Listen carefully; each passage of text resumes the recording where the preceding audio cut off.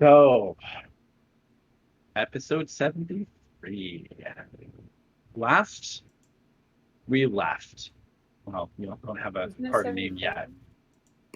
That was last episode. This is 74. Someday we'll get a Okay. party name. We try. Recap Someday you'll that. get a party name. Hive and Soul. But last time on Wild Times and Wildemount, you all managed to rescue those civilians that were being taken by the aberrations. You got them to some secure, safe location, and then met up with the remaining survivors of the city of Guarden, a city that is overrun by aberrations, something that you are all too familiar with at this point. You've learned that the Guarden Council has abandoned the city and its people and has fled into the forest to the north.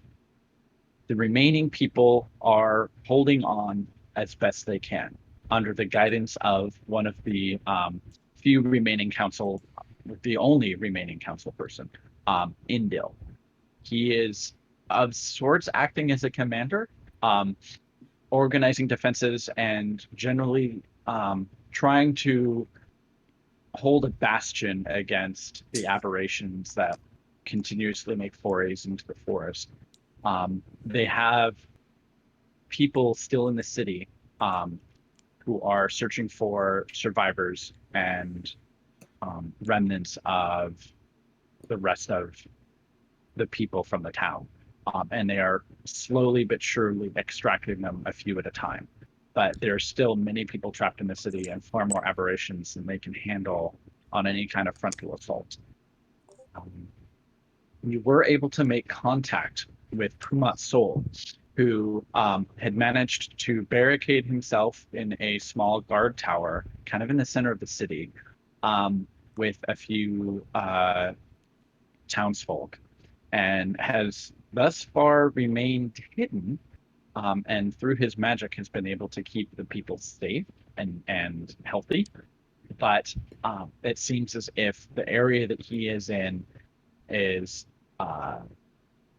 sort of ground zero for a lot of the aberrant creatures, including very frequently a very powerful spellcasting aberrant creature, among other types. You formulated a rough plan after hearing from Indil that taking out the base of operations for the flying aberrations, they seem to be clustered around a particular point. If you could eliminate them or somehow diminish their number there, then that would give his forces significant leeway in traveling around the city without harassment and possible exposure by flying aberrations. Additionally, if you can get Pumat's soul out, his magic will be able to provide significant benefit to the defenders, provided, of course, that he helps. But given his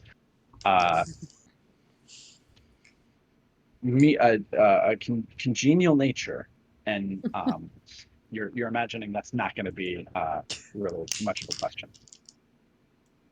You had formulated a rough plan of having Velis and Wuria being the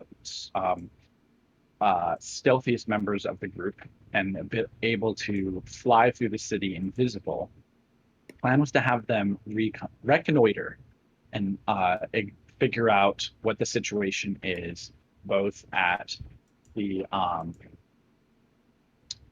guard tower that Pumat identified, as well as the location where the sort of hive had been located.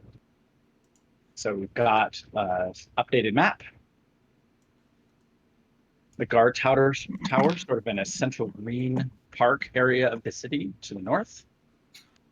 And then the hive in a marketplace down to the southeast. And then also on the map are labeled the two locations that you have been able to sequester a couple of surviving townsfolk in some fortified buildings. Sorry, I will be right back. I just remembered something really fast. Sorry. All right, then. So, what do you do?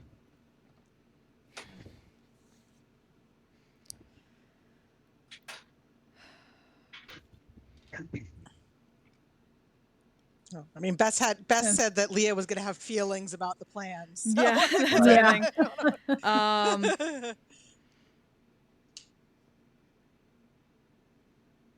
So we were considering a couple people scouting, a couple people like I know Elias was going. Elias was gonna stay help and fortify, help shore up the defenses. Yeah, I think that was. This is where I can be most useful. and where are we located relative to this map, Brendan? You are off the map. Yeah, but you were directionally. North. So basically, that road that goes north, Mhm. continue down that road for about another 200 or 300 feet. Okay. And that basically lends you smack dab into what used to be the old council chambers, and that's where you're all at right now. Okay. In the wooded area of the. Okay. Was the third option there? It was something like cleaning out some of the aberrations from another. That was area. the hive. Yeah. I was getting rid of the flying ones to make Basically where they have it, where they have some sort of nest. Mm-hmm. Where they're somehow based out of or something. So, yeah, I mean, I think if we're gonna go attempt to clear out a nest, that would be the party. Yeah. Yes. Yeah, that is not a split the party thing. Yeah. Well, the I nest. think for now we were just going to take a look, right? See, yeah. Wasn't the nest where Pumat was? I know. I No, just jumped back in, but Pumat's up here at A. Okay. Guard tower to the north. So he's not actually too far south of us. Where are we? We're north of the map. Right. Above I should the map. expand that and add the forest area. The hive, which is where the flying ones are, Brendan, if that's correct, is this C right here, right? Mm-hmm. Okay. And then B and D are the places we know people We are know hiding. where there are people. Right. Okay. I think we were just going to go take a look at the guard tower region and get an idea of the lay of the land a bit before we do anything so that we can make a, thank you, Bess. So we can make a more concrete plan of how to get in and out of there. Yeah, or whether we think we can get Pumat and the others out of there. I know that would be. I mean, I don't want to leave them there, but I also know that. Well, there are other people in the city that we can't get out right now. So, but Pumat would be particularly helpful.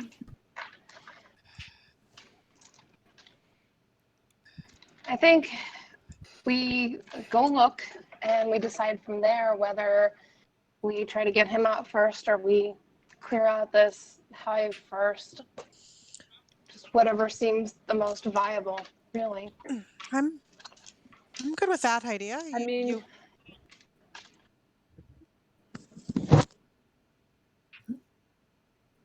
I guess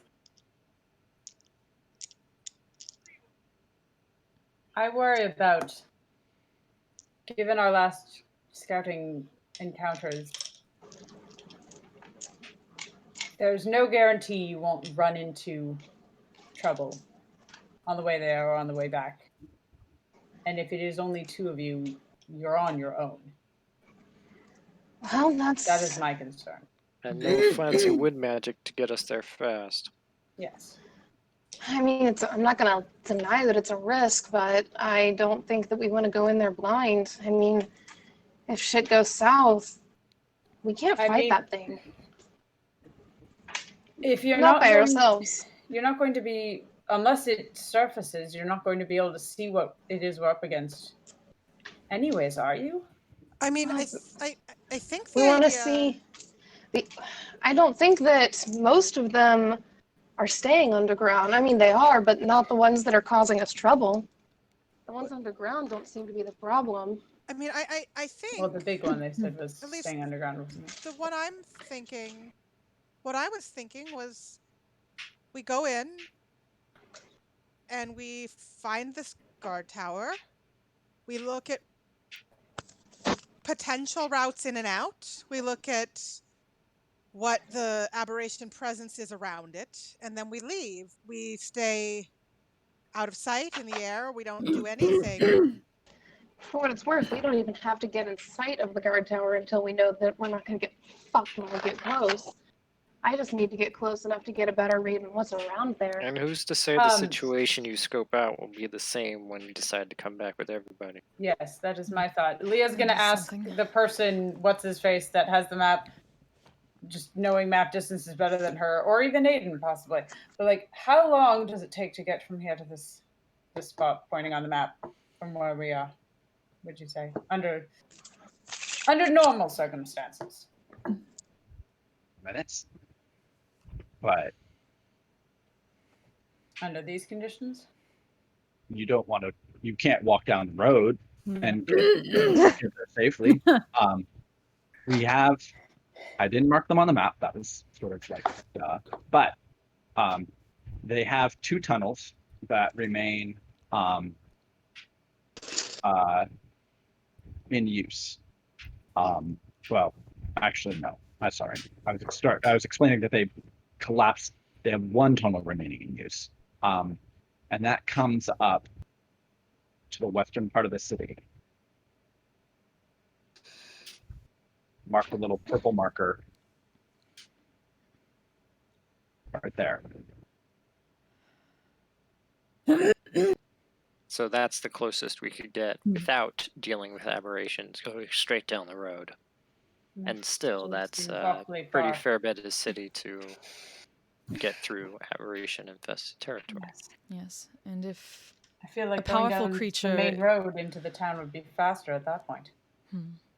No, it wouldn't be. There are creatures all about, including some of the flyers. You would be sighted before you even got within the Yes, but Within- aren't there creatures where this jumps out as well, in theory?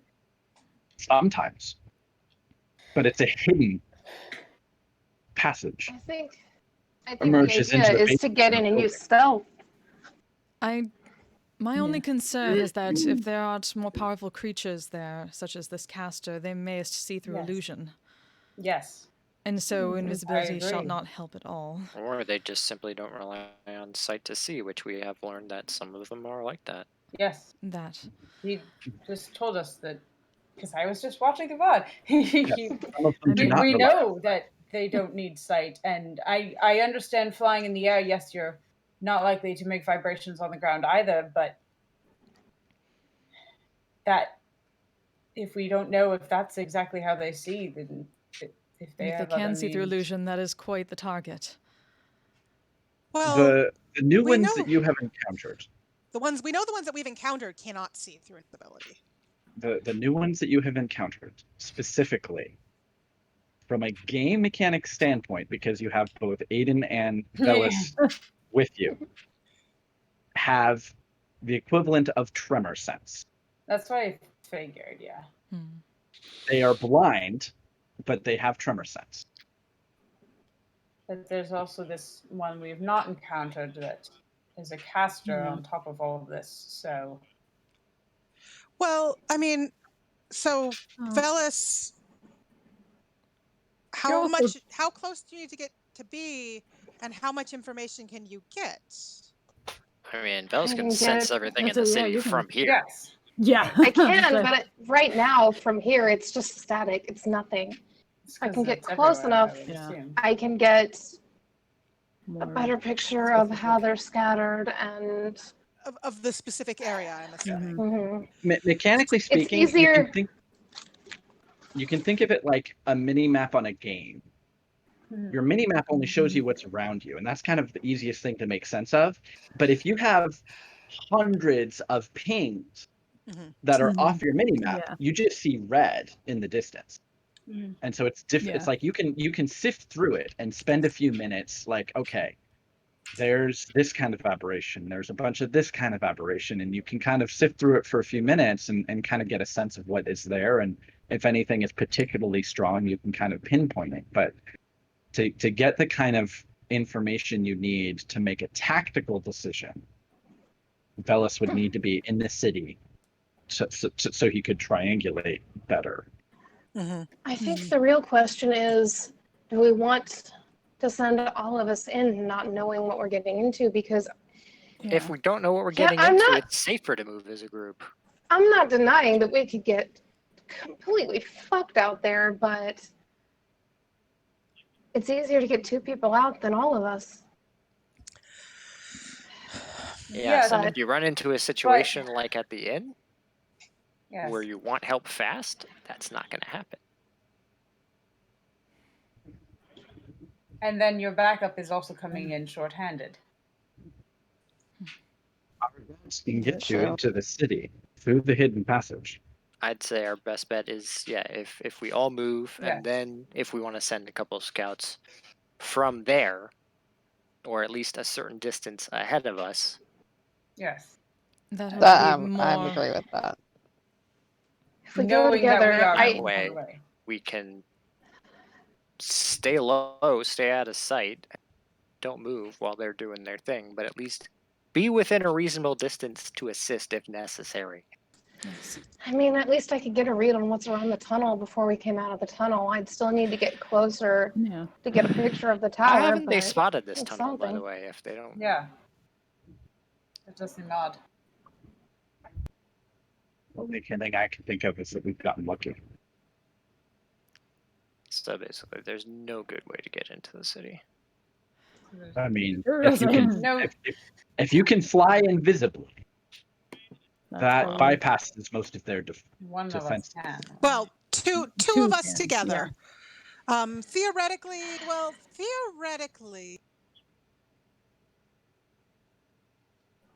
no. Well, Brendan, did we ever resolve the question of if I cast invisibility? I think the answer is if I cast invisibility. No. Yeah. Okay. Never mind.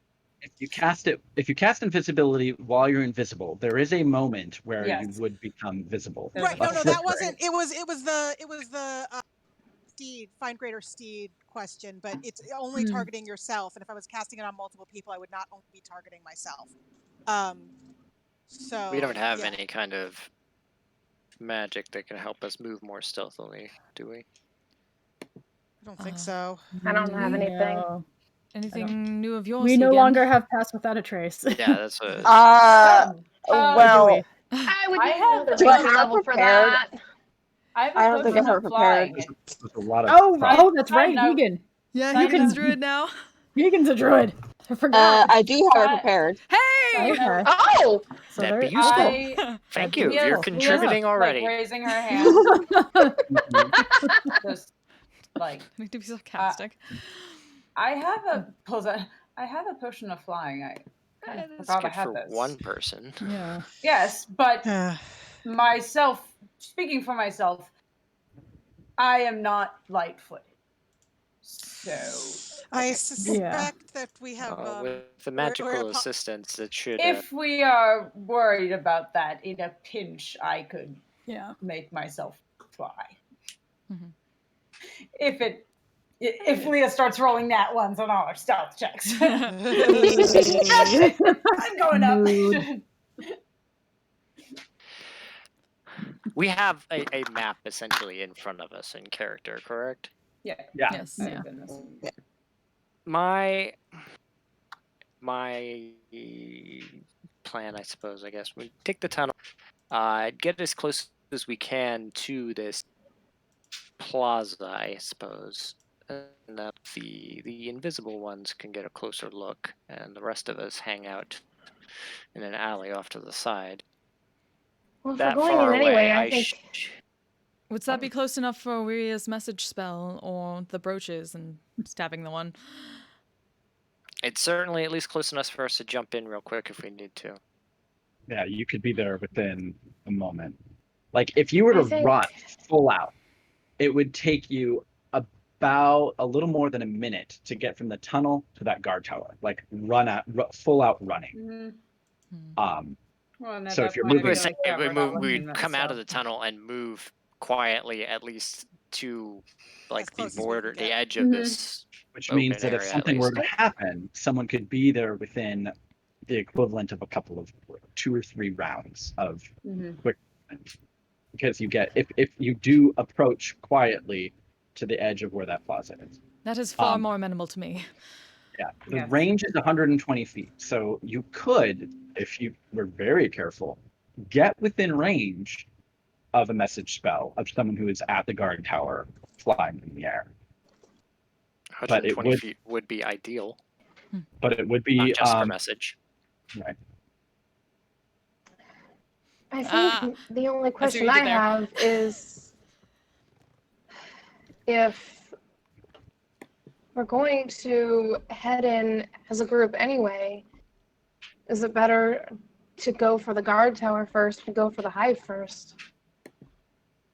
Because I think the point of going for the guard tower first is mostly Try to get just to get an idea of which is the better idea. But if we're going anyway, How about this then?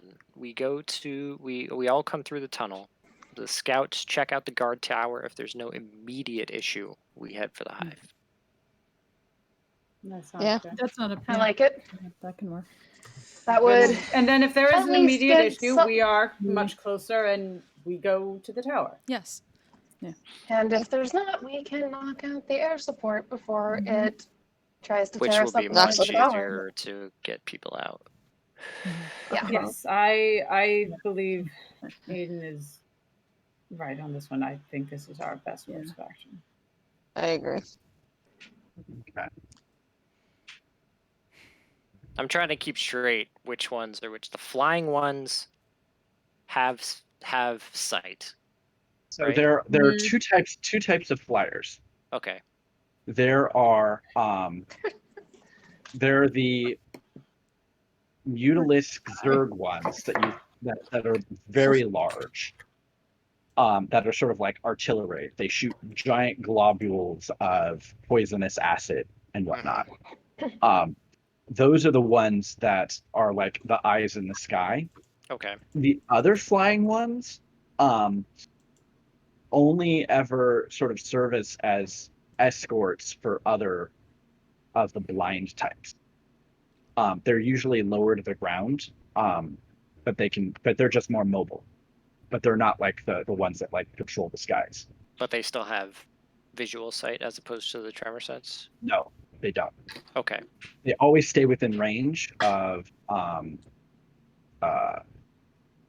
other one. They must be communicating somehow, but Okay. they also like touch down frequently and then fly back up. So wait, the flying ones are also blind? There's 2 flying ones. Yeah. Here, let me. I will pull them onto the map Which we did fight both of them. because so There are a basically lot of aberrations in town right now. Yeah, it's tricky. Yeah. There's too No many shit. A aberrations. lot of types. Endel starts pulling out parchments with sketches and notations and things like that. And he starts just just pulling them out. He's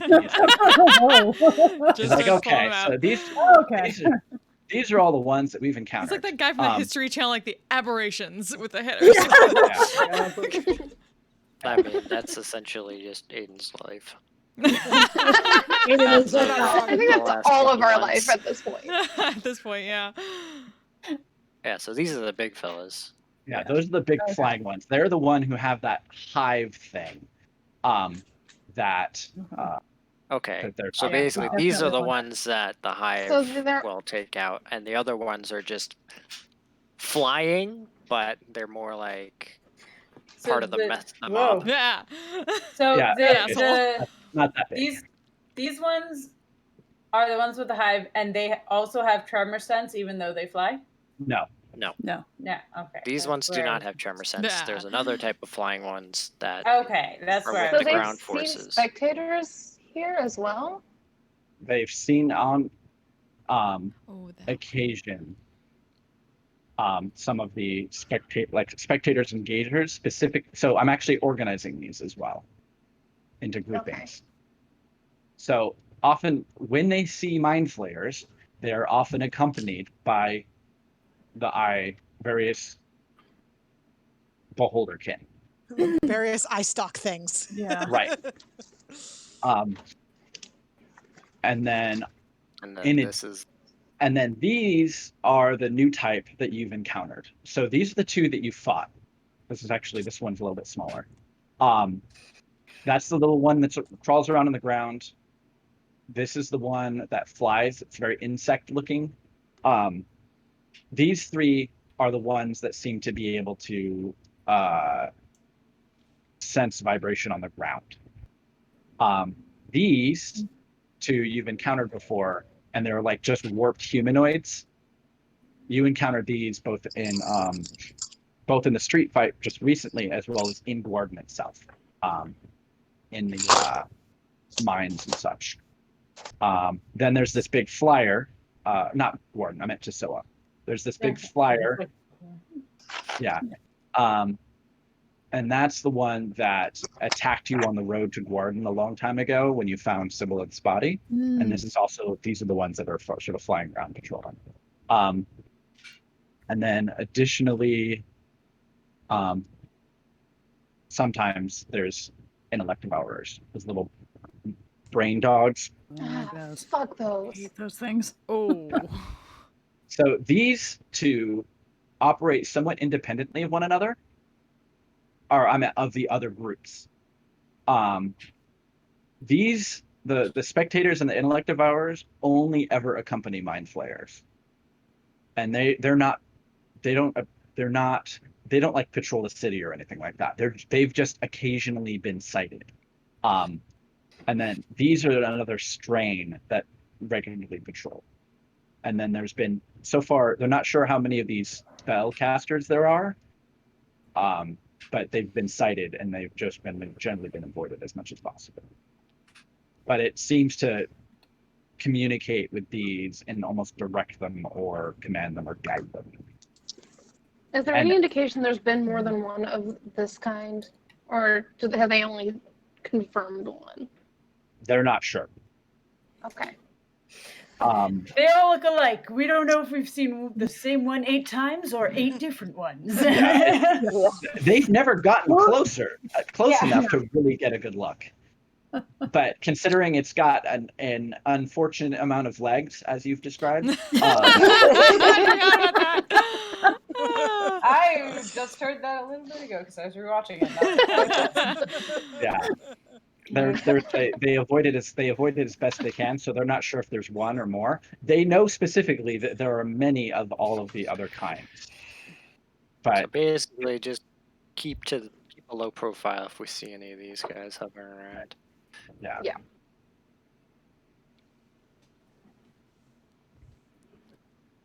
We'll need to be very, very quiet unless we want to bring down the whole city on our heads.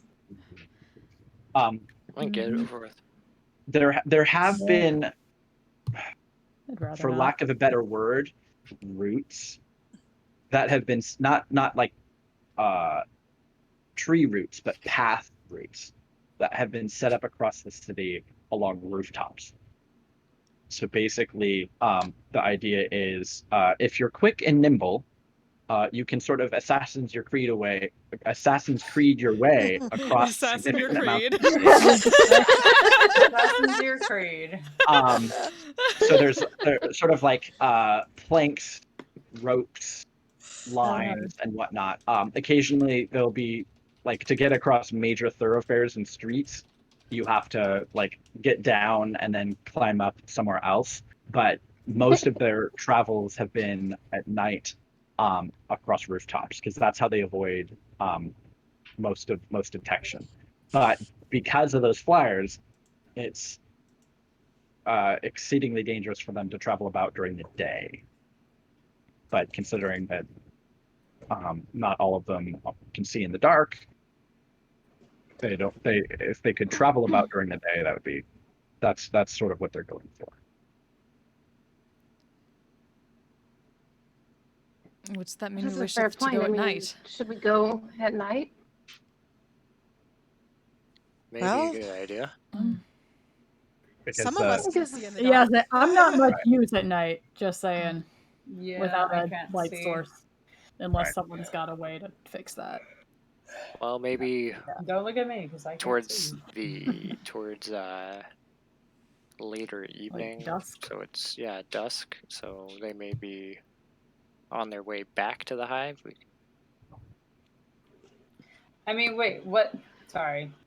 What is the purpose of us going later if half of them don't need sight to see us anyways? The big ones that are the flyers do. The flyers do. And it goes across rooftops. aerial so, scouts. I mean, all right. Well, It's not that they go to sleep at night. It's just that under cover their of darkness, vision is less It's easier. It's easier to be sneaky under cover of darkness. Yeah. Because they have the equivalent of dark vision, which is great if it's dark because then it's dim light, but it's still limited. Yeah.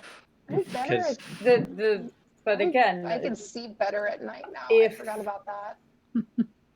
If Elias and I are, stumbling blind, we're at more of a disadvantage than they are. And no offense, but to Elias, but we're not exactly the stealthiest members either. No, so I don't think we're the ones you want fumbling around. Elias, aren't you a blind fighter? That's true, but that's fighting, not walking. So laying out what your options are. That does not you can, if you're going along in the dark, you can manage going along on the ground, and Leah and Elias could manage. But you're more likely to get the attention of more patrols. I mean, that's what I was saying. Alternatively, if you want a diversion, I don't think we are looking for that just yet. Why not?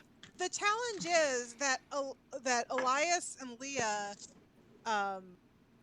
cannot parkour at night across rooftops. I mean, I don't know how parkour. I don't know, like parkour across rooftops during the day. Yeah, there's that too. Okay. Verbal parkour. That's heavy armor. Keegan, I'm not sure about because, I don't know, But Leomora said that she hath a potion of flying. Yes. And there's the broom. If needed, I can fly. For those who are not good at... What is However, the word? Parkour? A bad idea. What is a parkour? I do still require sight to, What I do, basically. Yeah. We can't... Leah, if Leah's flying on her own, she's going to need someone to steer her, which isn't super practical. Flying with a blind is flying. Pitch black. It's the equivalent of dim light, which you could still see, but it would just impose disadvantage on things like acrobatics checks and perception checks for those of you who don't have if we really wanted to, we could tie a rope around my waist and tie it to the broom, and then I can just fly behind the broom. Flying your furball like a kite. I was gonna type it and then you said it. I was like, they're talking about guiding her, and I was like, well, I mean, I'm trying not to laugh so hard. But... Okay, all right. Aiden, Velis, Keegan, and I, and Pernell with the goggles, or someone with the goggles, presumably Pernell, can all see in the dark reasonably well.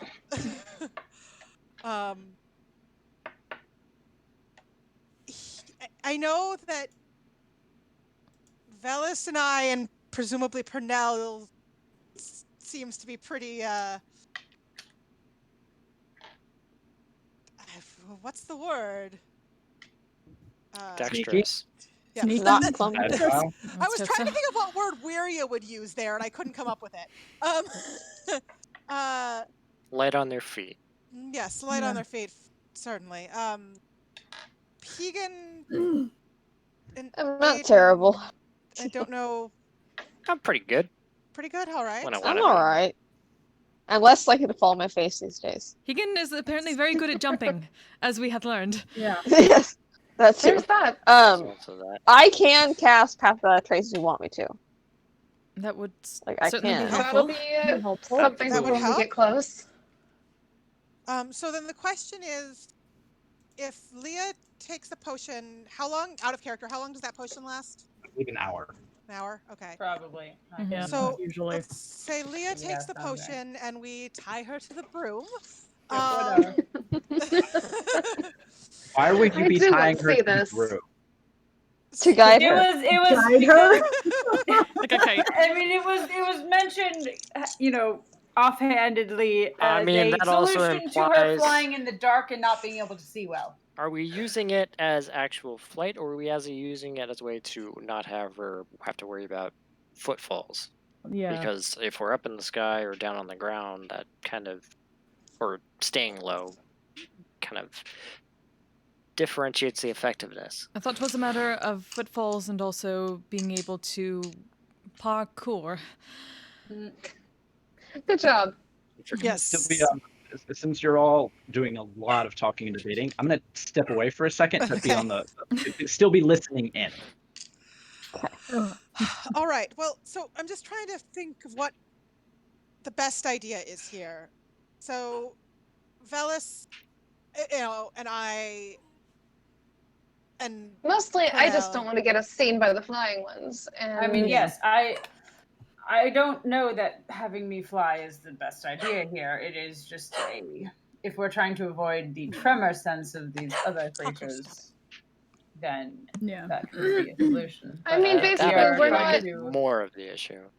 I don't think we're getting anywhere unless it's on the rooftops, unless we want to be fighting our way through the whole city. It's just a matter of whether we want to go and risk being seen, or if we want to go and risk a couple of us not being able to see very much. Well, and at least but with also, flight, it avoids having to navigate rooftops. well, Right. are we Dexter trying to sense. sneak in and then sneak back out, or are we trying to go in and with the intent of fighting something? I think We're that's the intent of fighting. Yeah. Yeah. It's just a matter of Elias whether we need is to hit the blind. guard tower or the No. hive. Elias can fight blind. I am going to be Yeah. next to useless in combat after dusk. I am just putting that out there now. We can get some light on the battlefield. Yes, I once don't we are think at our that's gonna be a destination, problem. that Oh, yeah, would once- be helpful. All right. yeah, We're I think we're fighting. just trying to And I'll avoid. just We can hold it actually, I think Velas would just throw up a couple dancing lights for the hell of it. Several of That's us not a can problem. provide Yeah. some form of light. It's a matter of getting to the place we want to fight without With the drawing least additional amount of fuss. interruption. Yes, avoiding excess I things feel to like fight. then in that case, Yeah. we're not going to have a perfect plan until we go. If we know That's- what I our doubt we options shall ever have a are, perfect plan at this point. Yeah, if we know what I our don't know options if we've ever had a are, perfect plan. if Have we it ever comes had a to perfect it, plan? Yeah, even No, if we but I have a feel like perfect we plan, try. it'll never go perfect. Yeah. So if it comes to it, I can fly if I need to, but until I need to, I will assume to stay on the ground. And if I start running into everything in sight, we'll deal with that then too. Well, we're going on the roofs either way. It's just a matter of if we're going at night Are or we? not. We're going on the roofs? If we Leah's don't just take the like- roofs, then they're going to feel us. Depends on how. They at least, I don't think at least I've have quickly routes we on move. the roofs that Yeah. they have been using so Not far. all of us looking at Hegan as well are super nimble on our feet. Like I just said, he That's can what we've been jump very well. discussing. Yes, but Hegan's Hegan, do you fine. jump with a soft landing? Just If we're I'm going not on the just roofs completely either way, ridiculous. there's no point to going on the roofs in the daytime. We'll just be out in the open Yeah. for those flying things to spot us. yes. Yes. Right, that was I my don't want to be whole jumping concern. and landing and breaking people's houses' roofs. all right, I- let's. Okay. I don't think we let's- care about the roofs. Yeah, I agree. I don't think we Yeah. actually care about the roofs right now. There are more important things than shingling But right now. More worried about somebody who weighs enough to break through and get stuck. Leah, We can I pay to have it take your repaired later. point that if we know what our options are, we may have Blame to it on the adjust. aberrations. Haku, stop Yes, it! I'm just Um, saying it. Part of it is I don't know. This is the first I had heard roofs mentioned, so I'm like, Oh, wait, what? The roofs came up multiple times a little bit ago. Yeah. But, Yeah. I guess that Yeah. missed me, and I yeah, that's fair. because I'm like Um, Leah jumping roof to roof. I'm Get your like, friends you know free she's cable. They can disadvantaged feel at all of us. this. They can That- feel us on the ground. Yes, which is why I have a potion of flying. is Right, what but I'm saying. they can feel all the rest of us on the ground too, Yeah. even if we're fairly nimble. Like Yes. the only Right. reason that one And didn't then- feel Wiria when she Depends was on how quietly we move. taking down the Mhm. thing was because she froze and rolled like a 20-something on stealth, and was not moving. So I mean, so where I was saying, Leah, I take your point that we can't fully plan because we don't know what's going to happen. Yeah. So laying out our options is a good idea. I think we've sort of... There's no perfect answer. We've sort of thrown them around a little bit, but it might be helpful to make sure we all know what they are, and therefore we can plan for when we need to use them instead of having a mix of ideas that maybe haven't been laid out clearly. Yeah. I don't know. I feel like it seems fairly straightforward to me, but yeah, it is. We go, and if things get messy, we fight and we react. Unfortunately, I'm with Leah on this one. This is Leah also speaking somewhat from experience of just aberration combat of like in dealing with these situations. Unfortunately, there is only so much you can plan for. Your best plan is to react. I'm not actually suggesting that we plan. I'm suggesting that everyone in the group know what various potential options are so that if things go crazy, we have some level of understanding of what other people might be doing in that moment. Okay. I feel like Brendan we were familiar enough with each other. Yeah. Maybe except this one jabs a thumb at a Dragonborn. But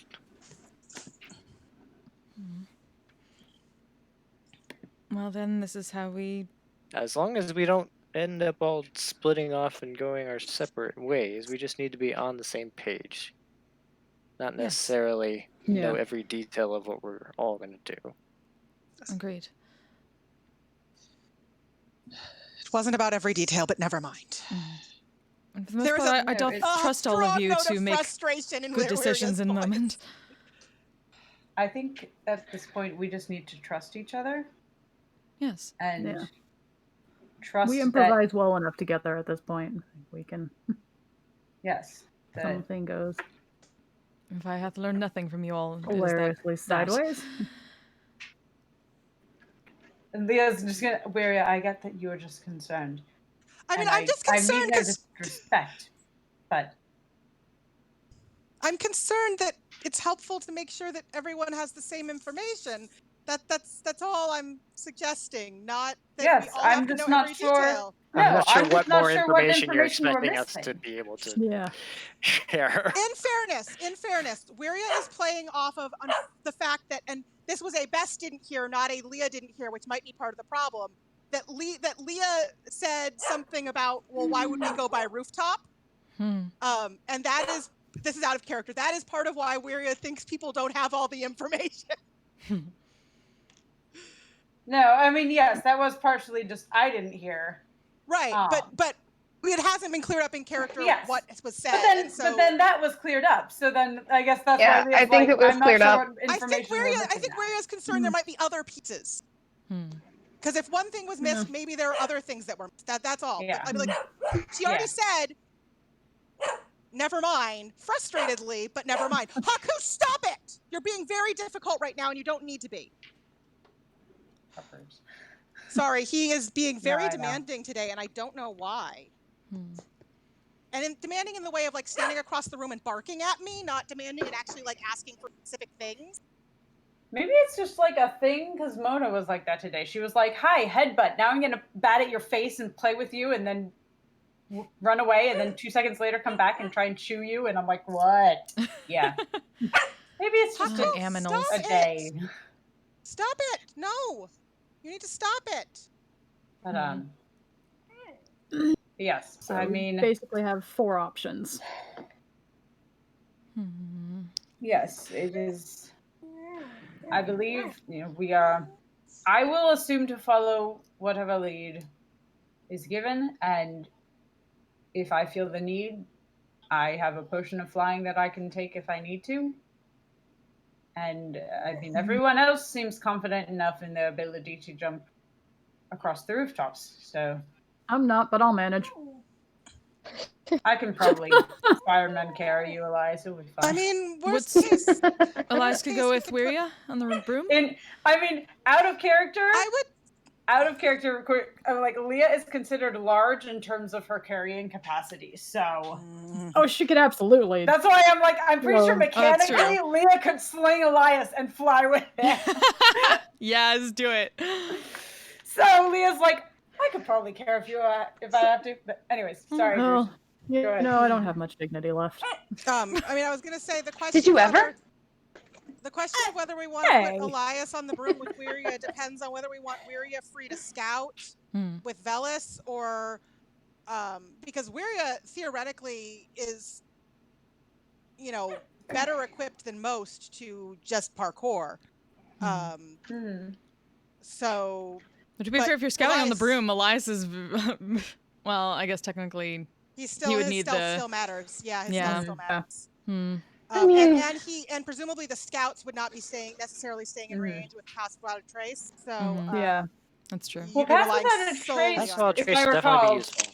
yeah. isn't Pass Without a Trace one of those that's you're in the area when it's cast? But you Or also is have to it- stay No, within you have 30 to feet. You have stay to within the stay area. within a certain range of Okay. the caster. I couldn't Yeah. remember. But then again, the Yeah. only people who will presumably be leaving that range are the people who are naturally Yeah. good at stealth and Right, invisible yeah. at that point. Yeah. I think it really just the only makes it harder to question put was Elias day or on the broom. night. Yeah. At this I point, feel like the only that's the bigger remaining question. is That's day or but night. yeah. Do Right. we go during the day or during the night? Yeah. I mean, I guess Because it we're a lot depends less on likely to be seen at night, but I know that's going to make things a little difficult. harder. But it's not like we can't light things up. It's almost the same amount of hindrance on either side. It'll be Yeah. hindering us just as much as them. Which is true. I mean, Yeah, they won't be able to see us as well, but yeah, We won't be able to see them as well. Them as either, well. so. So. But some of us Or shall some at of least be us. able to. Well, Yes. some of us won't be able to see them And as we well, can communicate better with each other. Hopefully. hopefully. I mean, this is obvious, but I like moving at night better just because of we're a lot less likely to get seen by the flyers that way, but I think we'll manage either way. I mean, I could make 4 of us invisible, but that would. I think unless If we're I'd save anticipating it fighting for anyways, unless a group yes. is splitting off. Yeah. Yeah, I don't think that's I would say save gonna be a your. concern. It's Yeah, more of a, details, you know, if we're going in the day and we're concerned, I could make at least some of us invisible, like up to 4. I mean, But if some of nighttime us are still probably visible, makes more sense. I feel like if you cannot get all of us and some of us are going to be seen, is it going to make that big of a difference in the long run? Unless, like Aiden said, one group is splitting off. I'm not saying we should do it. I'm just saying I can do it if we need to.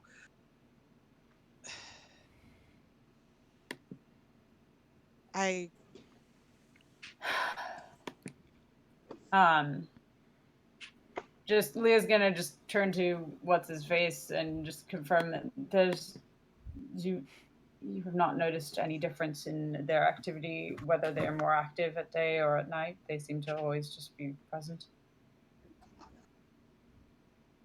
We have limited information about their activities at night because we can't as readily see them. Mm-hmm. We do know that the blind ones are active any and all times of the day. Indale, thank you. I was like, I can't remember. I'm so bad. But So the bad blind with names. ones, we're concerned about tremor sense, not sight. Our scouts, and he sort of turns to sort of a middle-aged elf woman next to him. She's dressed in lightweight armor and has a very weary expression. This is Dara. She is our scout leader. She can guide you into the city. And he sort of like nods to her for her to speak up. She points to the spot on the map where the tunnel comes out. So far, we've been successful in keeping this particular exit free of discovery. It is slow going. You have to move exceedingly slowly and carefully if you travel along the ground, but it can be done. we generally avoid doing it, and only the most agile of us make their way into the city. We have to be swift and hidden just to survive. The approach is slow, but once you're in the city, you can make your way about. Our practice is to only travel at night on the rooftops. That is the safest for us, but we do not have the array of tools that you have at your disposal, or the sort of looking at amongst you the weapons and seemingly powers that we do.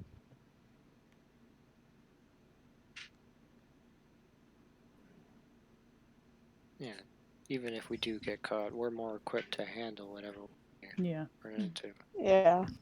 We do not sure. fight. If we are discovered, we run. That's Not a understandable. bad idea, honestly. If you are discovered, flee the city from the north, but please do not go back to the hidden passage. That would only increase its likelihood of being discovered. That is a very reasonable request. We're not going to put you guys in any more danger than you're already in. I think you've got enough without anybody making it worse. We appreciate that. I need to come find me when you're ready to go. She sort of gives you a nod and steps away, and she looks like she's meeting up with someone who sort of like runs up at that moment and is delivering some kind of report. She walks off with them. What time of day is it now? I mean, we went over here pretty early in the day, so Yeah. I thought so, but I couldn't remember for sure. Yeah, I think it was like kind of straight first here in thing. the morning. Yeah. Yeah. Yeah, So it's pretty early. it's still Haku, stop it. shortly after breakfast. Haven't hit second breakfast or 11's yet.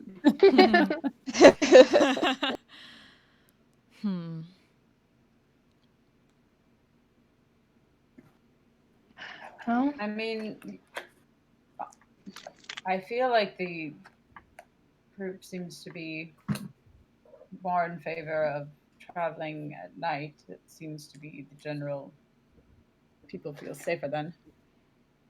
And if we did so, it would be more rooftops at that point. Yeah, I mean, I think the challenge is there are 4 of us who are extremely comfortable with traveling at night, and 2 of us who are extremely uncomfortable with traveling at night. There's no but in I think we between. have ways around that Yeah. between Like I said, I'll Leah's make sure. flying potion and the broom. With the starlight and the moonlight, there is enough light to see. It is dim light for those of you without dark vision.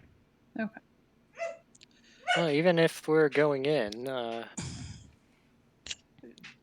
the initial plan was the rest of us kind of stick low and quiet around the tunnel while at least, I guess, Weary and Velis go check out the guard tower. Presumably you guys would be invisible at that point. While we're moving, you can stay up in the air and invisible, and see, if there's anything coming into our vicinity, you can certainly give us a heads up. Heads up. Yes.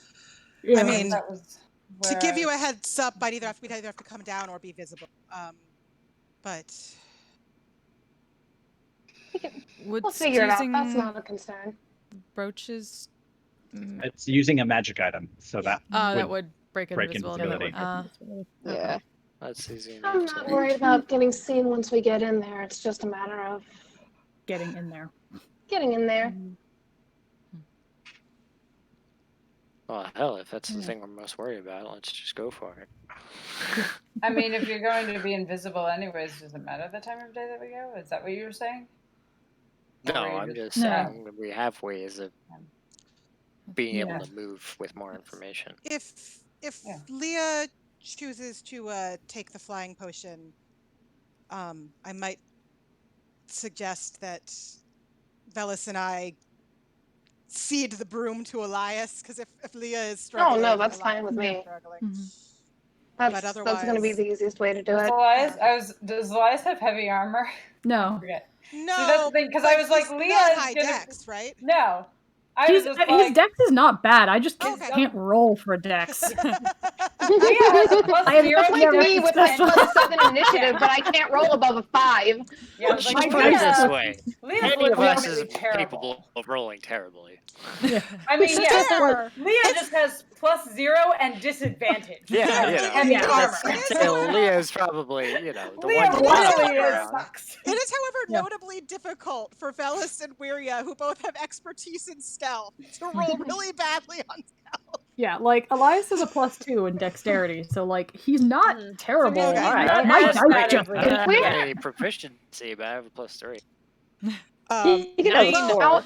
Okay, well then actually revise what Wiria said to if Elias Yeah. feel like you need the broom, Well, and let us and know.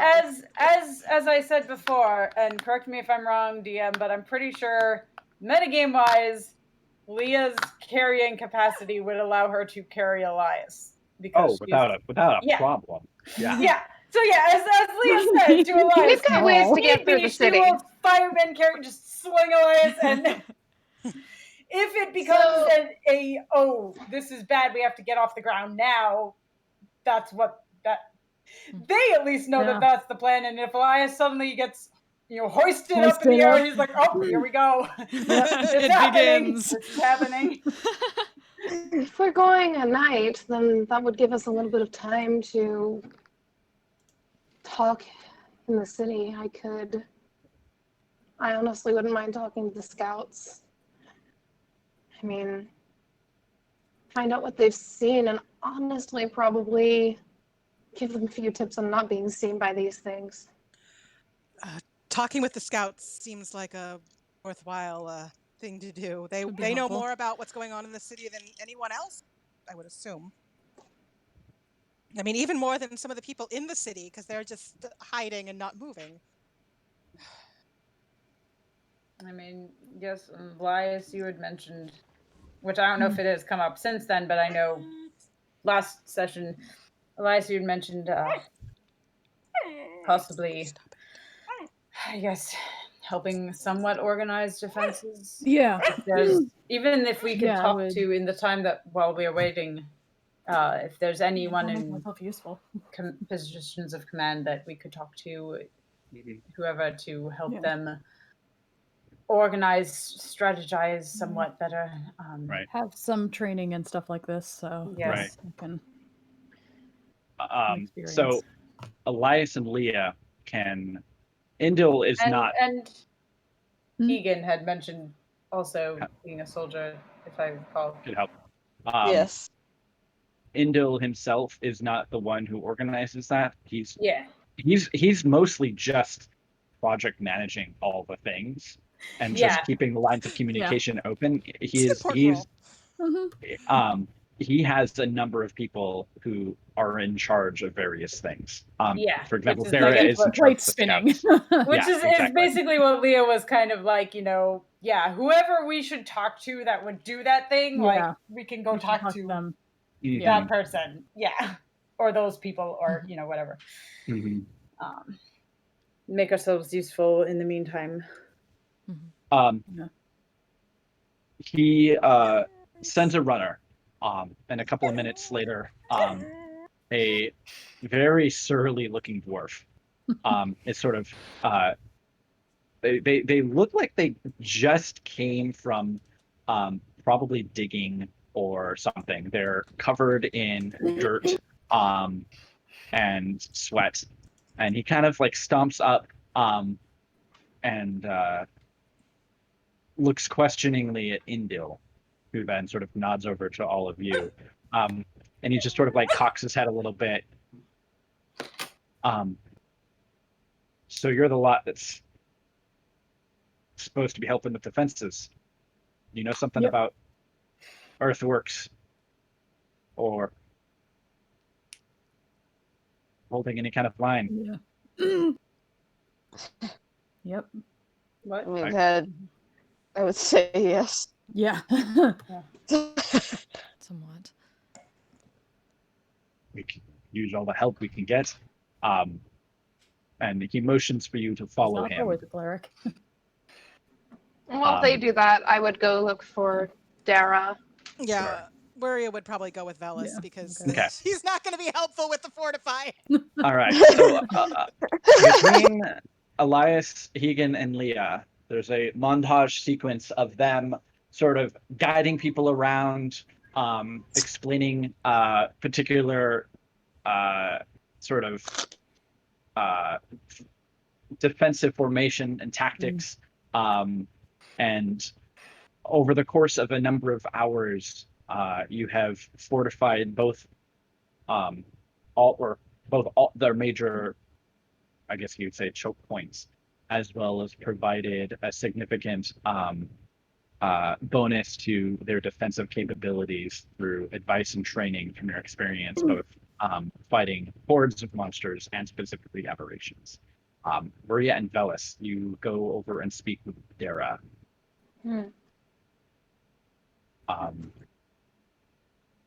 And she sort of, as you approach her, looks up at you questioningly. So,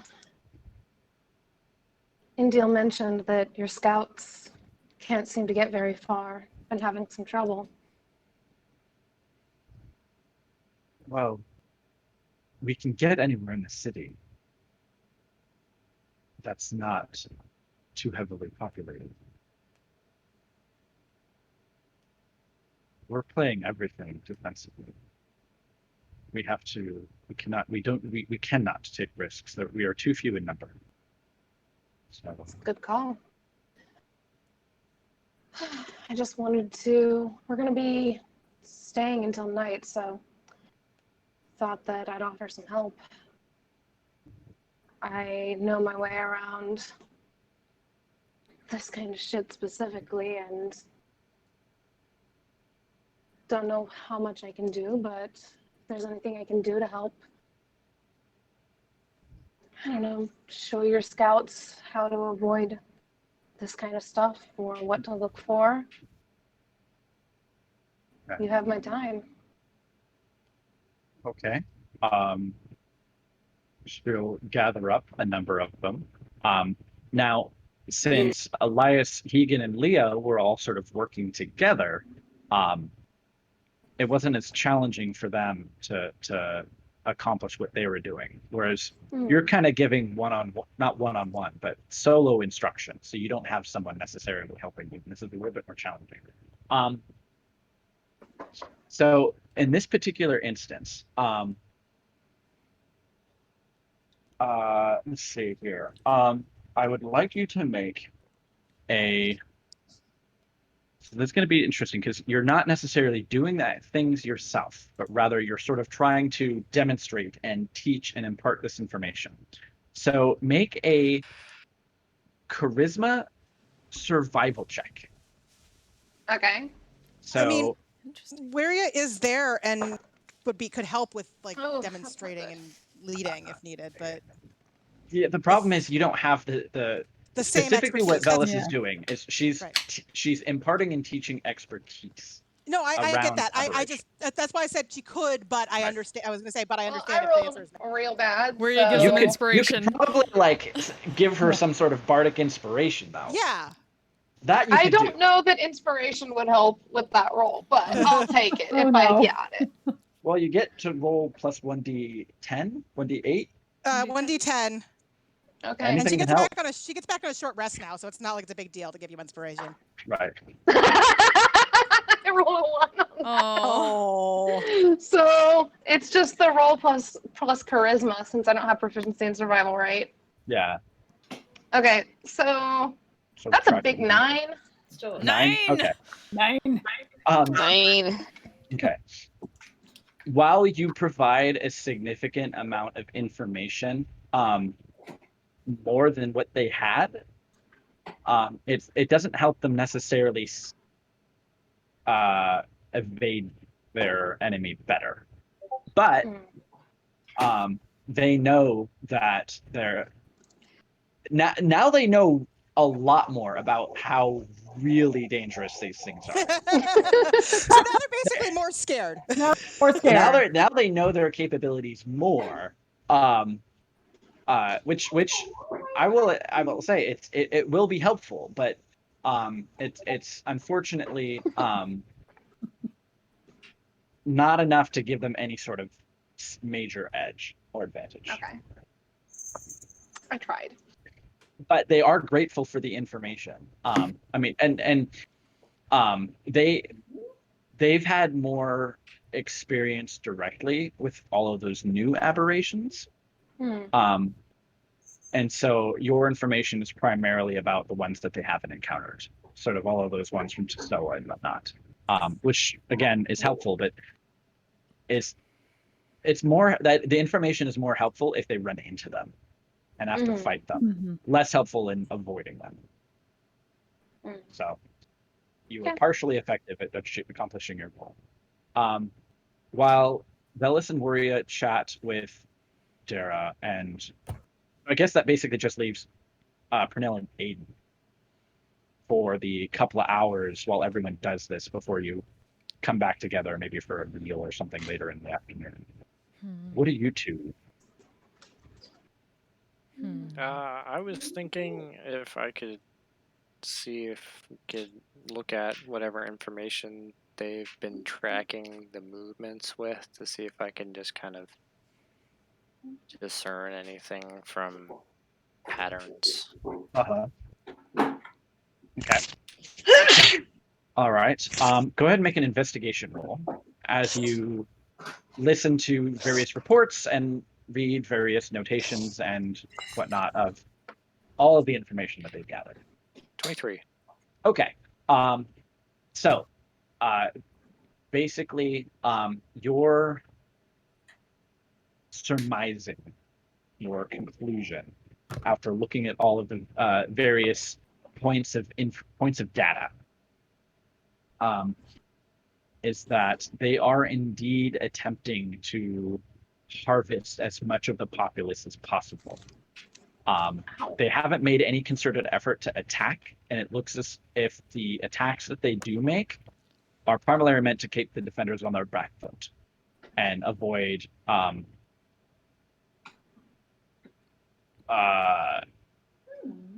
keep the defenders on the defensive so that they can't move to retake the city.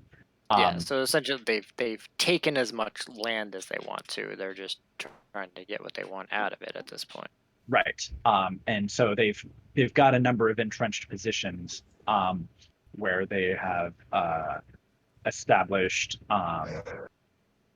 sort of control that they avoid. So the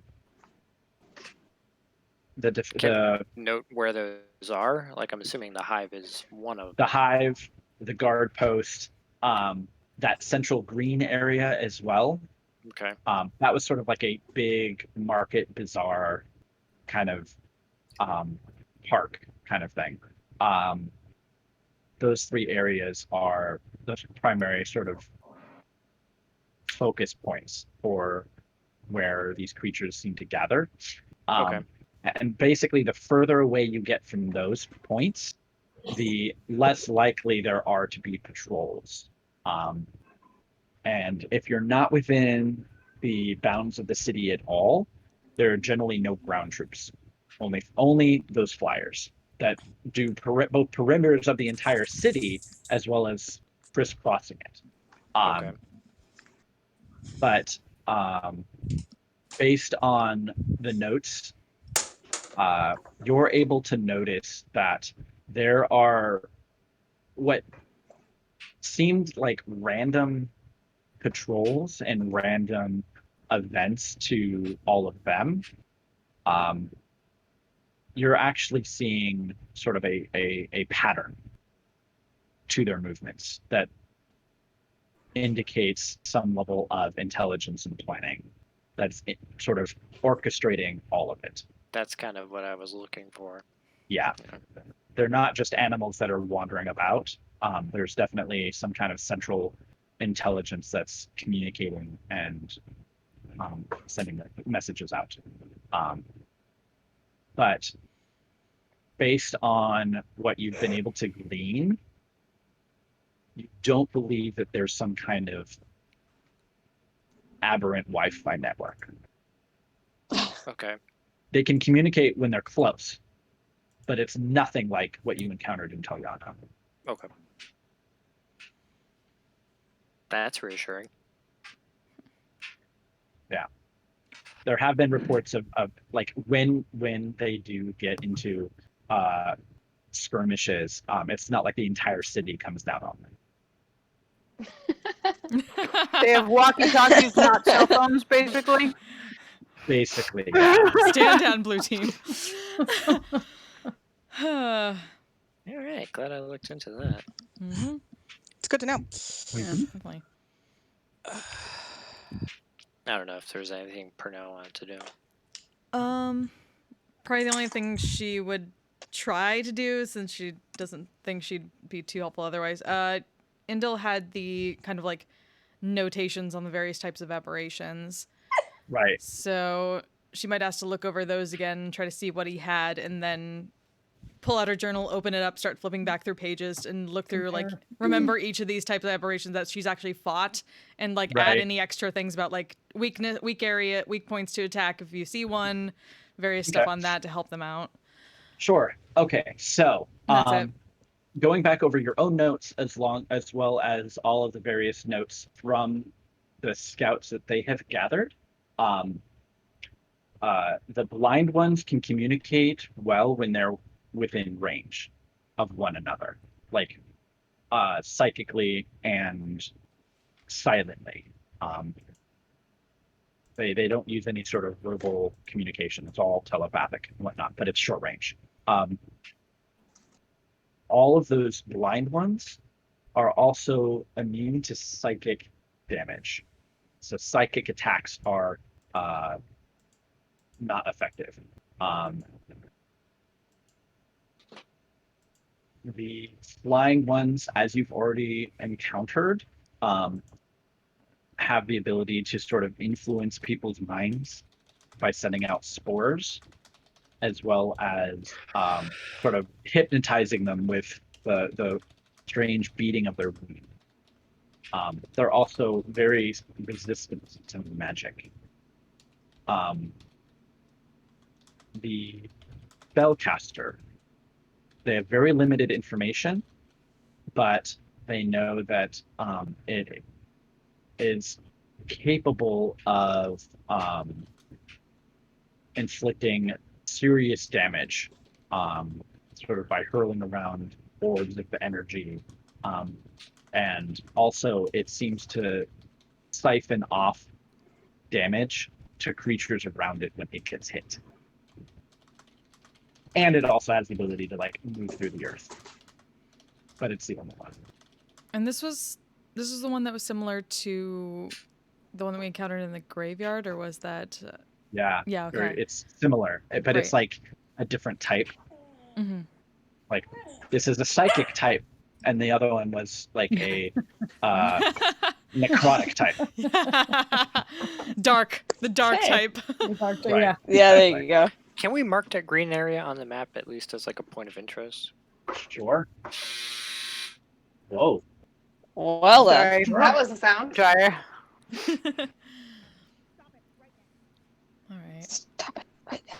Yeah, should be filling in blanks where they don't have that in their notes for. I'm muted on my mic, but it doesn't actually fully mute me in Discord. Huh. I don't know why. Right. But in terms of capabilities and whatnot, they don't have any information on the others that you don't already know. Okay. Yeah, it would just be her passing off information that she already has to them about it. Right. These ones here are resistant to necrotic damage. These ones, they all shoot lasers from their eye stalks of various types. Of course. The worst rave ever. Mm-hmm. Yeah. Yeah. You want to avoid getting in hand-to-hand combat with a mind flayer at all costs, because if they knock you out, you're pretty much done. Yep. Who said anything about hand to hand? Yeah.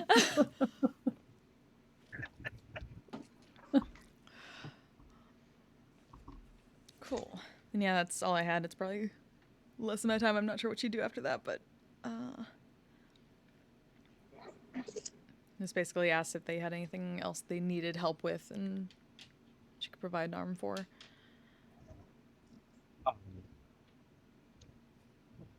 I mean, someone of your experience could always help run drills and whatnot for some of their less experienced troops. Most of the people are like just learning how to actually like really use a weapon. So you can join Leah Hegan and Elias in the training montage. Yeah. So unless anyone needed her, she'd probably go find them. Okay. So unless there's anything else that anyone wants to do, either maybe during the evening meal as people gather together in preparation, as the sun is beginning to slowly sink down beyond the lush forest and the mountains to the west, night approaches. I mean, I'll probably just kind of inform the group of...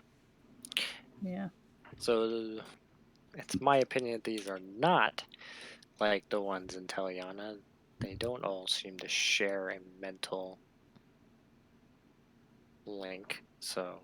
Oh, that's good. Good to know. Right? Useful. Yeah. So, you know, if we get spotted by one, it doesn't mean the whole city's coming down Doesn't mean on the it. whole. That is very helpful. But there is still something directing them. Also, as we're making our way toward the hive, I would recommend we sweep a little further south before we head east, so we don't get as close to the central area, because that seems to be another heavy enemy presence area.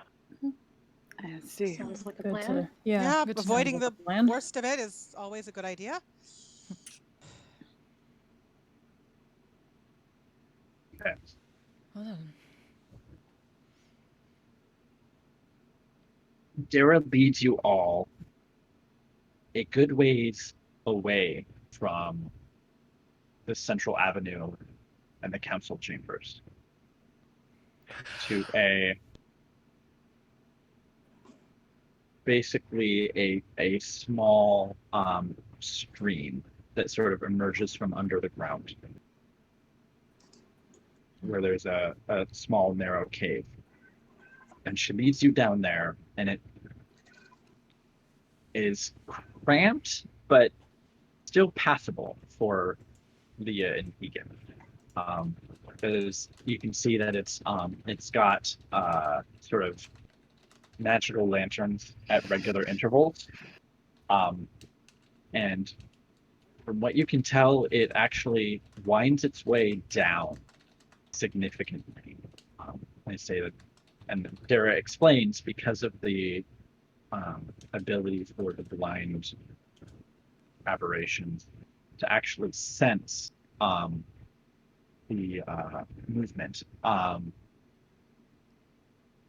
They have to go very deep under the ground in order to make their way under the city without actually having anybody notice. And so they basically took a smuggling tunnel and expanded it and redug it using earth magic. And at one point, you can see there is a marker, which says that it denotes the border of the city. And at that point, each step that she takes, and she indicates to follow in her lead, is slow and measured. She puts down her heel, rolling it forward to the ball of her foot, only ever lifting 1 foot at a time. Egan, it might not be a bad idea for that spell. And so Yeah. Yeah. it's How far underground are we? Your best guess is probably at least 100 feet, if not more. Okay. So Basically, not super far down. No, it's deep enough that they've that was actually one of the problems. Is one of their earlier smuggling tunnels was too close to the ground, and so they had to collapse it. This one, basically, they just went deeper with it. And so she basically is just taking literally one step at a time, very slowly, very carefully. While we walk, I'm gonna go ahead and start a primeval awareness while walking. So I should have a bead on it by the time we get to the exit, just to Okay. make sure there's nothing immediately outside. Sure. Do you want me to cast it now? Or wait? How long does it last? Cast without trace lasts good 10 minutes to an hour, I think. That's Up to an hour. It's to an hour. I think it's an hour, but, I thought it's up to an hour. It's up Okay. to an hour, yeah. Yeah, I cast it now. Yeah, Yeah. I'd agree with Start being casting it now. quiet. If Right, she's right, walking that carefully, we want. Yeah. Yeah. Be quiet. All right. Go ahead and cast it She then. says that from this point moving forward, it takes probably about a half an hour because she's moving, because the pace is so slow, and they do not ever attempt, even if they're fleeing. Well, actually, if they're fleeing, they never go to the escape tunnel. But they never use this as an escape route. It's only ever to go in. But they always go slow, even if it's urgent, just because it's so forth. So you all are under the effects of pass without a trace. If it's gonna be another half hour, then I don't think we'd use it yet. Okay. Use half the spell before. I mean, that's up to Hegan, but Half the spell before before we- you get out, because I would. We're not out of the tunnel yet. Is that what you're saying? no, Yeah, it we got about will half take a hour. half an No. hour at moving at super But slow pace. I mean, I was. Yeah. Let's say, If I would we're being assume very deliberate about this. wait then- until we are above Yeah. ground. Oh, when we yeah. will really need it. And where we're Yeah. following her lead, I feel like we should be okay. At least Yeah. on the road. Yeah. We don't want to waste half of it now. start it when we are about to go out. Okay. Yeah. All right. So you are all attempting to move very silently and very carefully. So go ahead and make a dexterity stealth roll as you approach the exit to the hidden passage. I'll take Well, my first roll. Now this is disadvantage, but my first roll was a nat 1. So I mean, I can roll again at disadvantage just to see if I get double nat 1s because it's Sure. funny. Right. I'm I Oh, rolled yeah, a this 2, one so was that's a better, but 15. No, this is a 1 plus Well, Oh. Waria rolled an 18 plus 12 for a 30. Okay. I'm gonna use I rolled a guidance on 2, myself real so quick, 15. Sure. just in case. Okay, that's probably good.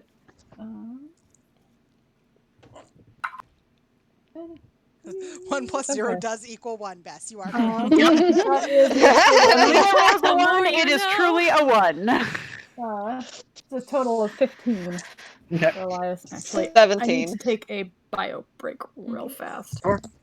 I'm drinking a lot of water. Dang. We'll be right back. There's a gnat in my coffee.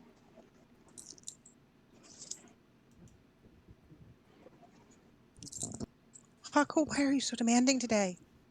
What is this? The approach is incredibly slow. And multiple times, Dara stops and just pauses before pressing on again.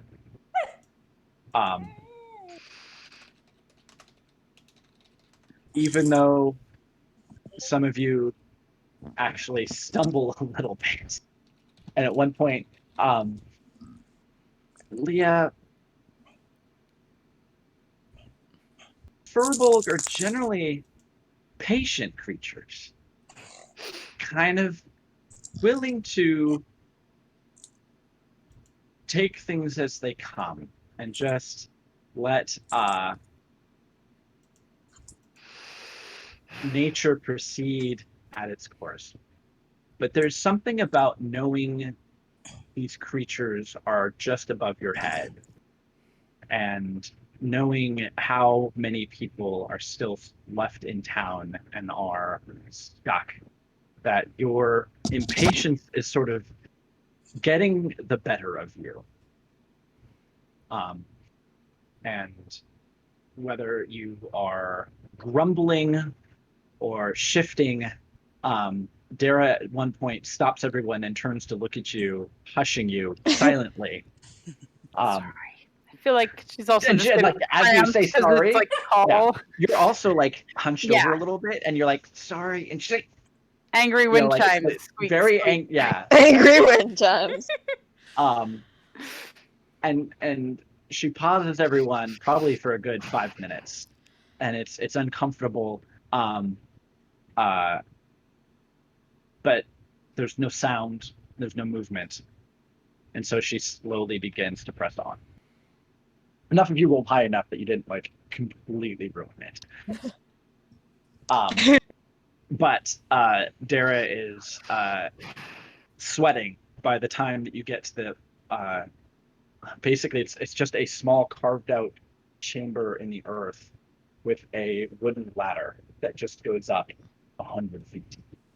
It's wide enough that even Keegan and Leah and their bulk can make their way up the ladder without difficulty. But she guides you up to the surface, and you all emerge in a dark, cleared out basement. You can see there are a number of basically weapons that are stashed here,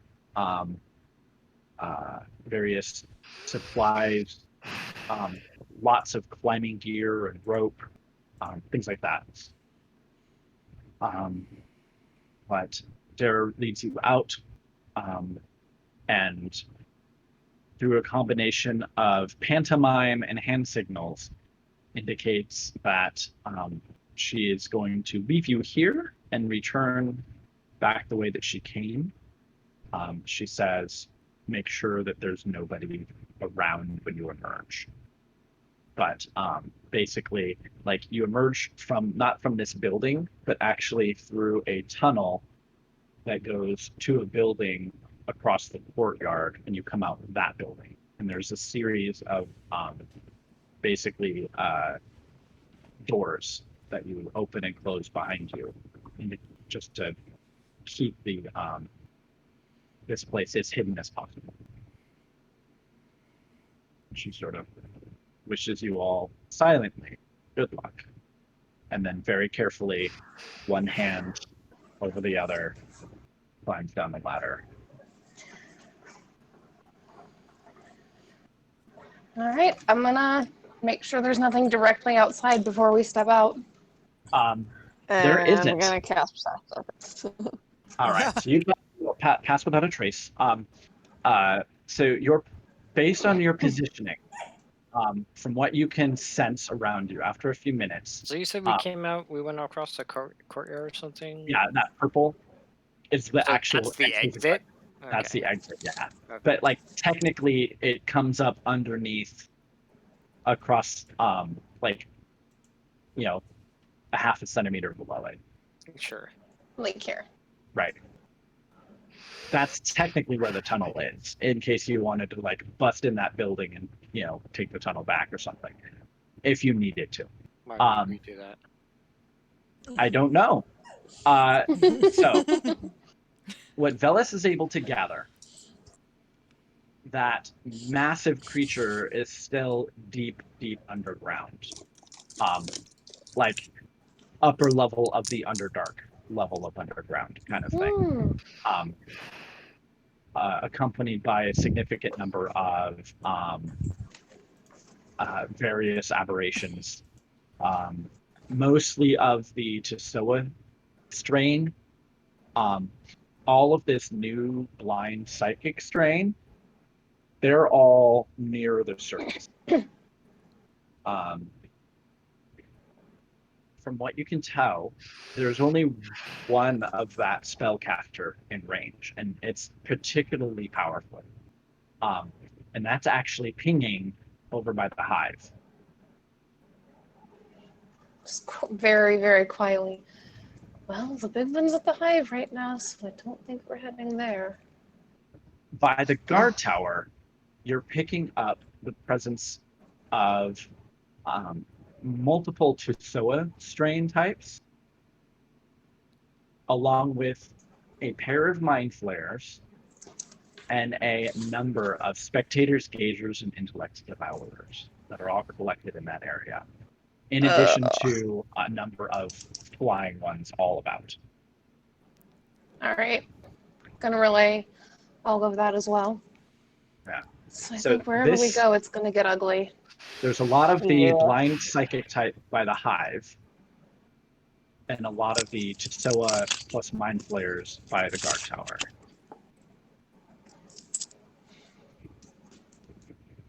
Well, the hive was always the initial objective. The guard tower was just kind of to scope things out, because we're not going to get them out without well, do we want to just head? I mean, yes, the wasn't the plan if the guard tower was relatively clear to go in, but if it apparently is not. Well, the idea was if the guard tower was under attack, we'd go. Emergency, yes. Though I mean, I suppose if it was relatively. Maybe clear, that was it. I guess. Sense, Yeah. but I don't remember. That was just me not remembering. That big one's at the hive, so we're gonna be in for a pretty ugly fight if we head down there. Yes. Also, if the blind ones are at the hive, they would certainly have the upper hand right now while it's darker outside, wouldn't they? They don't rely on once we get into it. anyways. I mean, Bit of they'd have worries the about upper mind hand flayers by for some of us.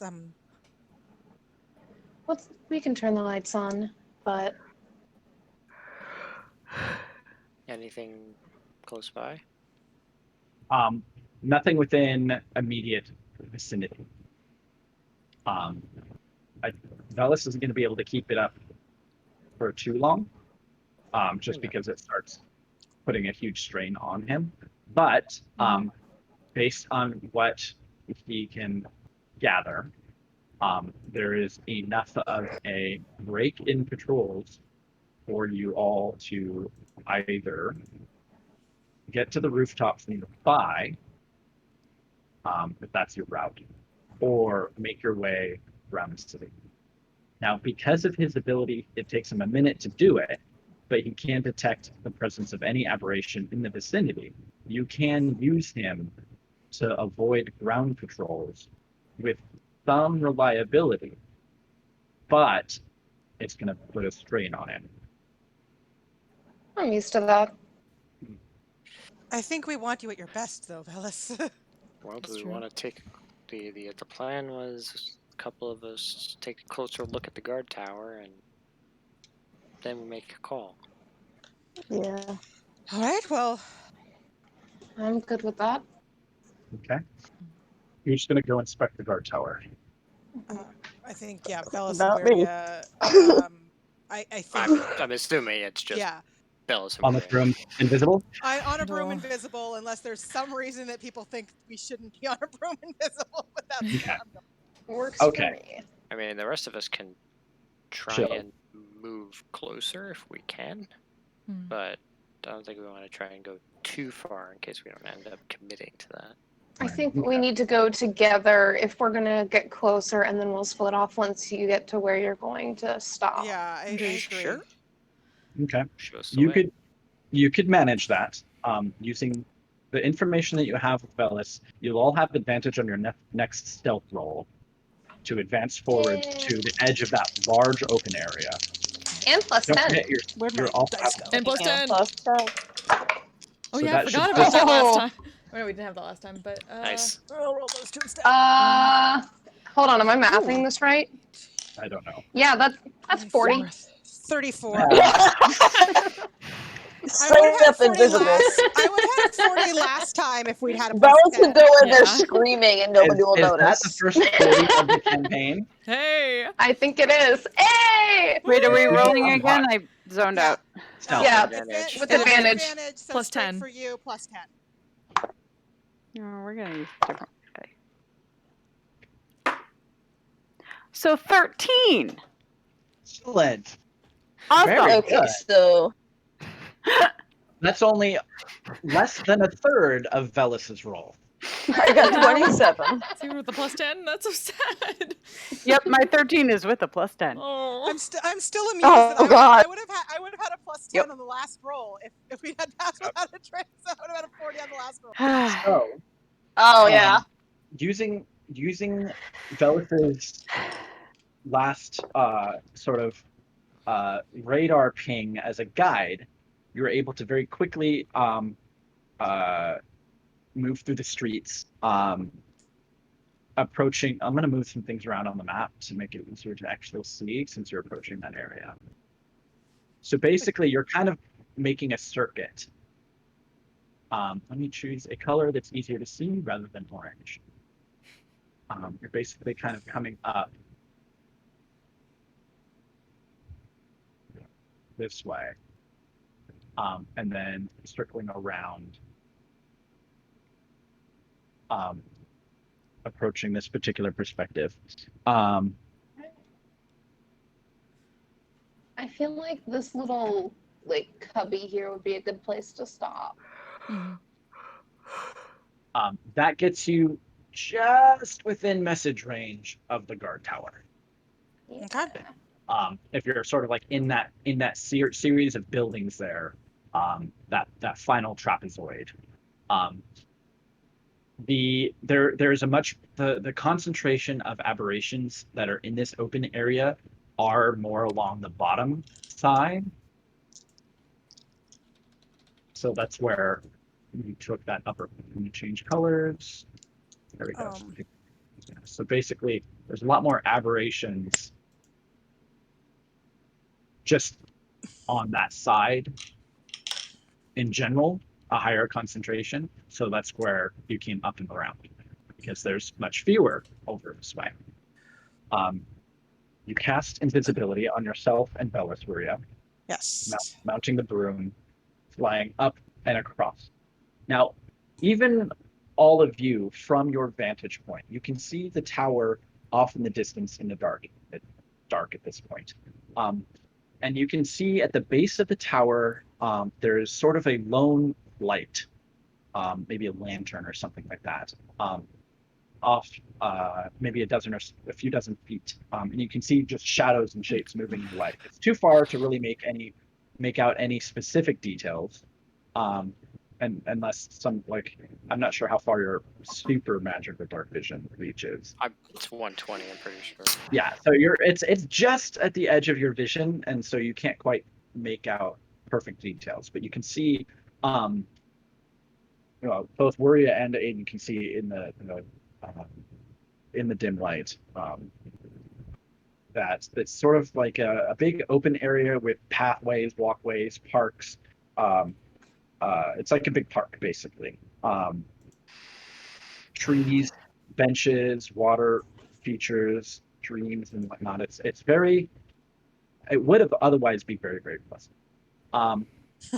For reference, since you're flying over there, I'll go ahead and pull you all in. Oh.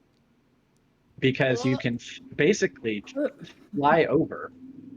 You can get a sense of all of this, and you can see. Go ahead and both make perception checks. Okay.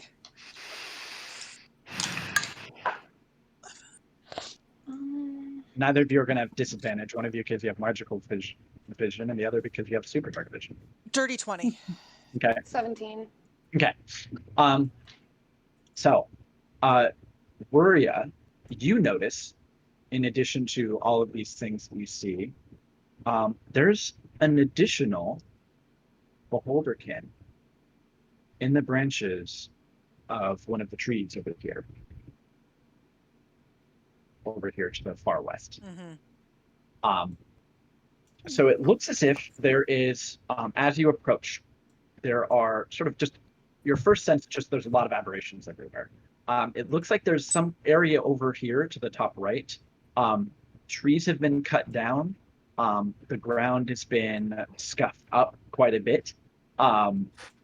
It looks like there are some, almost like a campsite of sorts that's been hastily or roughly put together. You can see a older human man. Let's see if I can do this. Arguing with mind flayers. Now, as you approach,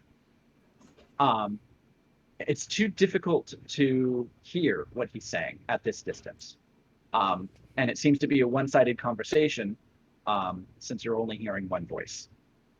But he seems to be arguing with a couple of mind flayers. There are a number of intellect devourers that are sort of wandering about their feet, kind of like dogs.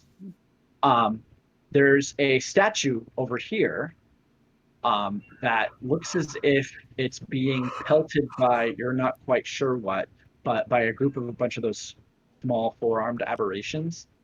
They're all sort of gathered around it, seemingly enjoying themselves in some kind of sport with this large statue of, looks like vaguely elven in shape, but it's from the back, so you can't quite tell. And then there are a handful of spectators that are just sort of making a lazy circuit of the area. But there's this one over here specifically that is staying put and just sitting. Can we tell what it's doing? Sitting in the tree. But hidden specifically. But nothing to indicate why it's hiding. Nope. Just a hiding spectator. Yep. So Just fuck off very later. quietly lean to Wiria and just say, I think we should tell them what we see here. Wiria, as equally quietly. Probably.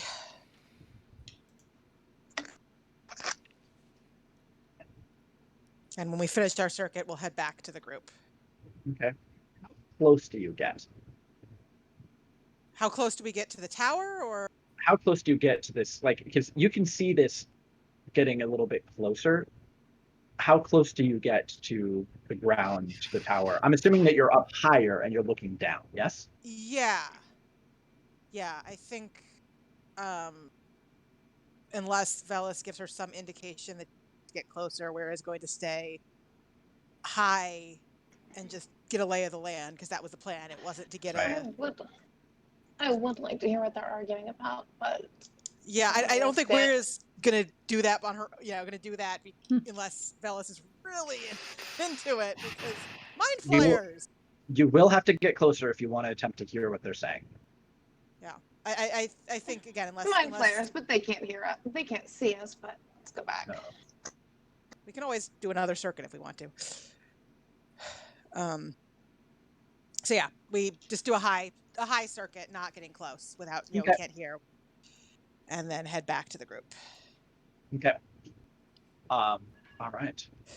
You head back to the group and share this intelligence with the rest of the group. Looks like the monks are still around. Yeah. At least one of them. Because I don't know who else would be arguing with mind flayers. That's fair. Based on his dress, it seemed he wasn't wearing like the equivalent of a super cheap burlap sack from Lowe's as much as the other ones were. But based on his sort of shaved head and general appearance, you did get a very monk, like a monastery of the order, whatever the hell I call them. A better dressed asshole monk is basically what he saw. Right. And any sign of our friend? We didn't Not from check there. inside the tower. What? Yeah. Yeah, you didn't get close to the tower, and you didn't look inside it. Yeah, I mean, for whatever reason, there's a gazer hiding in a tree. just one. Oh. Sure, that's I mean, as fine. far as we saw, That's it was weird. Careful. Probably eyes for the boss, if I had to guess. Yeah. But I So mean, if we we know do engage, definitely take that one out. Yes. Mhm. we I would knew certainly in want advance first. that information back. Pumat was in there, so we didn't get too close to the tower. Yeah. We were mostly just trying to get a lay. Honestly, if we could take them by surprise, I think we could take them, but it's a matter of if we want to try that. Oh, we can take them by surprise. But can we get them back out of the city? Like, it's only worth taking them by surprise if we can get them out. Huh. This area is only a block or two from the northern edge of the city. Yeah. I mean, where is Out tone on is the not bottom that she's line? unwilling to catch them by surprise. That it is a question of, can we do it? If so, Once, yes. I mean, according to if what they're I clustered saw, up if together, we get to the edge of the city, the flying We're ones good. will be the only ones we have to contend with. yeah. What was that, Maggie? Oh, well, I was say if they're clustered up together, I've got a couple ideas. Clerics, man, clerics. So is the cleric who can now cast Fireball. Yeah. The universal solution, Fireball. Yeah. You've had this new inkling. Yeah, I've got a couple things I want to try out. Good chance you could probably take out all the small ones in one go. Yeah. No, Just make sure that hiding one is one Yeah. of our first No, I mean, targets. We definitely need Well, it. if Velas That's goes my- for that hiding Yeah, one, I'd say Velas. That's my take that target. one out. that's you. I'm just gonna The rest of us, wave the bow. crowd control. Yeah. In fact, I can take back the hiding one without letting any of the other ones see me now. Yeah. So how, distance-wise, what are we looking at? So I've moved us back to the actual map of the area, so every square is 5 feet. But as far as from where we currently are to the map. I mean, 120, a little under 120 feet if we could get to So range. from where you are to the corner of the tower, it's about 120 feet. So we may need to move a little bit more if we want to jump right into the thick of it. Yeah. So that would Jump mean right this in. square here is 45 feet-ish from where we are. The edge We of the would map. need to move closer if we were going to jump right in anyway. Yeah. I mean, Well, it's dark out, so you could move out into the open for a ways. If I can get a good shot on the small one, I might be able to take it out without telling any of the others we're here. Take advantage of a couple surprise I mean, attacks. your dark vision goes for, isn't it like improved dark vision? It's like 180 feet for you or something? It's 150 with no disadvantage for dim light. Okay. So were you having pointed out that spectator, it's going to be long range for your bow, but you could make a shot from here. I mean, I could actually. It'd be a disadvantage because it's at long range. How? It is not at long How range far? because the longbow's low range is 150 feet. That's true. You'd have to, you could. I theoretically could make also a make shot. a thing, but at disadvantage because How far? Longbows How are far is my the vision. spectator from here? So the very corner of this Is 120. is 120 feet. I can take that spectator with a surprise, with a critical hit sneak attack with my bow.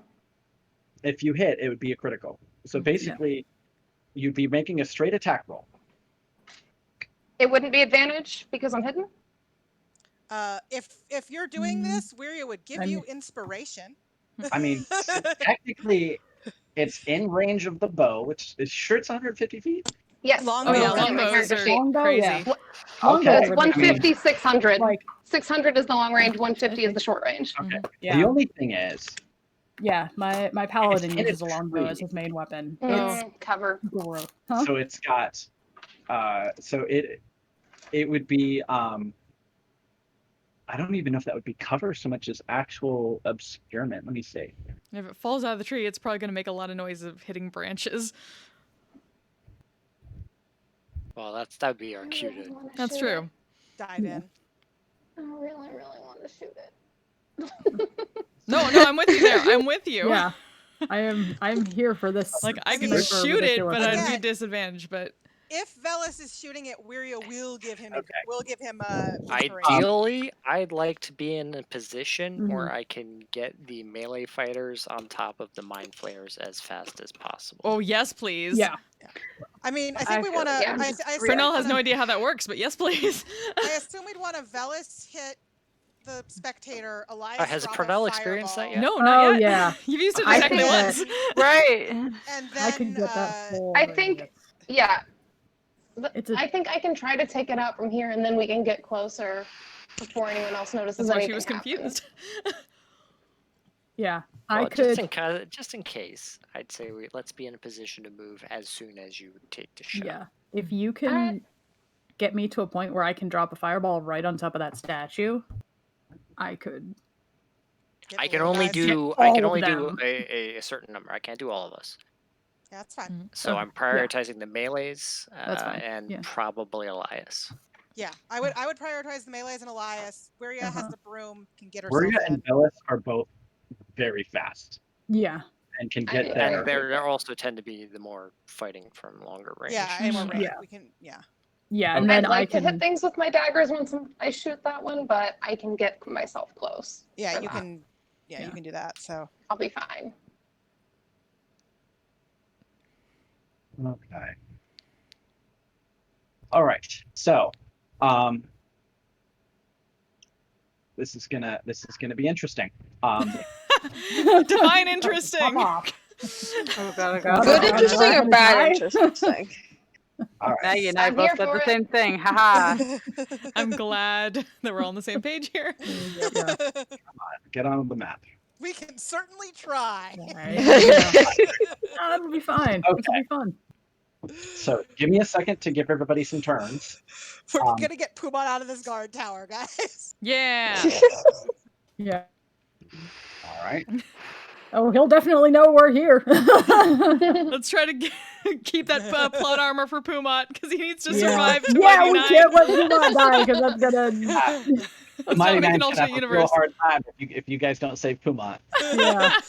Oh, All right, so let's roll initiative and then take a quick refill drink and maybe a quick Okay. bio break because Okay. if this is going to be the combat that I think it is, Ooh! Yeah, this is gonna be. That's a 26. Not great. Yeah, I'm gonna. Not too. not horrible, 22. 22 also. Yeah. Oh, nice. That is a.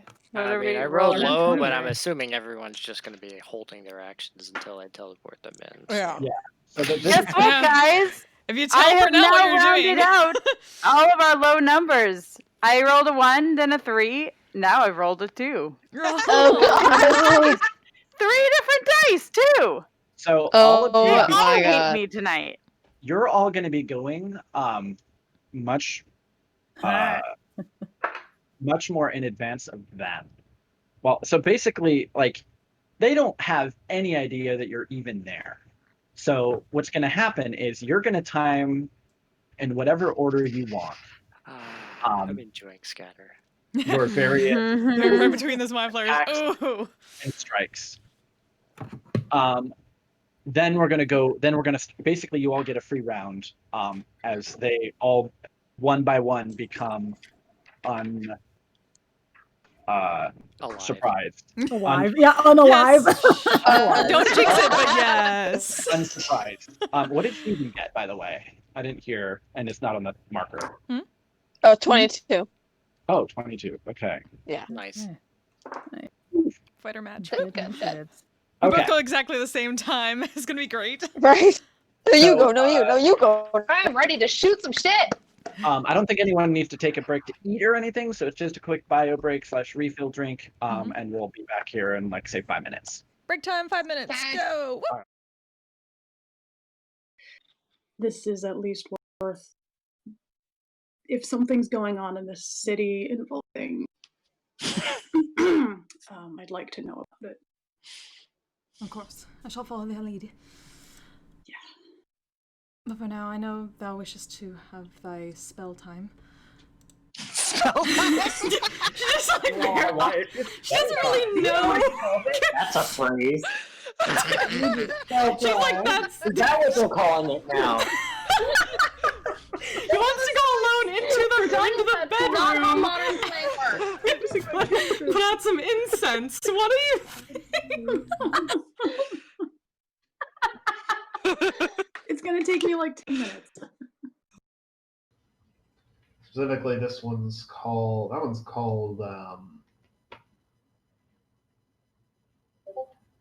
fuck. It's a weird name for an island. Fuck. Fuck it, I said really it. don't want to go there. Now. It's Fuck Island. It's either the best or the worst island in the archipelago. So named. It's definitely not a mediocre experience, though. So named because everybody who goes there says, fuck, this is a terrible place.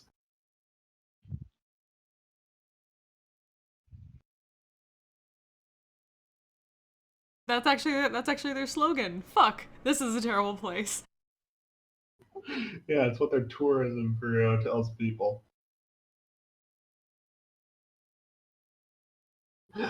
Yeah, so as you're going by Fuck Island, you hear some crows saying, yeah, the people on Fuck Island are fighting each other again.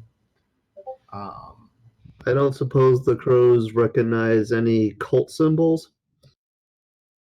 Nah, no cults there. Just 3 different groups of people with very strong ideas about what to do. Just a bunch of fuckers, really. Yeah, basically. So these fuckers want to raise taxes. Only some of the horrible things going on are cult things. The rest are just regular terrible people. Just double checking. That's fair. Because I kind of want to know who our neighbors are, but that'll be on that goes on to the to-do list. All right. Yeah. I will. Let me come up with some quick faction names for you while we're sailing. The factions that we can get to fight each other harder.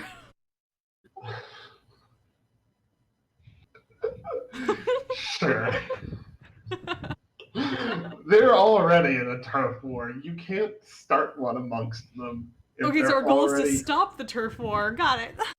We need to unite the fuckers against a common foe. A common fuckery. Friends, Romans, fuckers. Under the banner of common fuckery. Oh, I'm so glad we named it Fuck Island. Oh, I thought I didn't have enough caffeine for this, but apparently I do.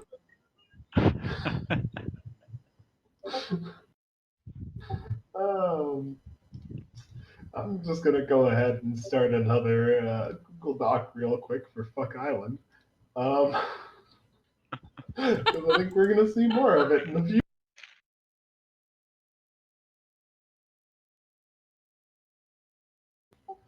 Alrighty. So yeah, you pass by Fuck Island. The fuckers are fighting the fuckers are fighting the shitters again.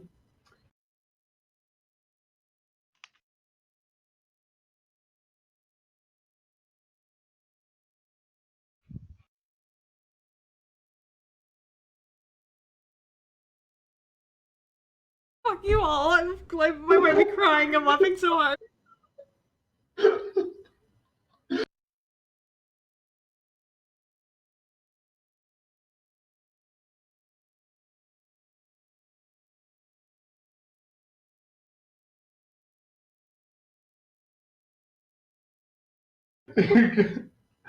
Oh, you're gonna have to give me a second. Okay. Fucking same.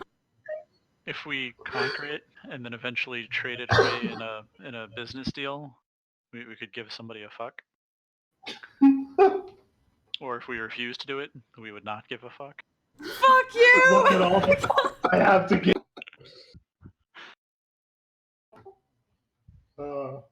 Yeah. Okay. If the shitters are involved, I don't want to take any shit.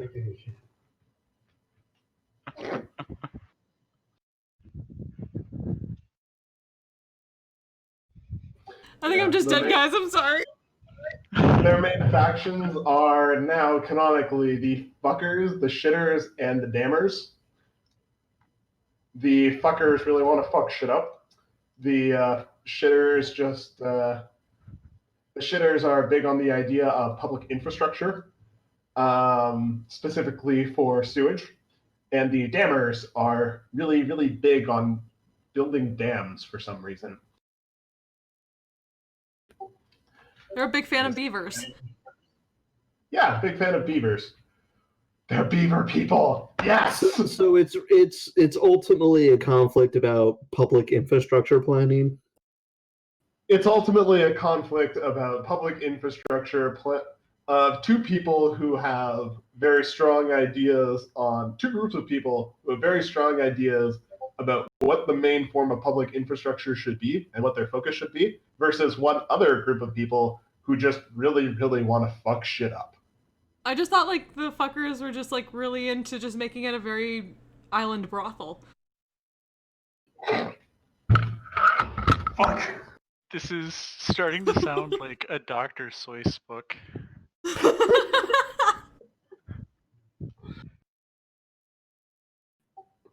Almost. It's really all just really about the type of whorehouse they want.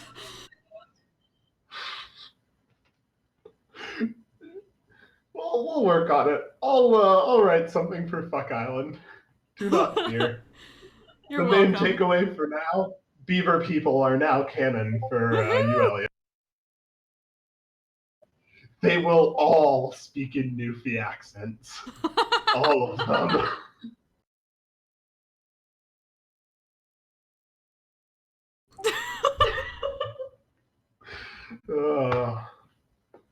All right. So yeah, Fuck Island. That is now. Some people wait a lifetime for a moment like this. And I'm gonna inflict wound. Okay. Actually, I'm gonna do inflict. Whoops. Come back. Inflict whoops. Whoops. Inflict whoops. As if I've made a terrible mistake.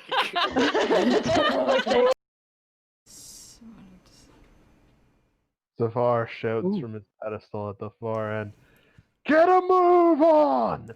I'm getting bored up here." Is he talking to us or the slugs? To you guys. I mean, why isn't he shouting at the slugs then? They're not doing anything. And they're the ones that really are moving kind of slow right now. Finish him off already. So that's a question. When you hit him with acid, does it have to be enough to actually do damage, or just any kind of acid? Are you just gonna like throw up on him? Stomach acid? Actually, now that you see it, Oh, I wasn't thinking that, but yeah, that would work. Is a ready supply of acid? I will give you that does 1 acid damage if you throw up on the slug.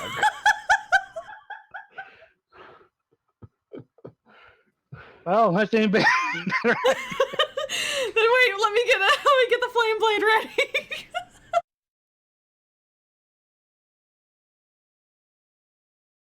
Flame blade on, motherfuckers. Alright. You pop a flame blade in your hands. Bauer, how do you make yourself vomit on the slug?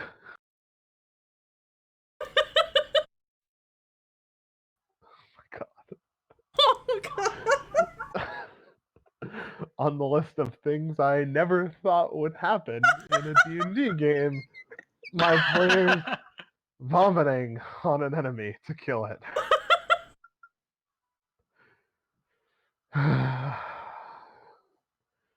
Roll to hit the slug with vomit.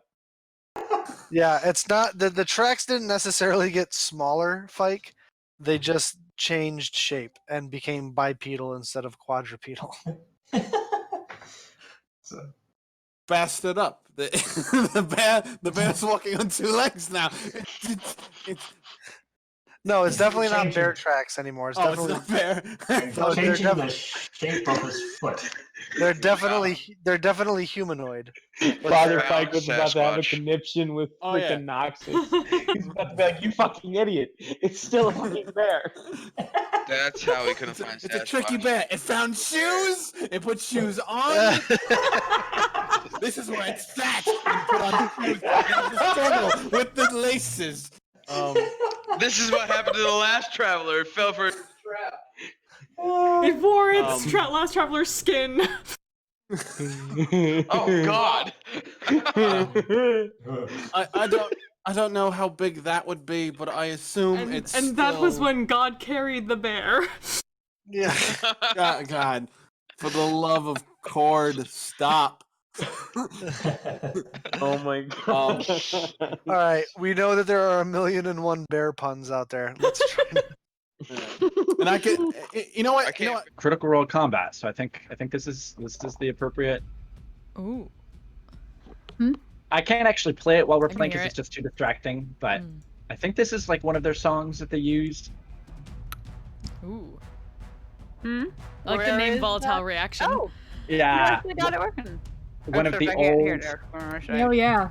Yeah, one of the old campaign one Yeah. songs. Back in the day. Back in the day. Yeah. All right. It's too I am distracting when we're almost actually here. playing, but Okay. Yeah.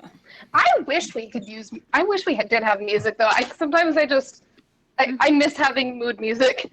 Yeah. When- it's just Oh my gosh. tricky. We had our other campaign, one of our crazy, we're in space battles. OC definitely played the one fight theme off of the Promare soundtrack for that entire battle. That was fun. That's funny. Yes. Promare Like soundtrack. the big one, the whatever I mean- scene. You probably know which one. I mean, yeah. I got the. I mean, the music bot so that people who didn't want music could mute it, but I guess it doesn't work. we'll have to Um, experiment with that yeah. later. But what it's- was it? I think it was Hydra that I used for the weekend at Straw. Yeah, yeah. I know Which- you recommended Hydra. Well, and Yeah. Hydra's That's in why here. I got it. It says Uh-huh. Yeah. yeah, Hydra's in here. Yeah. it's just especially challenging with the everything being a headset because our specifically for me, I don't know about you, but just I have a hard time hearing people over music because Like my that brain too. can only process what's coming in my headphones as Yeah. opposed to like ambient noise. Yeah, that's why I turn Yeah. it down a lot, if not Yeah. completely. Yeah. I've But- turned it really quiet, but I have had music running in the background. But I'm the person who always wants some kind of like. I have to be multitasking, and I always want some background.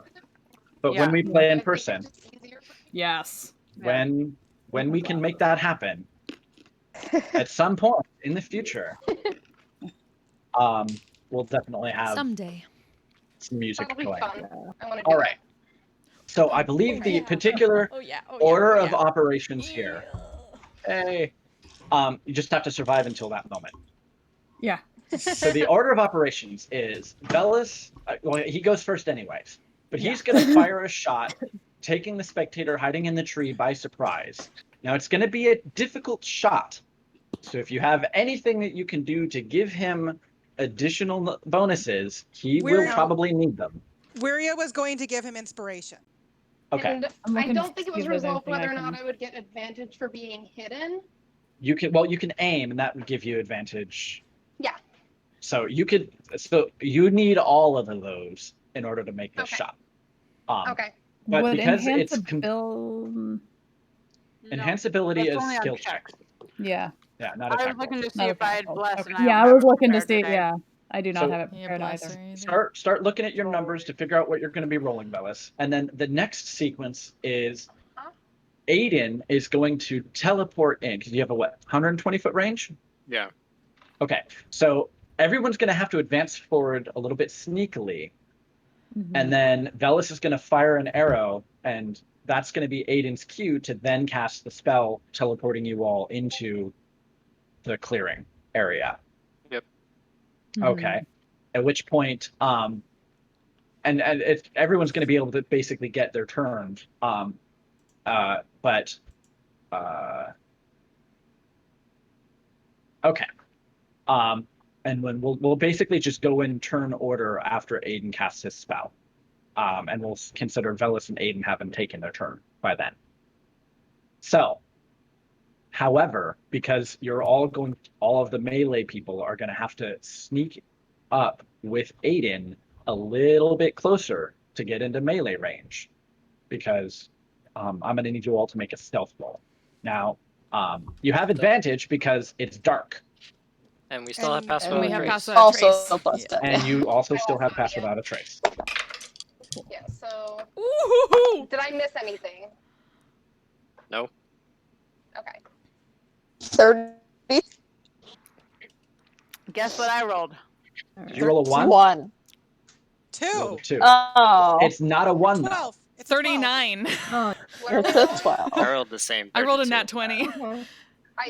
Oh, damn. Well, so here's the question: Are honestly don't know what Wuria we're rolling. stealth? Because Aiden and the melee people have to get closer in order for his spell to be able to teleport them forward close enough to where he wants to target people. Okay. Now, Wuria and Velis can advance forward with everyone else and just start moving from there and get closer. I mean, Waria's down for advancing. Yeah. Right. But you just need to make stealth rolls. You have advantage because it's dark. I'm still plus 10, right? Yep. Right. Yeah. And he can still concentrating on a spell. Great. So close to 40. Okay. So close. 14 plus 34. 6. 36, I believe. Yes, 36.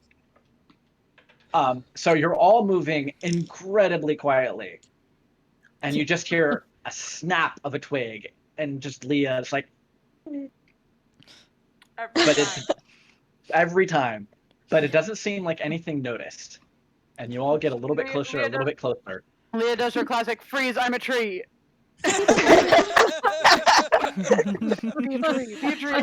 Leah stealth. My mom's a squirrel, I am the tree. Yeah. But nobody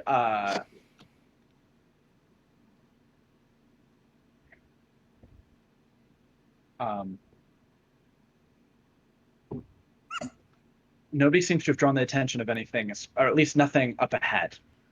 You all advance forward. Velis, you knock an arrow, take very careful aim. Now you can actually see the thing because you can see so well in the dark, and you can see it's heavily obscured. It's going to be a challenging shot to be able to arc it into the tree where the spectator is hiding. But go ahead and make your attack roll.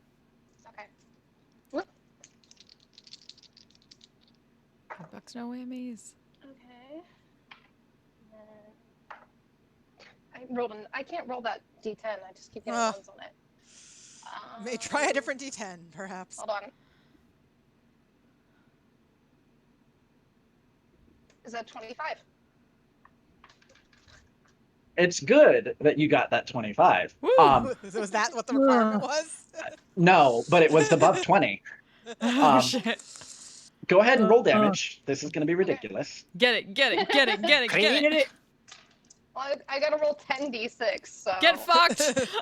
Lord. And the arrow damage. Oh, the arrow damage and 2d8 for my ranger thing. Get wrecked. Wrecked, yeah. Which is another d8. I'm rolling all of my d8s, apparently. It's a party. Oh, I love the sound of that. Yeah. Okay. Get my All right. D6 Okay, is give her some time to do some math. 20, 25, 30. Alright, I should get my D8s ready. Did I get that? Yeah, I'm like, I should get my D6s ready. 18. Yep, 20, same. 25, 30, 35, 39, 42, 45, 49, 52, 55, 59, 61. He dead. 61 I plus don't know, 5 he is hasn't just 66 said it's damage. dead yet. How much damage? 66. 66 points of damage. Okay. So Jeez. Aiden or Wuria, you both see this. You see Velis take like a very long time, and you can actually see the spectator moving slightly because you all know where it is, and you can see perfectly well in the dark. It's heavily obscured. You're not even sure how he could possibly make the shot. But he fires a singular arrow. It doesn't even whistle. It just flies straight into the tree. And you can see a fraction of a second as it begins striking the leaves, cutting its way through the tree. The spectator turns, and its main central eye opens wide right before the arrow just pierces it. Yeah. That's my cue. And then pins it against the trunk of the tree as it like slumps down. It actually is pinned to the trunk. So you beat its HP by plus 50% more than it actually had. It only had 30. Beautiful splat. So, Pops like a balloon. yeah, there's you're grateful that you weren't anywhere near because Iker and Viscera just hit everywhere. Thank you. Thank you. Yeah. Aiden goes.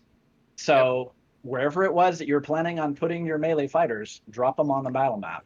I can't. Oh, you can't? Okay. We'll just move yourself.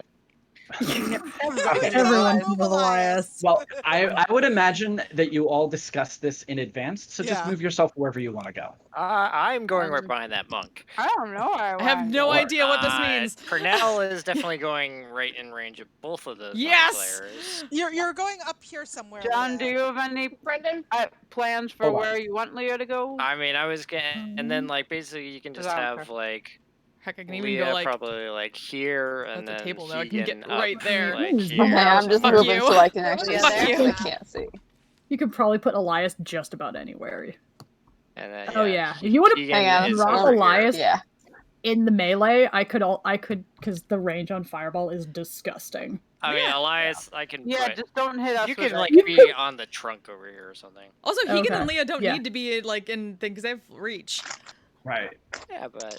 Yeah, that's true. Yeah, but Leah has an Okay, aura, yeah. so That's I true. like Leah would probably prefer to be somewhat centralized, so that people are getting all of her defensive buffs. Yep. Right. Okay. Brendan, where would I be on this map? So Just Elias for is. reference for my next You're turn. saying this So you would be Trump both Wuria something. and Yeah, Velas around that trunk somewhere probably. are gonna Okay. basically be. They're basically 60 feet away from like this point. So if you can move faster than 60 feet, you're going to basically come in to the map right about here. Okay. If you move 60 feet, you'll show up here. If you can move faster than 60 feet on your turn. Now you can take your shot and then move and then bonus action dash. That's what I was asking about because Right. aim is a bonus action. Oh. So it would be like if I had to take the bonus action to aim to get the advantage, or if the stealth would do it would affect. So Technically, you would have been hidden, and that would have been the same thing. So you could spend your bonus action to dash. That's what I wanted to ask because I did want to spend the rest of my movement getting closer, so I would get 60 feet after taking the shot. Right. So that would put you here. And then for Wuria, how close can you can go 50 feet on your broom, right? Yeah, she has 50 feet on the broom, but she also has Eldritch Blast. So Right, she you don't even doesn't need to get close. to get in range. Okay. I mean, So you can she'd kind of probably- basically put yourself anywhere. Yeah. Well, she'd probably be just off the map, would be my guess. Right. But Or I can't further put left. her just off the map, so yeah. we'll just move you a little bit to the left. That sounds good. Sorry, the dog is barking a lot. I think his fine. best friend just went by the door. Brendan, remind me again, the other part of the Raven Queen's blessing thing for Leah was it a crit cancellation or was it a hit cancellation? It was a something reaction that I can do that I haven't had to use yet, so I was like, I forget. Oh. Do you remember or where that would be? Somewhere In our here? Discord chat, probably. Yeah. Our one-on-one Discord chat. So Velas has taken his turn. Aiden has taken his turn. Pernell is going to go next. Okay. So first things first, being a bit surprised as she's suddenly in the middle of things because she's never been part of Scatter before. Just quickly blinks around, seeing where everything is, taking in the sights, and just shink out and goes after that one up by Heekin first, and then the other, and just kind of starts cutting into these things. Snicker snack. Whoop. Yeah. First attack is a dirty 20. So that's at the top one. Next one is at the bottom one. That is 16. Those are both hit. Woo! And I can't find it. It's for not good in the measure, personal third attack somewhere at in the that party. monk is a 27. Also, for the record, Aiden probably would have said something about trying to take the monk alive. Okay. But she's at least marking him. And now, do you mark everything that you hit, or just what you choose? As long as I can hit. Okay. So the first one is. Oh, geez, look. Where?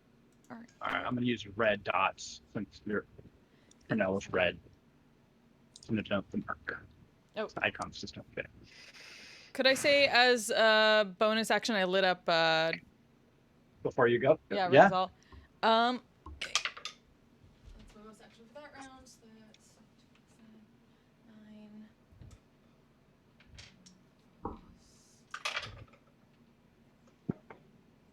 9. So 9 slashing damage and 6 radiant damage on the first strike against the top mind flayer. Okay. Then making sure I have the correct thing for that. Yes. Okay. So second one is 12 slashing and 8 radiant for the bottom mind flayer, and then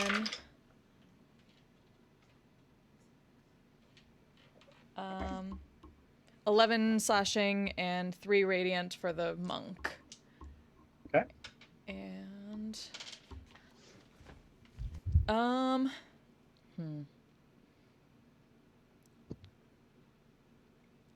feel like since we got some good surprise in, I want to be super careful with these two. So fucking action surge, let's do it. Okay. End them. So the first one is 13, so nope. 24. So I took an extra swing down at the bottom one here. Okay. And then the top one also gets another hit with a 28. And then that was 1, Yeah, 2, one 3, and one more. Huh? Go ahead. Sorry. Bonus attack also hits so that they'll both take 2. Or no, they'll both one will take 2, the other will take 1. 'Cause I think, yeah, I got 3 hits there. So bottom one takes 2, top one takes 1. You're striking at the mind flayers with your action surge attack. Yep. Okay. So that is. We want to get those mind flayers off of. Yeah, that's my goal here. So that is 14 slashing and 3 radiant for the top one. The bottom one gets 10 slashing and 13, or no, 9 radiant. And then, since I don't do the radiant on bonus Dinacell, it's just 15 slashing for that. And that's it. Okay. That is what I got. All right. So they are completely surprised and taken aback by this. It is a signature Purnell move of just a tornado of blades. Both mind flayers are grievously wounded. Bottom one being bloodied even from your initial onslaught. The monk, you like nicked them a little bit, but based on their reactions, and they are very quick, very agile. And now that you're up close, you can see that their hands end in these black chitinous claws. Oh, good. Joy. Okay. Ian. Well, this one's almost gone. I really don't want to find out what these guys are like, so just gonna take a couple swings. This is mind player. Yeah. You're probably vaguely familiar with them, but yeah, I don't. This is probably the first time you've ever encountered one up close. And it's like tentacles are all like writhing in alarm, and you can see like the lamprey-like mouth, sort of like the teeth kind of doing that. It's all sorts of nasty. Super inviting. Well, we're gonna pretend the first roll didn't happen. We're just not even talking. Sure. The second one's a 15. That second one does manage to hit. Cool. Oh shit! I suddenly forgot what I'm rolling with. That's my detail. Fuck me. 7. Hey, damage. I am. Pardon. I said, hey, it's damage. Oh, I know, right? I'm gonna also action surge because I also just really want to get rid of. Yep, we know what's up. That's a 9, so 19, and then 17. 17 damage? No, I just did both rolls for the action surge. Yeah. Oh, you also did an action surge. Okay. Yes. Ooh. So 16 damage. Okay. And 10 damage. So Okay. 26. 26 total. Okay. All right. This one also appears to be grievously wounded and very surprised and not at all happy about what's going on. It's like out of the blue, two people just bamf into existence and start cutting them up. All right. That leads us to Elias. All right. Based on your vantage point, you can see all of the creatures that are around that statue haven't actually noticed what's going on. And they're completely unaware. All right. I'm just gonna crack my knuckles and just be like, all right, Serenway, show me how it's done. I'm gonna drop a fireball right in the middle of them. Sure. They all need to make dexterity saving throws. Get fucked. All right. We all know how good I am at that, don't we? Yeah. A ridiculous amount of d6s. Yes. What is the DC? 17. I lost 2 of my d6s. They bounced out of my tray. All right, let me add this up real fast. Cleric's first fireball. This is not something you normally hear in Dungeons. Exactly. Cleric is casting fireball. Light clerics. Mm-hmm. Yep. Let there be light. Boom. Boom. All right. So And there was. not And the it was best it good. could have been, but that's For us. 23 fire damage. Huh? Did you just cast it at 3rd level or did you upcast it? No, I casted it at 3rd level. Oh, okay. So not like a nuclear explosion fire. Yeah. Okay. I debated, but I was like, I'll stick with the. Okay, 3rd it's level. 23 points though. Yes. If they Okay. fail. Only half of them failed, but they're actually all fairly low HP creatures. And so basically, like, there is a small red mote of light that streams its way, and it basically just detonates right on the statue itself. That statue And wasn't anyone important. It's probably Gordier. Having already taken some damage, the statue like explodes.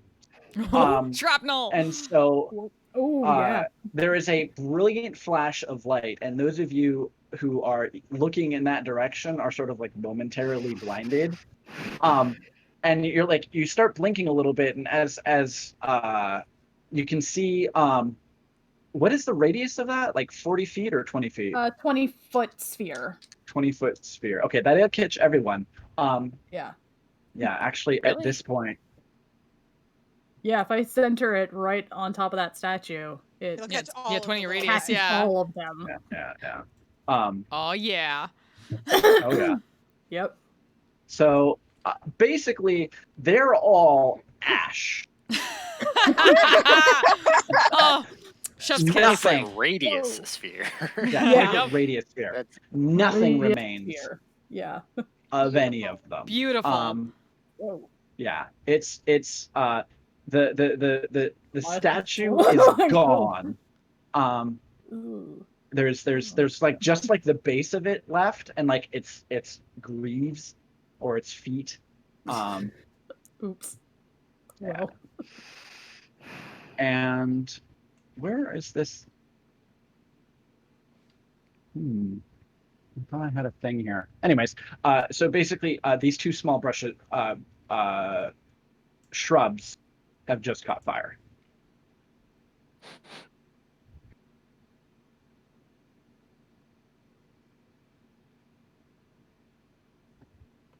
Oh no.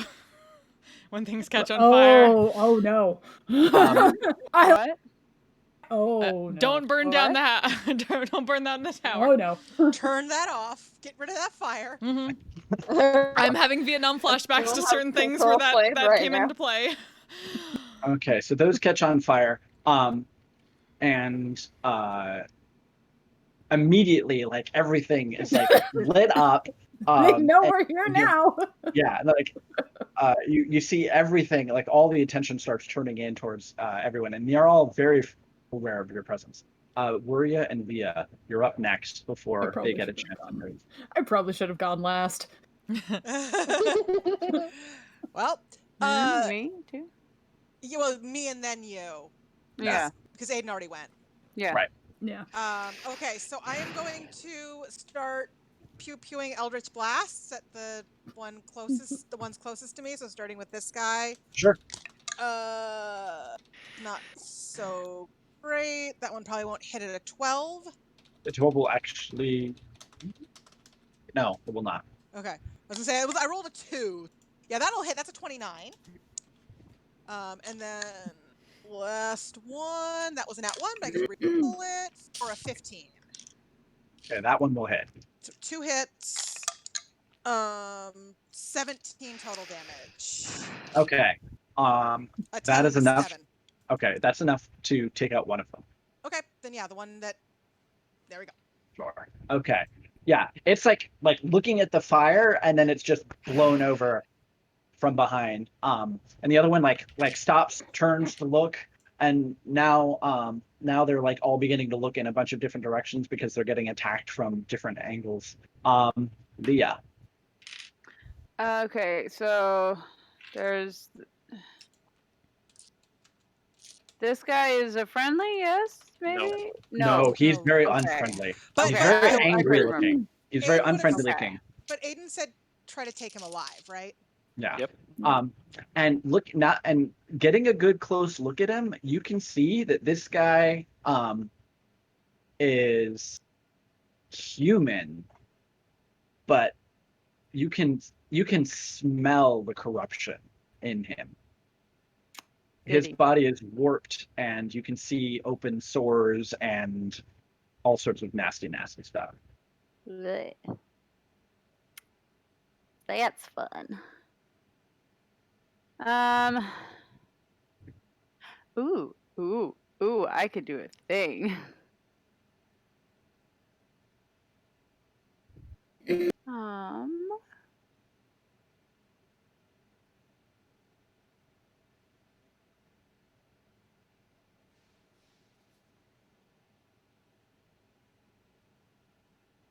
So, assuming we're okay to use the UA spells that are in D&D Beyond now because I have one prepared. Sure. And also because I'm like, but it's fun and I want to try a new thing. Before I attack, I want to use my bonus action. Okay. To cast Spirit Shroud. Okay. Yeah. So you use your bonus action to cast Spirit Shroud. Yes. Okay. And I can bring forth somehow good spirits of the dead. Somehow. Okay. Somehow, because I can choose if they're evil or good. So Sure. they're spirits of the dead, but they're good. Okay. Which means, so then, for the duration, any attack that I make deals an extra 1d8 radiant damage. Nice. It's either radiant or necrotic, I believe. Right? Yes. And any creature that takes this damage can't regain hit points until the start of my next turn. Get it. Also, any creature of my choice that starts its feet within 10 feet of me has its speed reduced by 10. So basically, don't want that guy to run away, I guess. But then I'm gonna go for this guy first. Okay. Seeing how Aiden wanted to take the other one alive, and that was a 12. So that A die 12, likes me better. unfortunately, is not enough to hit. Or sorry, a 12 on the die. I didn't do math yet. Give me a second. Oh, yeah. That will 12 hit. plus stuff. Yeah, I 12 was just plus stuff is excited enough. because it was higher than a 3. That's fair. So I was like, oh yeah, wait, I add numbers to that. Yeah, so a total of 21 to hit. Yeah. That totally hits. So now, all right, I set aside this. I was like, I set this die aside so I would just be able to find it, and then, so then it takes an extra d8 too. Are you freaking kidding me? So I get to roll a d10 and 2 d8s? Okay. I rolled a 2, a 1, and a 1. No! Oh no! You are not So having a that's good roll now. 4 plus 5, so 9. Bad combo. My d20 finally liked me, and now all of my other dice are like, nope. You're just gonna, yeah. So that's fun. What are my dice doing tonight? They hate me. Why? I'm gonna start pulling out different dice. Let's pull these suckers out. And then I don't really feel like moving because I'm kind of like, position smack between them. Sure. So yeah, that's Okay. my move. All right. Those 2 attacks. Okay. Back around to the top. That would be Velis. Yep. As you're sort of dashing forward. I'm gonna have to use my bonus action to dash. I was trying to figure out if I could get here, but I don't think there's any way I can do it. 5, 10, 15, 20, 25, 30, 35, 40, 45, 50, 55. Yeah, you can get almost quite in range, but not quite. Yeah, I can get here. But I wanted to get one square below, but that's fine. Right. That's about as far as you can get. Yeah, I checked it with squares a couple times. Mm-hmm. Yeah, I'm gonna hit the monk with my dagger. Okay. Non-lethal if it happens to do anything, but I don't think I'd take him out with one hit. Okay. So that is a oh, I'm on the wrong page. That is a 18 to hit. That does not hit. Oh, Yeah. okay. He's got higher Cool. AC. That's fun. All right, that's good to know. Yeah, I just run up, miss, and just go, fuck. And that's my turn.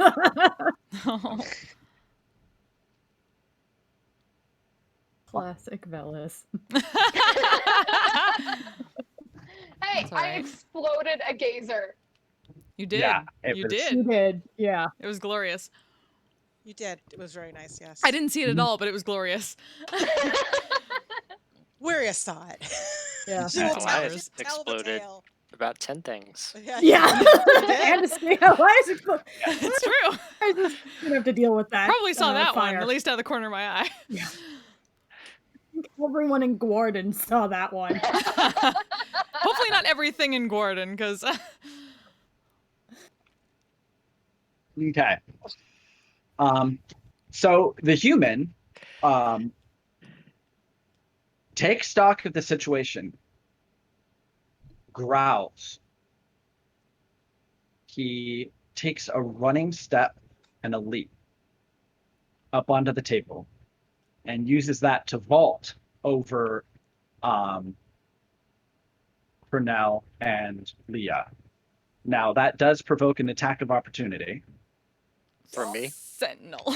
And No, he's disengaging, but that will still provoke an attack of opportunity because of Purnell's special. I have a special thing for that. Right. Yeah. Also, I don't know that it matters because I don't know how Right, far 'cause I he's don't have moving, Sentinel but anymore, guys. his movement is Reduced by 10. Yes. Yeah. I'm trying to slow him with my good dead spirit. It's just like I'm like happy zombies. Happy ghosts. Happy ghosts. Yeah. 22. It's the opposite Okay. of Uwu's. The happy Uwu monster. No, it's the Ooh. He is going to use his reaction and spend a key point to deflect the strike. Oh shit! Fucking key point. Oh, he's a monk. He's a literal monk. That He's a literal that's on a melee strike. On a melee strike. This isn't deflect missiles. He's a I don't like him. So you also notice now, as he's sort of like, as he was passing by the table, he snatched something up off of it. And Actually, I don't. he grabbed it, lands on the other side of all of you. Let's see, so that is He's still gonna take an opportunity attack from Leah because she has extended range. Because he can't disengage again. Huh? I don't know. No, he disengaged. It's for the rest of the turn, I think, disengages. Yeah. So with so how the what is it called? I don't know. So the monk ability Step of the Wind, you can take disengage or dash as a bonus action. Yeah. So he disengages, which means he doesn't provoke an attack of opportunity from leaving someone's melee range.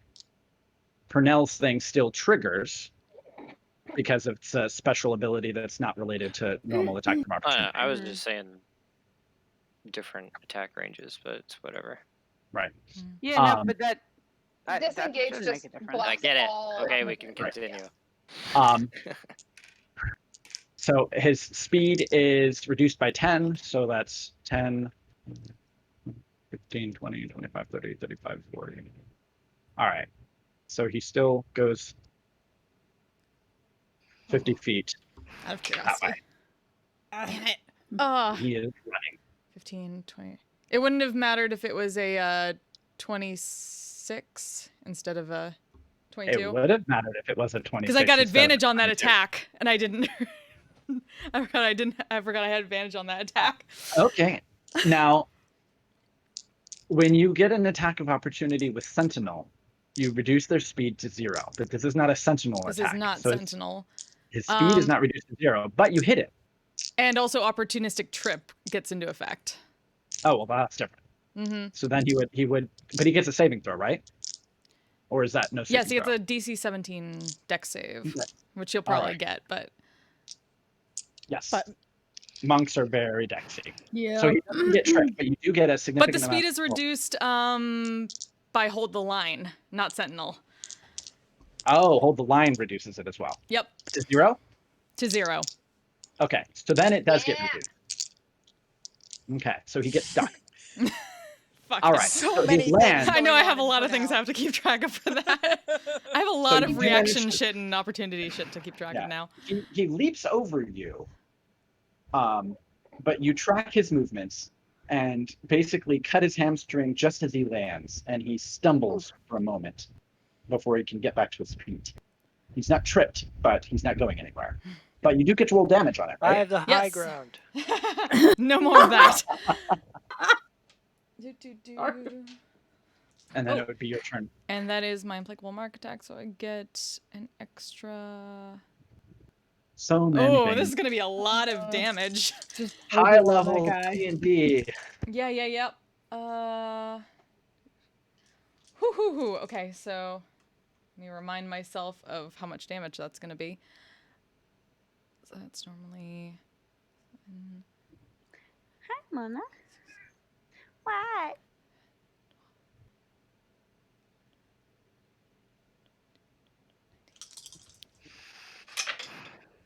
So that is 25 slashing damage and 7 radiant damage. Wow. Don't fuck with me when you're marked, asshole. Yeah. He takes some serious damage. Okay. And actually, it was your turn after his, so you go next. Oh, really? Keep going. Yeah. Yes. Oh, not the mind flayers? Or I guess this was a surprise round on. No, he was the 24. He was the 24. Oh, gotcha. Yeah. Okay. They're okay. after us. Wow. Okay. Well, let's keep going on these. Finish him off. Yep, I'm going on these mind Hi, flayers Mona. then. Kill some mind flayers, please. Trying. Okay. 1 hit on the top one. Mona is Yep. super zoom. Yep. Yeah. 19 on the Yeah, second like one. John That said. hits, yeah. He's got the high ground. Okay. Then let me check something first and see how it does with that. So first strike is 11 slashing and 11 radiant. I rolled really well on the radiant damage for the top one. On the first one? Yep. All right. Top one takes that. The bottom one takes 1 HP. takes 9 slashing and 7 radiant. And third attack on that top one. 21. Okay. You don't even control it. Yeah, okay. It's barely registered that your presence is there before basically just chop off its head. And bonus attack on the bottom one. Sure. It is Go, dirty 20. Human immersion blender. Trying. Oh, I don't use the radiant because that is with the offhand weapon. That is still 14 slashing damage on the bottom one. That's enough to kill it. No more mind flare. And Mind that is the flare. beauty of Pernell and Yeah. Scatter. And yes, just drops both blades down after that and then pulls herself back up to her feet and just staring down at this monk. He's about as tall as you are, so you're not really staring down at him. Okay, technically staring up from her perspective because she just came down from the crouch, so. Keegan. So, is he still holding it? The object? It looks like he may have tucked it away. Would I have seen where he put it? Probably like just inside of his robes. Okay. Also, if I were to use a cantrip, which is technically an action, would I be able to try to grab wherever I thought he put it? Or would that still be another action? Well, like with Mage Hand or something? No, with Which Thorn cantrip Whip. are you trying to Physically molesting him. Thorn Whip. So Thorn Whip. No. It's not going to have the dexterity to reach into his robes while No, he that's not what I moves. meant. That's not what I meant. That's not what I meant. No. Okay. I meant me physically, could Keegan physically himself try to, see if he can figure out where just essentially make a blind grab? Not more than you try to could- locate it more than rather than try to actually like get to it. You can certainly try. At this point, he's not trying to actually get it out. You're not making it. You're not necessarily making any kind of attack roll. But in this case, you're trying to grab and quickly search and like reach into his robes. So go ahead and make I'd say make a dexterity check.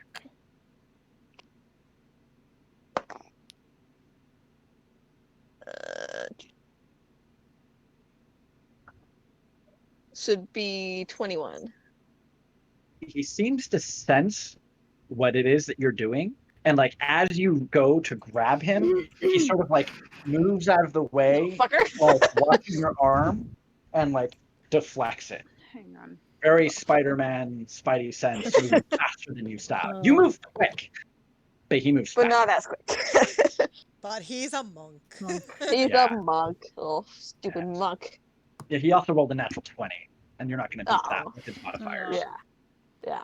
Elias, All right. you can see just like various tentacles and mind flayer bodies are still like falling to the ground.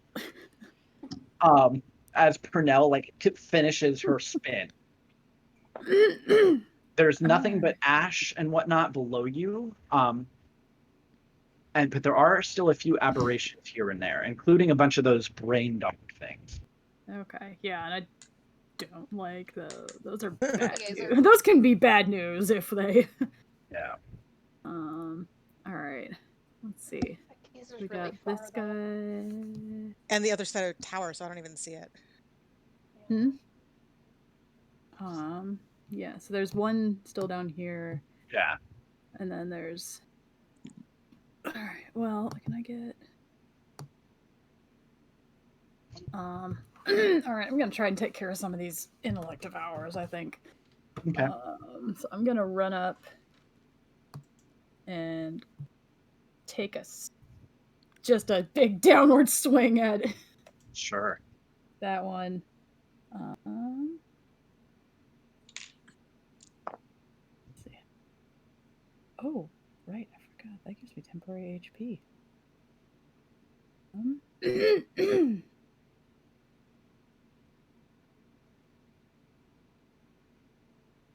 Yeah. Let's give this a shot. I'm gonna use my bonus action fighting spirit, give myself advantage on the attack. Sure. And an additional 5 temporary HP, because I forgot that's a thing it does. Samurai. It's okay. Yep. Yes. Yeah. So there's like just bits of like radiant fire that's coming off of, I'm assuming, your mace. Yeah. Yeah. Using the mace. As you swing down with the might of samurai. Take that 12 for a dirty 20. That will definitely hit this creature.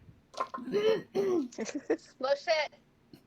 And it's just a d6 because it's not undead. Okay, that's 6 bludgeoning damage. Okay. Smashed. Okay. Yeah. It wasn't exactly a lobotomy, but you think it definitely hurt the creature. Doesn't have any mouth or any way of vocalizing, so it's very silent.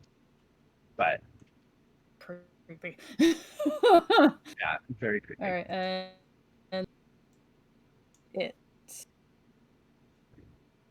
leave because I don't feel like I'm not gonna use my. Yeah, I'm not gonna action surge. I'll. Well. Yeah, no, that's it. I'm not. Okay. The monk utters something in deep speech. Those of you who understand deep speech and are close enough to him, he's basically instructing the intellect devourers to all target Purnell. That sounds about right. Unsurprising. So they do. I That's my need you to job. make 3 intelligence saving throws. Oh. Oh no. Okay. Maybe not so much There's my three of job. them? But Oh, I may have them. Oh, there it is. It was just this off is the map. gonna be. Wait, I'm in Leozora. How much is that? +4. +4. Thank you. Yeah. First one is 12. Jeez. Second one is an 11. You needed a 12. So I might indomitable that one. Oh, no. So yeah, and the last one is above that. So I'm back. but I didn't say that, so I will not use indomitable. I'll wait for next time I might need that. So one fail. Okay. So you take 10 points of psychic damage Mm-hmm. and 10 points of intellect damage. Oof. Ugh, Ow. a lot. That's Is a that lot. from a spell, out of curiosity? Intellect Devours. Okay. Intellect Devours just doing their thing. Sorry. What Yeah, I does just that thought back. do? Yeah, what does intellect Your do? intelligence is reduced by 10. Oh fuck. Yeah. Oh shit. Oh no. Uh-huh. You're now incapable of speech. Yep. You're basically Oh. just acting on feral instinct alone at this point. It's almost more dangerous. Yeah, we gotta kill this. Yeah, we got. Yeah, that's I'm going to consider that basically you can take the attack action, and you can dash, but anything that requires finesse is not something that you're capable of doing right now. Wait, so I have to use strength for. Oh wait. That was more like all of Okay. your cool, Okay. like fighting Shit. stuff, activating magic weapons. You can swing your swords at someone very, very angrily. You can Oh, still shit. use your dexterity modifier for attack and damage, but Does special the abilities. does what it's already activated still there? Like the If it's still active, it's fine. Okay. But you can't activate because you Yeah. don't have the intellect capable. Oh, that's Oh, gonna. no. Oh, sorry. Oh no. Where is that thing on the map? What thing? Yeah, They're all around. There's the little ones all around. These. Yeah. If you zoom in, they're little Those little brains. guys. All right, where are you at? I was just trying to figure out, do they... I'm glad only one of those hit. 'Cause All right. Yeah. Could be brain dead otherwise. Yeah. Yeah. So Waria's gonna see if she can like find a relatively safe perch in this tree. Well, you're on a broom, or you Right, can. but be she on a wants a relatively safe perch so that if something happens, she's not falling for. Sure. And then she's going to, because this guy presumably can't get to her up in a tree. Right. She's going to Eldritch Blast at this one first. Okay. So first hit is 14. That'll hit. Dirty 20 and 22. Are you hitting it with all 3 blasts? So I was assuming I would hit, and if it went down, I'd go for this one.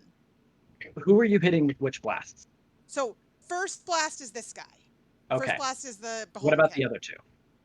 First and second blast is Beholderkin. Third blast is it. Okay, so roll damage. So what'd you roll to hit with your third one? You hit with the first 20, on the Beholder. 14, 20, 22. Okay, they all hit. So roll damage. Okay. So first one is 10 damage. Mhm. Second one is 4 damage. Third one is 8 damage. Okay. The little Beholderkin that's like not much bigger than like a softball, is like knocked spinning by the first blast and then just punted out of the air with the second one. Strike. Right. The poor little aberrant Dolgrim here is it's sort of like just like looking back and forth as like all these blasts are happening, and it just seems really confused and not sure what to do until it takes a blast to the face, and then it seems like it's making up its mind and it's not going to stick around here very long. Aiden.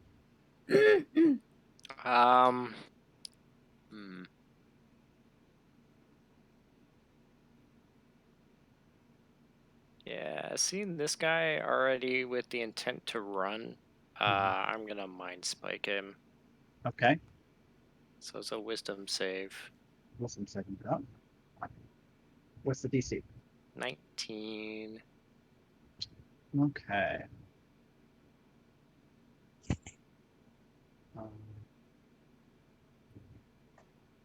All right. So he is going to spend a key point in order to re-roll his failed saving throw. And he succeeds the second time. Fuck. Okay. Well, he's still gonna take some damage. Yeah. Say, how much fire do we want on the battlefield? Oh, they rolled really low. Okay.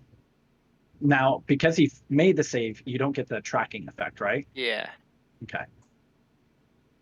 So that's 14 on the dice. He gets 7 Okay. psychic damage. Okay.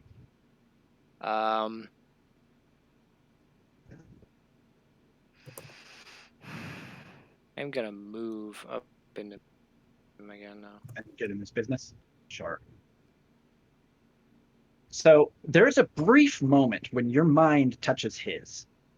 And you can sense madness and corruption in him.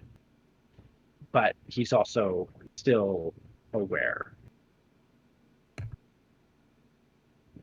He's not mindless. Yet. Yeah. Okay. Anything else? No, that's basically it. I mean, I don't have a bonus. That. Holy crap, that's... No. Okay. All right. So the fire spread a little bit. I forgot to mark that. But... Okay. Leah. Around. Oh no. Hold. Sorry. The 3 things left on the battlefield. Let's go. This creature. Let's see.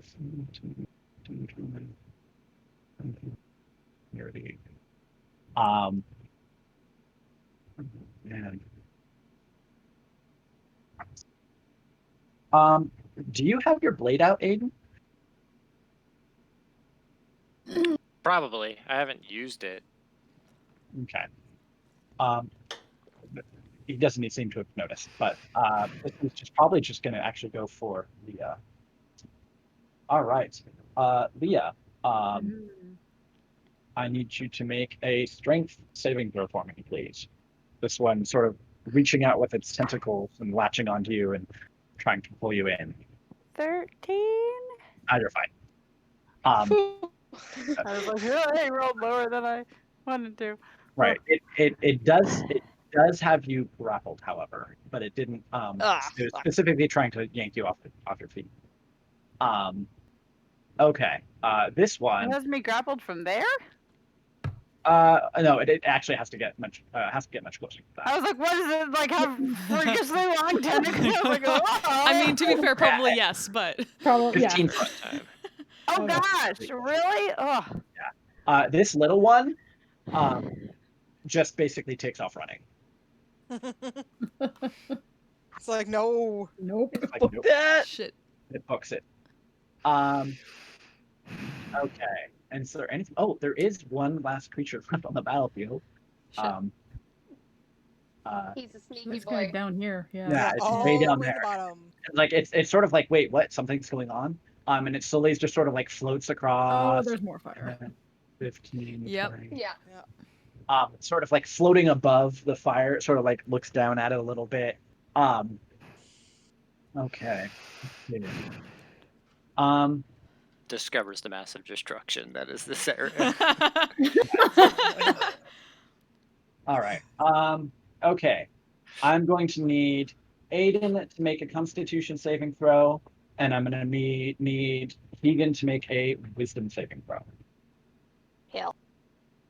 Nope. Remember your auras. Remember the aura. Yeah. You both Oh, have I don't know +4. what is. Oh, You have a plus +4. four. +4. Yeah, I wrote Okay. it in the, Oh, the shit, chat okay. again. 21. You're fine. So, 23. Okay. yeah, you, for Nice. you both Yeah. feel Thanks, Oh, Leah. Jesus, just let it. magical effects of this creature blasting you with its eye rays, but they don't seem to have taken any sort of effect on you. And that is the last of those creatures. So now it's Leah's turn. It's just grappled, right? So, You are grappled. yeah, is that? Sorry, I just want to read a thing.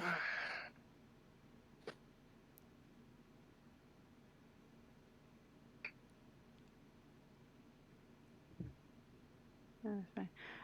Okay. Yeah. So I'm grappled?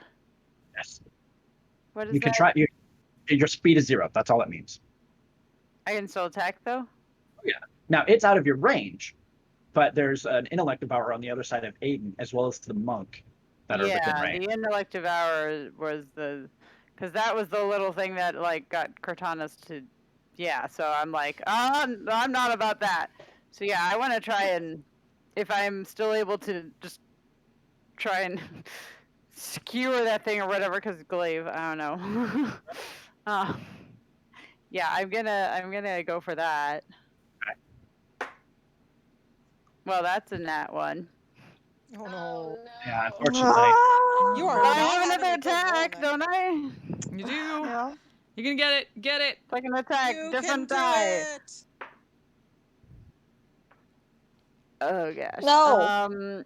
It's not a 1, but I don't know how hard are they to hit. Let's see. Not a 1.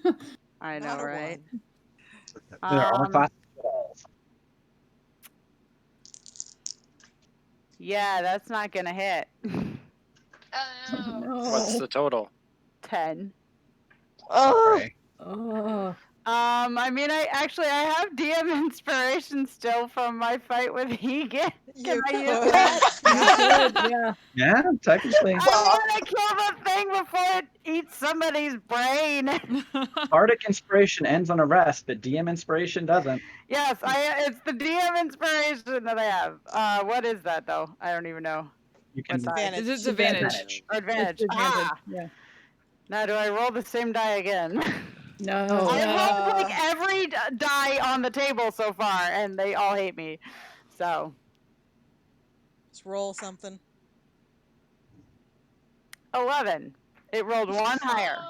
Oh. I hate all of my die tonight. Why? All of my dice hate me. Valid. Ah! Damn You it. can see Pernell Unless there's succumbing a to a very bonus familiar action I can do. Yeah. And Wait, let me. okay, remind me these things. How? Hang on, Like, Leah's not done with her turn Yeah. yet. I'm Oh, checking sorry, I because didn't I hear. might be able to bonus action. Okay. Ooh, you know what? What? Can I Misty Step out of a grapple? Absolutely, you can. I do that. Yes. Yeah. I Misty Step and land right there. And just All right. so that Hell everybody's yeah. still in aura. And but yeah, I'm like, I don't like the idea of being restrained with yeah. So I do that. Sure. Yeah, you like one moment you're like constrained and you're I mean you were able to attack and just fine. The next it's gone and the tentacles are just sort of flailing in the open space where He's you just like, what? Yeah.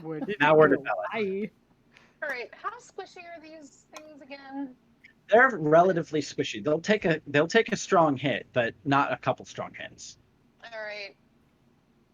So not for I'm now. gonna trust Elias to finish off the one that he already started. Bonus action to Zephyr Strike and get the flanking with this one. So Sure. that'll give me advantage on it since I'm flanked, right? If you can. Sure. And that's a lot. Just keep in That's, mind that flanking 28. usually that will definitely hit. Usually works against players because there's often more monsters than there are players or characters. Yeah. I know we've used it before. I was just double checking. Mhm. Actually, it was more than that because aberration, but.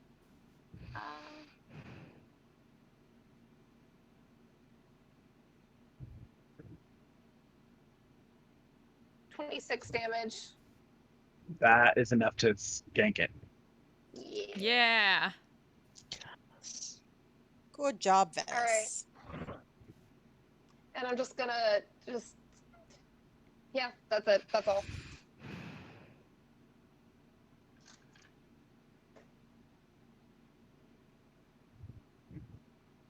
Okay. It's the monk's turn. With Purnell, much less of a threat, he can make another attempt to get away. So he'll spend another key point for Step of the Wind, being able to disengage as a bonus action. I believe he still has the reduction because my spell's still up. I think You're that's maintaining last. concentration on it? Yeah, I haven't been actually hit. I just got grappled. I didn't take damage, so. Okay, so his speed is 50 feet instead of 40 feet. Yeah. Or 50 instead of I 60. was like, 50 instead of 40. My brain did it the other way around. Yeah. He got some more. Yeah, it's like when you multiply negative numbers together and they just get they get bigger. Yeah. Possible. Yeah. Okay, so he's going to disengage as a bonus action. He's going to spend another key point for patient defense, and then move. Let's see. Wait, He's complete. That's What's another up? bonus Yeah, it's a bonus action. That's a bonus action. Dave. Patient defense is a bonus action. Yeah, believe so. I mean, he could just straight take the dodge action. Oh, yeah, he doesn't have to actually spend a key point to take the dodge Yeah. action. Yeah. He's taking the dodge action. But he is going to move with his movement. And very acrobatically diving out between all of you. Okay, so and moving 50 feet. 1, 2, 3, 4, 5, 6, 7, 8, 9, 10.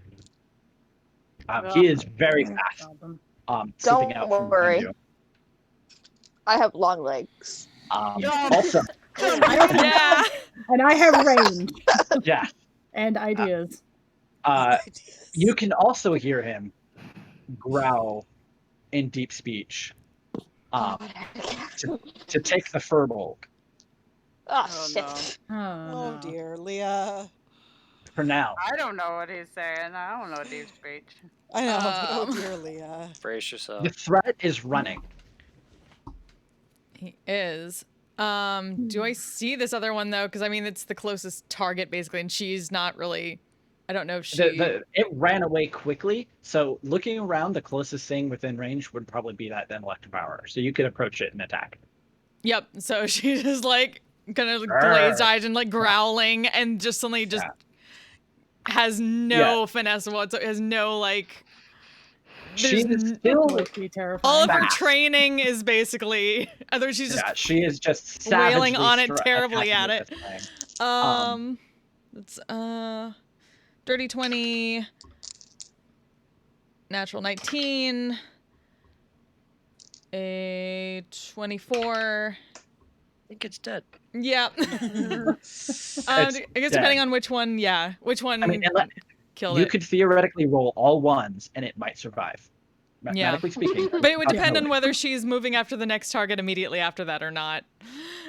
Well, okay, so roll damage for your first 2 strikes. Okay. Oh no, come back. Make me.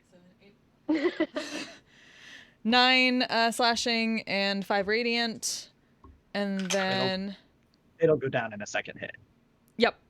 So yeah. So you have enough movement that you can make your final attacks either against another one of those little brain things. Now you're dimly aware that those brain things are bad. Like the big thing, the threat ran away. Yeah. And so there's also this thing, but right. So you're dimly aware that there's that the brain things are bad, but then there's another enemy. Yep. I would say that you have enough wherewithal to understand that the brain things are a bigger threat. Okay. It's like you're basically an instinct, and so it's all about threat assessment. Yep. The big threat ran away. The next threat are the little ones. So that second one's dead, and you have enough movement to get to. Yeah. The Just other one. turns around, runs at this one, and takes her last couple swings at it because it was Well, the third one still hit because I rolled that and it would hit against these It was things. high. So switch that, and then bonus attack is still like 24. That'll hit. So this one is 13 slashing, 5 radiant, and then the last attack is just That's enough. I don't 14. think you can even roll. Yeah. Just 14 slashing. Yeah, so Elias, you just see Purnell like literally screaming as she runs forward and just double swipes this thing. And she doesn't even really register your presence. Her eyes just sort of like glance over you and she just kind of sees through you. Purnell, you see a little one running away, but then there's one to your left. All right. I think right. that was still. That's all of your 1, 2. attacks. Yeah. But I could still move towards the last one. Yeah, I think you I still could. have enough movement for that, yeah. Okay. So just step up Keegan. to it. Purnell is like, there's just brain matter everywhere. And she's not phased at all by the fact that she's covered in gore again this time. Well, You know something's You know something's wrong. Yeah. Wrong when she's not phased. She's like about splattered that. across the face in else, brain that's matter and the doesn't fire fucking that- care. Yeah. Yeah. Okay. So obviously we all know what Higan's gonna do. So Higan's just gonna run the most of his way, and then he's just take a flying leap, and he's going to attempt to just whack him on the top of the head and try to knock him out. This is very much like the Diablo barbarian, like Yeah. like coming down with the pole arm. Mental image ever. Just he. Well, that's a 28. That'll definitely roll. You do have disadvantage though. Okay, I will roll it again then. He is dodging. Well, that's a 23. Then with disadvantage. As you come down, you can see him just running full out. And are you leaping behind him, in front of him? Like I think you have enough distance to kind of land on anywhere, right? Yeah, pretty much, because it's triple jumping distance, and then whatever my. So you can land wherever you want. But basically, as you come down, you would presume he isn't aware of you. But just as your glaive is about to hit him, he reaches his hand up and just barely touches it to glance it to the side. Okay. I'm going to make To a second deflect attack anyway. You can certainly do that. You have disadvantage on this one. Don't forget to move yourself down there. Yeah. No, this is my whole range. Didn't you know that? Are you using the lightning? Okay. Like Mr. Fantastic. No, I'm not right on top of him. Right on top. There we go. So he's because he got pushed aside, he's just gonna try to swing to the side of the head now. Sure.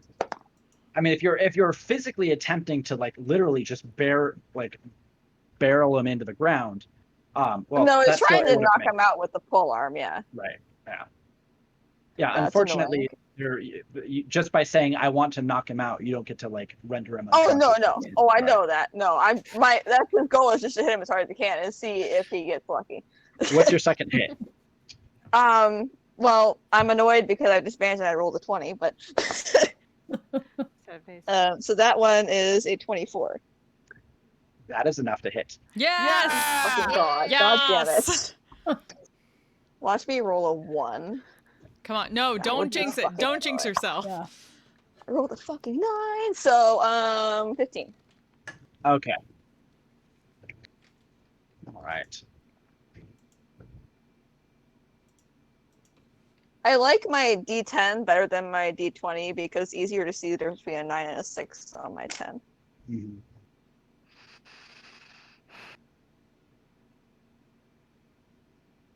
Okay. Why are my hands shaking? I don't know. Gotcha. All right. Reasons. Yeah, well, because. All right. He looks very, very angry. Welcome to the club. You can see him growling. Elias. All right.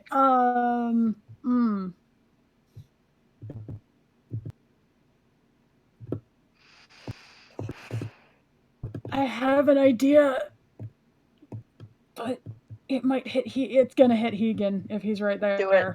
Do it. Yeah. Do it. I have full health. I don't care.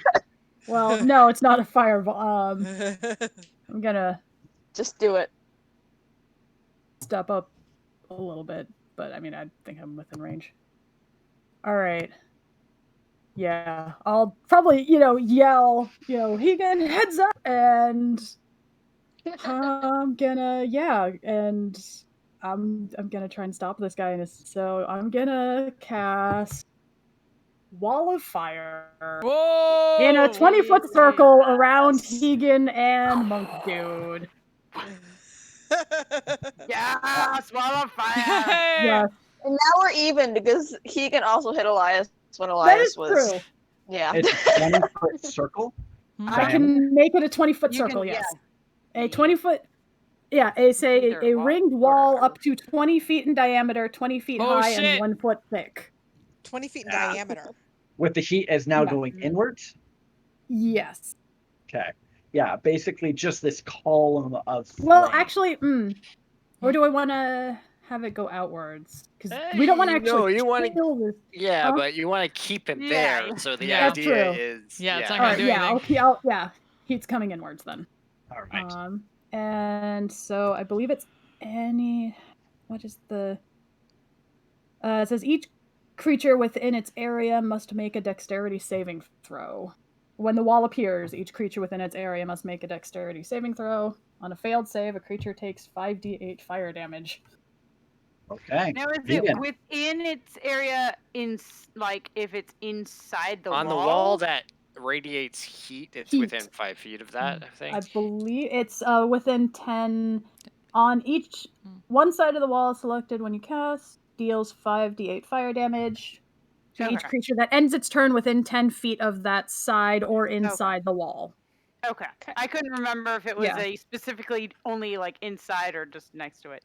Yeah. So if they're within 10 feet of the side that is radiating heat. I guess I'm thinking wall of light. You have to be I'm inside pretty the sure I saved, but what's the save? 17. Oh, we're Dex- good. I Dex got 20. 17. Okay. Let me. Do you take damage on a You take half damage. Sorry, I'm trying to find my d8s. Sufficient D8s for this task. 4. Oh gosh. Step of the wind through that. Oh, monk. like faintly over the roar. I mean, It's like, don't test him. I mean, he will, but Yeah. Yeah. I'm just like, I'll heal you in a second, buddy. I'm sure he has some other tricks up his sleeve. Don't worry about I me. know that step of the wind will work. Okay. Ooh, that's well. There's 1 8 in there. 12.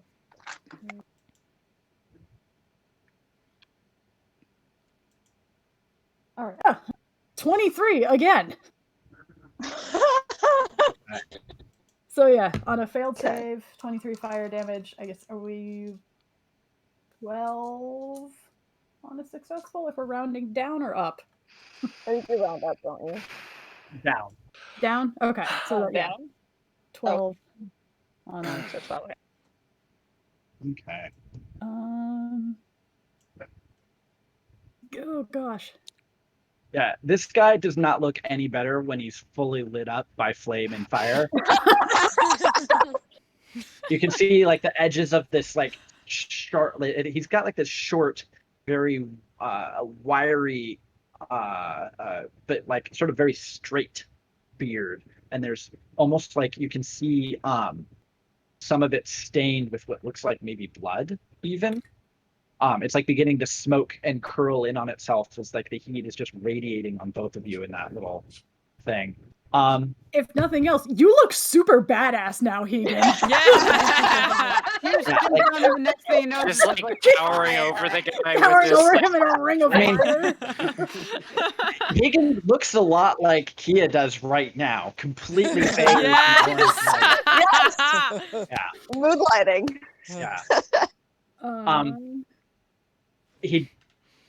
Most people would probably be taken mildly aback, but you can just see this. There He's is not all there. He's not all there. There is a level of fanaticism in his eyes that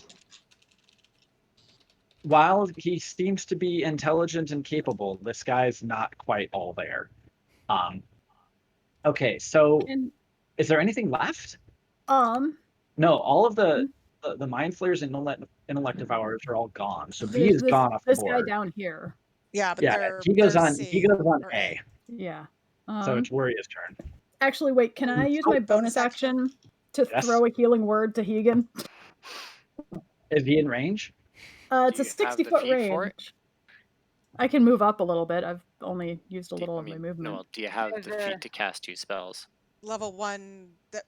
We all have. Yeah, we all have. Yeah, we got Okay. yeah.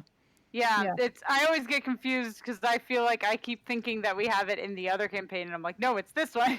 Right. Yeah. I went with campaign 1 friendly. Everybody gets a level 8 move. Yeah. Although Matt distinctively did not allow them to have it in campaign 2. So you get 7 hit points back. Oh, good. Thank I you. mean, can you see Egan in there? Yeah, it's not. It's fire. It's not completely opaque. Okay. I mean, unless the spell I mean, it's 20 foot Well, tall. actually, let me double check. Yeah, it's 20 feet tall, so. Oh, but it's not. Here's and the you thing. can see. Do you have to see Oh the no, the wall. target? The wall is Yeah, for opaque. healing words. So yeah. Healing Okay, word never does say a mind. target you can see. Yeah, So it does not say only the wall is opaque, so I can't. they have to be able to hear you, Okay. and you have Yeah. to be able to see them. Okay, Yeah, so you that's don't get Never the- mind. Sorry, I can't. It's totally fine. I'm doing Alright. fine for now. Okay. Where are ya? All right. So, in the current state, brooming myself over closer to the party. Oops, I was trying to arrow to check Sure. my distance, but like That's about it. about there. And then first, I'm gonna shoot at the one guy that's trying to get away. Okay. So You dirty just need to hit 20. him. Yeah. Dirty 20.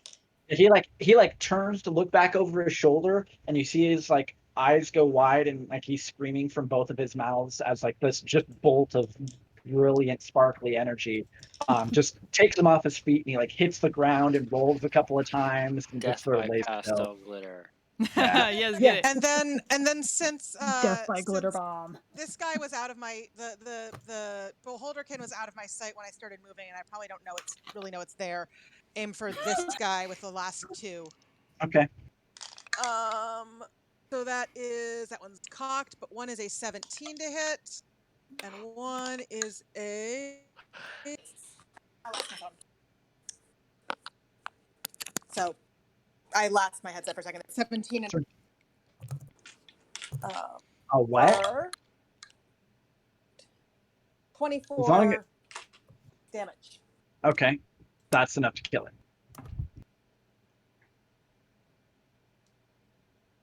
And that is my turn, because I don't think most people don't look particularly injured, and that's all I do. No.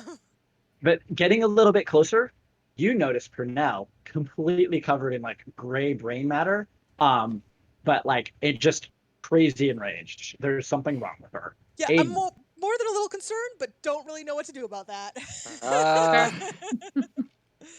I'm gonna look back at Elias and like, yeah, I like your new tricks better.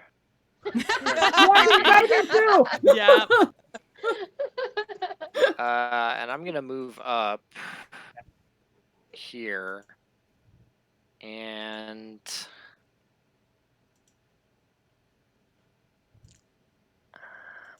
Now it's opaque, so you can't see it, but you could hold an Yeah. action when you do see something emerge. I'm just trying to figure out what I want to hold.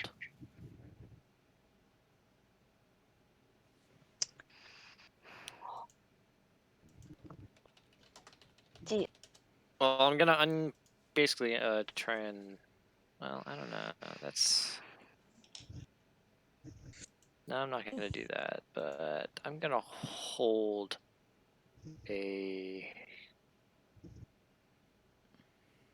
another mind spike because, you know, if he gets out of that, Yeah, then he even manages to get out of the fire. Yeah. How tall is it? 20 20 feet. feet. Nice. It's a foot thick. I mean, in theory, you can run through it, I guess, but that's running straight through burning fire. So Yeah. I mean, I'm not He gonna. will take damage though if he runs through Yeah. it. I think. Yeah, if I get on the inside, then I'm taking damage. And Yeah. he's ensnared for the moment, and I'm more concerned about if he gets out of it. Okay. All right. Grits his teeth from the pain. And he's basically just gonna go into a series of complicated martial arts moves and attack Egan. Really? Is it his turn, or is it the I other thought thing's his turn was after mine. His turn is C, not A. Right, Yeah, A forgot. A is Yeah. this dude. A is the little dude. So, it's looking around. Can't make this. Examining things. Oh, okay. I'm gonna need Wirya to make. Unsurprising. You're aware of its presence now. Yes. How high up are you? I'm not high. I'm like 10 feet. Okay, sure. Okay. Go ahead and make a Constitution saving throw, and then got it. Elias, I need you to make a Wisdom saving throw. Okay. Save. Nat 20. Fuck yeah! Hell yeah! All right. Well, I got a 5, but my saving throw is +9, so that's a 14. That's enough. Woo! DC 13. Good. Whew. Yeah, I rolled a 5, right. but my wisdom save is +9. Yeah, that's handy. Yeah. Yeah, so it blasts a couple things, and then it's like, nope. And it's going to go. Should probably put those other fires out. Might All be a right. good idea. Leah. Now it's your turn. So much fire. There is a lot of fire. So it's moved into and through the tree, so it's taking cover as much as it can as it escapes, because everything is dead as far as it can see, and so it's getting the hell out of there. The little mind flayer, you mean? The spectator. Yeah. Yeah, that. The beholder. Whatever. Gosh, I don't even know what to do. I'm like, everything else is dead, and I don't know if I can help Cortana's or not. We want this monk alive. Yeah, I don't know. What? Yeah, I don't know. I mean, if you have out of anything. character, I know how to help. I'm pretty sure I know how to help Cortana's, but I'm like, well, I don't think there's anything Leah can do.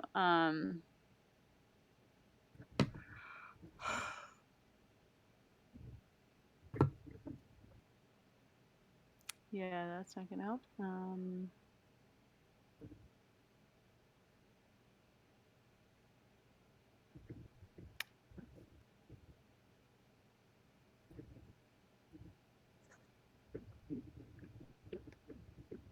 Oh wait, give me a sec.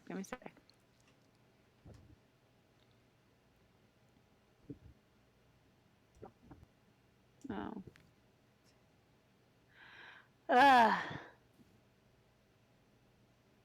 Yeah, I don't think I have anything that big. So I don't even know. I'm like, I feel like there's so much I can do. Like, I guess I'll move, like, up, to get closer in case this guy gets out somehow. That's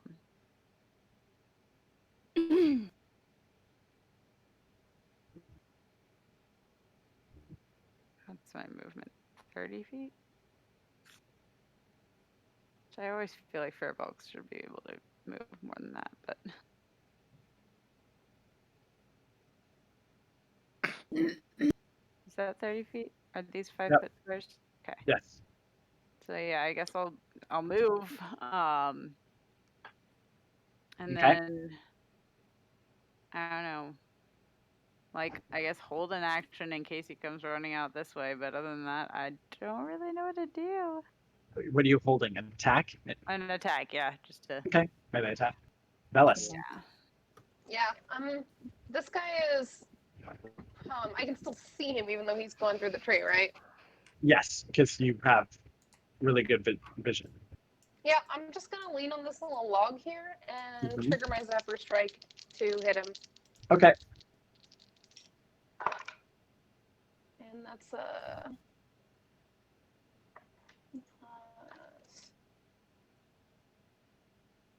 27 to hit.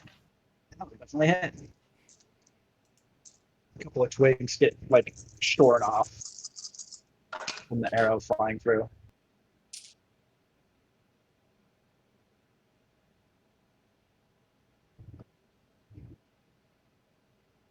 That's 34 damage. Okay. Get wrecked. So it's basically like you send it sort of like it with so much force that it actually like starts spinning mid-air a little bit. But because it hasn't dropped, you know that it's still alive. As soon as it dies, its levitation dissipates. I'm just gonna hop the log and I'm gonna just use my bonus action to just start sprinting. Okay. I'll get down here. Sure. Okay. Now it takes at Hagen. What is your armor class, Hagen? 18. Okay. Okay. Hits with the first one, misses with the second one. I need you to make a Constitution saving throw for me, please. Heck. Fucking monks. Actually, this con's not that at all. 16. Unfortunately, you are stunned. No. As you use the stunning strike to pop you in the, like, basically just an uppercut. So that was his attack action. Does he take damage when he starts his turn? Or Probably, yeah. From the fire, you mean? Mm-hmm. Yeah. It when Maggie was reading it, it's any creature that ends their turn. Ends there, yeah. If he enters the wall or if he ends his turn within 10 feet of it. Oh, He he's took damage entering when it. it appeared. Okay, He's- yeah. If he's he tries to entering run through it, he's going to take damage. Oh, he's totally running through it. All right, so I need my d8s again. So he, Okay. I guess, makes. I assume still makes a saving throw. Probably, yeah. It just says creature takes the same damage when it enters the wall for the first time. So it's 23. And then because he has evasion, it's halved. Okay. Yeah, I don't So know he if I need to roll again. I don't know. takes the same damage, so we can keep the roll. Yeah. All right. Okay. Aiden, Can I- you see wait. him emerging. What? Can I You can. opportunity attack? You are stunned. You cannot Oh, do right. anything. Yes, I forgot I was stunned. I forgot I was stunned. Okay, Aiden, Totally you forgot do that. see him running, having burst through the fire. Mind the spiker. Get him! Get him! Oh, that's much better damage. He's going to spend a key point to reroll that saving throw. Worst case scenario, we Fucker. accidentally kill him and I Fucking can talk to him monks. when he's dead. All right. What's DC 18? 19. 19. Okay. He's got a +5 efficiency plus. It doesn't have is wisdom saving throw. Yep. Okay. He's proficient in all of them. Because he's a monk. He's a monk. Because he's a monk. Yeah, if he has the reroll feature, then he's proficient in all of them. Yeah, he Yeah. should have that by that Yeah. level. I mean, it's the same feature at that level. Yes. Just barely makes it. He rolled a 1 the first time and then was able to reroll it. That's check. Oh, I rolled 28 on the dice this time, so he So he takes 14. 14 psychic. Okay. All right. You can see him stumble from that a little bit. And his steps falter. And he looks like he's hurt. Seriously hurt. How far away is he? Well, the thing is, he doesn't stop moving. He's just bloodied. Okay, well, how far is away was he when he ends? 10, 20, 30, 40, 50. Okay. Let me run the calculation again. 5, 10, 15, 20, 25. We can move another 15 feet. So that's 15 feet beyond the map. 1, 2, He is 60 feet away from you. From where I am right now? From Or your off- position. Okay. From where you're at. He's 60 feet away. Per now. Yeah. Looking around. Everything's dead. Everything's dead. Everything is dead. Half of it is on fire. Your friends are safe. For now. Okay, and there's a lot of fire around. And there's fire, which you instinctively want to avoid. So basically, you have the mental faculties of like an animal, like Yeah, not even that a sounds smart right. animal. A dumb animal. So it's basically like Elias is here. yeah. He's So nice. Yeah. Yeah. You're basically just going to protect Elias because you have a sense that there's still danger. Yeah, just kind of like looking around for it and just kind of Right. not really nothing particularly defensive. It's more just like complete instinct defense. Cool. Not I'm really good at setting things on fire now. The only reason If you anything used your swords is because they were still in your hands. Yep. Otherwise, you probably would. It's directly in front of him. Yes. In fact, he actually like takes a step, and you like go to block him to protect him, like a dog surely. Oh, God. Fuck, I'm Haku now. Oh Okay. shit. If you're Haku, then you should be doing Keegan, this. you are stunned. Oh, You no. end your turn taking whining. 23 points of damage, Oh, yeah. but you can make another Constitution saving throw to end the spell effect. Sorry, buddy. However, if it's a monk thing, it just ends. Yeah, it just on ends the on monk's his turn. it's not Yeah. the stun condition. Yes, it ends, but you do Oh. take the damage. Okay. Yeah. I mean, it ends on the monk's turn. Right, so yeah, you can't Oh, do right. anything. Yeah, it ends on yeah. Okay, so you're still stunned. Gotcha. Yeah. So you'll take the full 23 points of fire damage. Right. And then it's Elias's turn. All right, I'm gonna drop the wall of fire. Thanks. So everybody's eyes are blinking. It's like, whoa, suddenly dark. I'd say except for Aiden. Aiden can see perfectly fine because it's light, dark, doesn't matter. Yeah. Um, Aiden Yeah. and Maria both cool. All right. And that monk. Okay. He's 15 feet beyond the edge of the. You could probably see him running, as like because there's still like bright light as this fire is spreading. Well, if he's all right, so he's like 85 feet, and so he's an additional 15 feet. Yes. So he's like 100 feet away from. Yeah, basically. Well, all right. I have an idea, but it might kill him. How? Oh no. You know, at this point, I don't even care. Yeah, I think we'd rather kill him. Aiden at Don't this let point him is leave. just like, take him down, whatever it takes. All right, cool. I'm not liking that fire. Okay, good. Because he's still within guiding bolt. That's a lot of fire. That is a lot of fire. Someone put out the fire. He's still within guiding bolt range. So. I kind of wasn't even thinking about the fire. I'm like, Yeah, we should attend to that. Where's Bailey's when you need her? All Fire, yours. fire. Bailey's become All a right. human fire hose. I'm gonna cast good human fire guiding hose, though. bolt. I'm gonna try it at 4th level. Or gnome fire hose. Okay, make an attack roll. Yeah. I'm gonna do the D20 bonus. That's that's not gonna hit, is it? Damn it. It's a 19. That will not hit.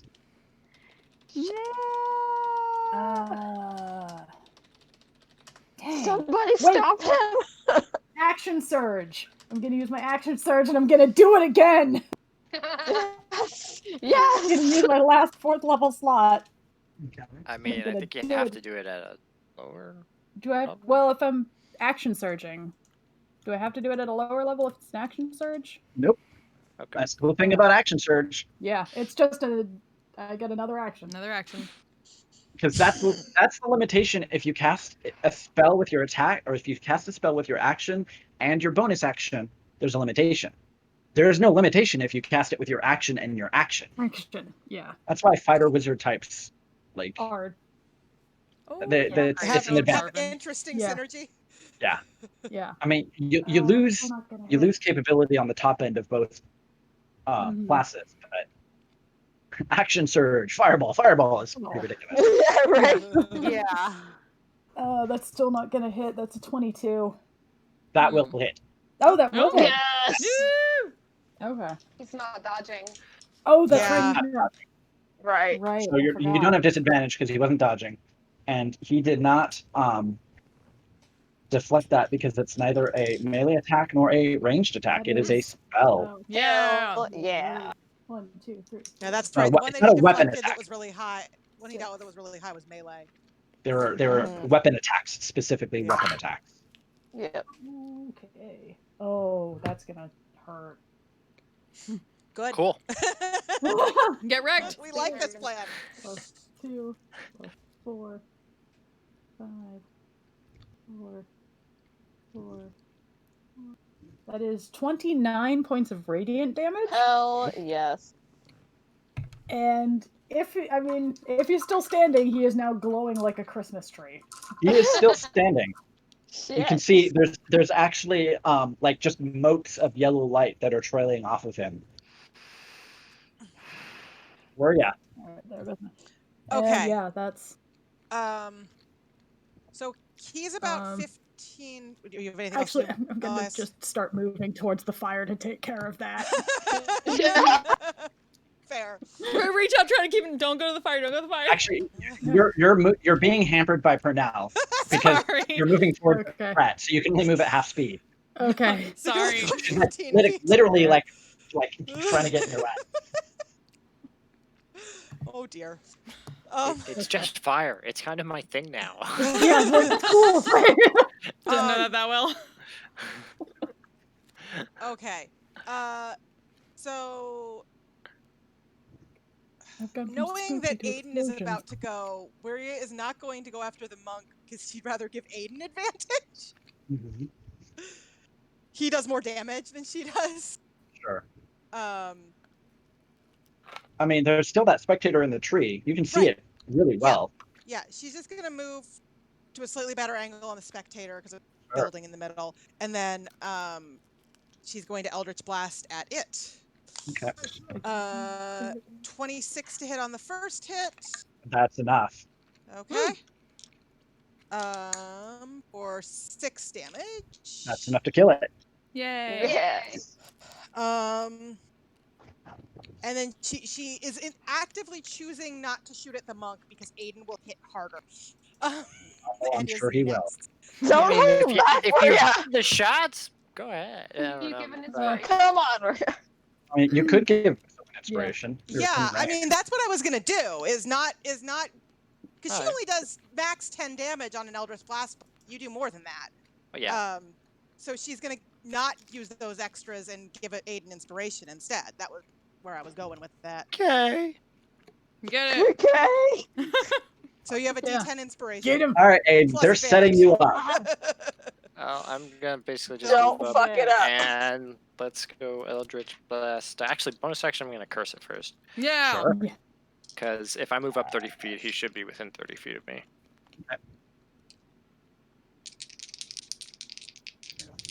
Alright. Well, the first one is a 29 total. That will definitely hit. So he takes 5, 10, 14 off of that one hit. He is considered an aberration for whatever damage you deal. Well, I mean, he's vulnerable. He's vulnerable to the blade. blade. Yeah, he's not actually an aberration, but he's vulnerable to, hitting with the blade. So that doesn't matter. Hey, Eldritch well, Blast, not the blade. Right. Wow. Okay. Well, so then one of those is a 17, and the other one is another 29. The 29 will hit. How much total damage? How much did I say on the first one? It was 14? 14. Yeah. Yeah. Okay. That is 15 on the second one. Nice. Right. That's Yeah. with my. No, you can see him. Like every hit is slowing him down, and he's struggling and stumbling and Whereas before he was moving like super quickly, he was like deflecting shit. Now it's more he's just sort of like desperately beginning to run as fast as he can away.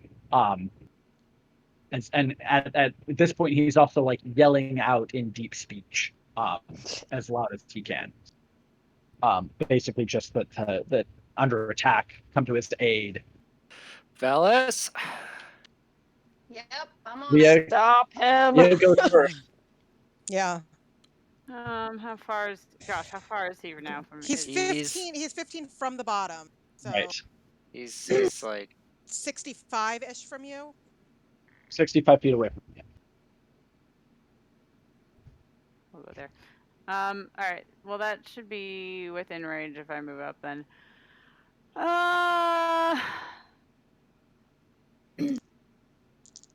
Where is this in here? Come here. Come here.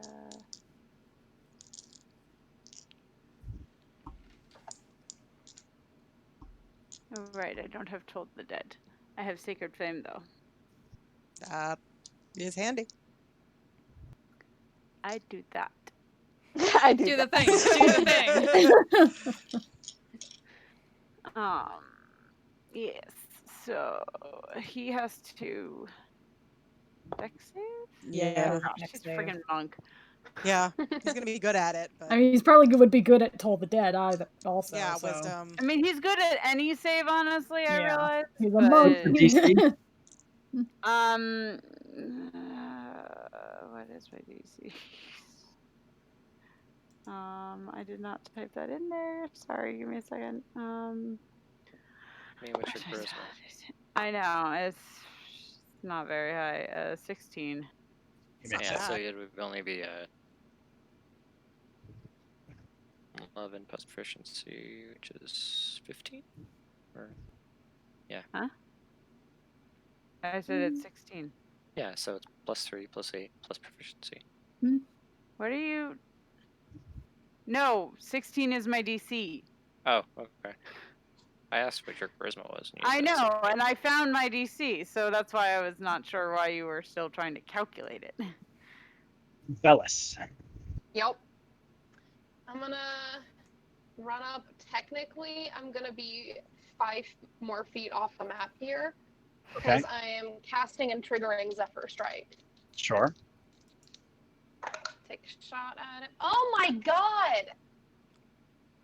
Fuck! Well, that's not gonna hit.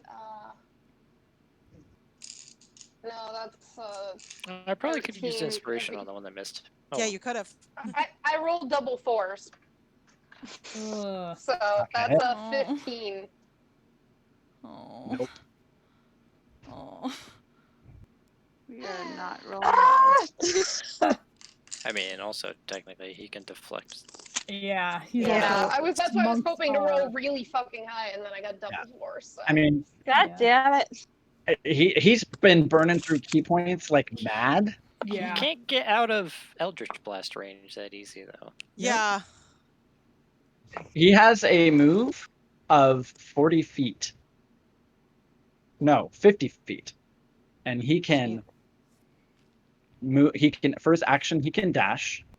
And for his bonus action, he can dash.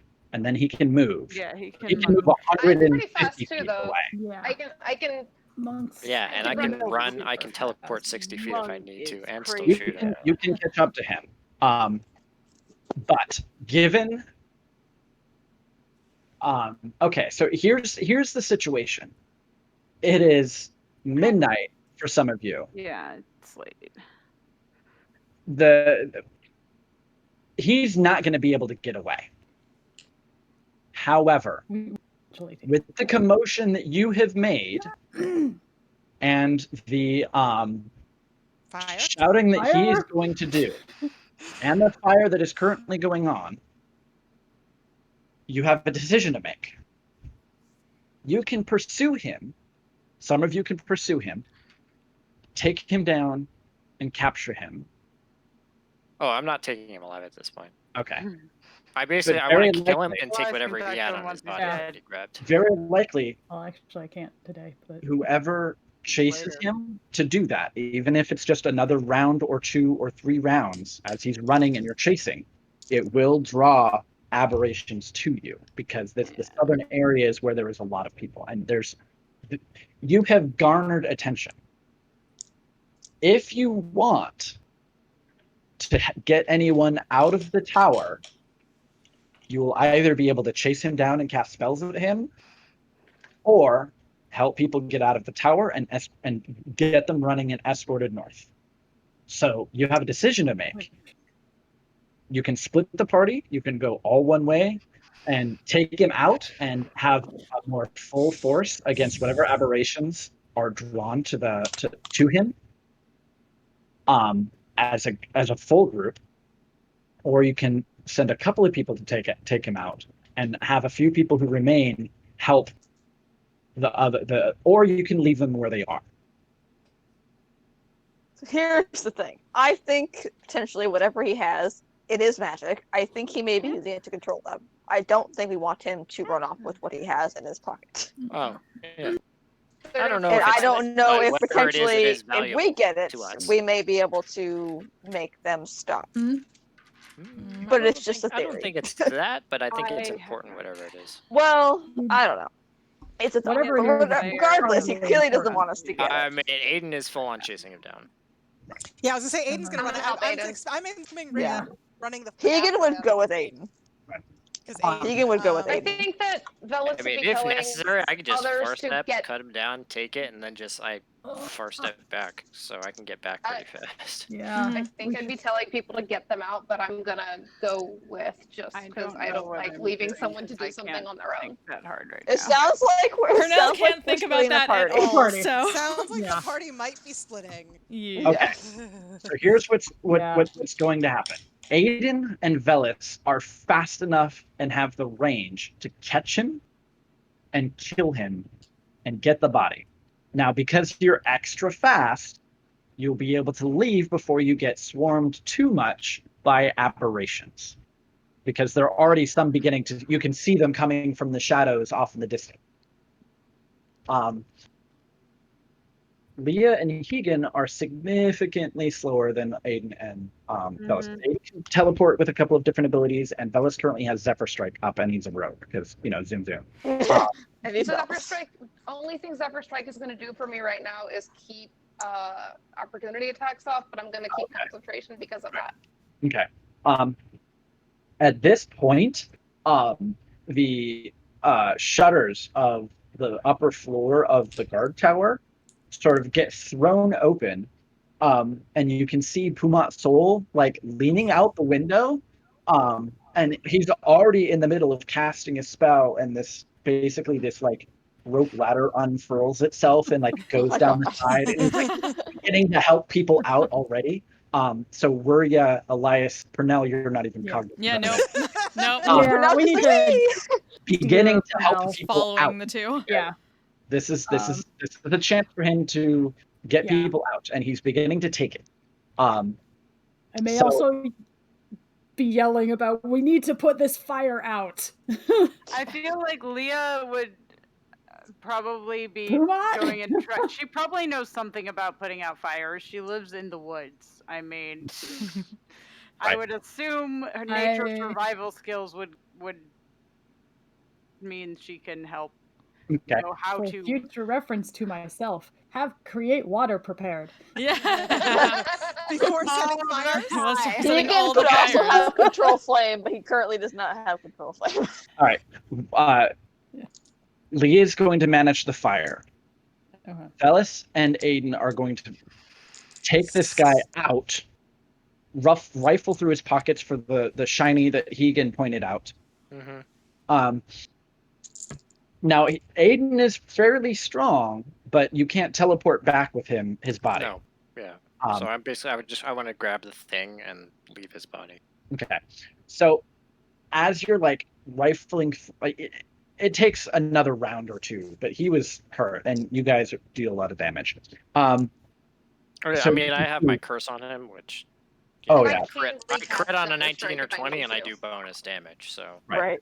So as you're digging through his clothes, you feel your hands brush up against Titan, and it looks as if his entire torso is covered in a sort of dark black chitinous material, like the things that are coming out of his claws, and it looks organic and living. We've seen But- similar things on others before. Yes, but you pull out an orb, and immediately you start hearing a buzz in the back of your mind. Whispers. I need you to make an intelligence saving throw. Oh shit! Oh no! Oh, it's a Palantir. Basically, what have we done? It's very organic looking. It's round, but it's got sort of all sorts of veiny chitinous material. It's sort of got like a pulsing glow to it. I'm gonna use my inspiration. I Yeah, please 100% do. forgot to I'm glad you still touch had it that. enough to touch it. Sweet. So that's a total of 18. Okay. You feel a presence, sort of something push against your mental barriers as you pick it up 6 on the inspiration dice. That was and nice. pocket it. And then as soon as you take your hand away, the whispering and the pressure begins to ease a little bit. But for a moment, you were in contact with some very powerful entity. Okay. Pumat is basically like helping people get out. And these are just random townsfolk, old, young, a lot of them human and elf, and they're just like all climbing down as quickly as they can.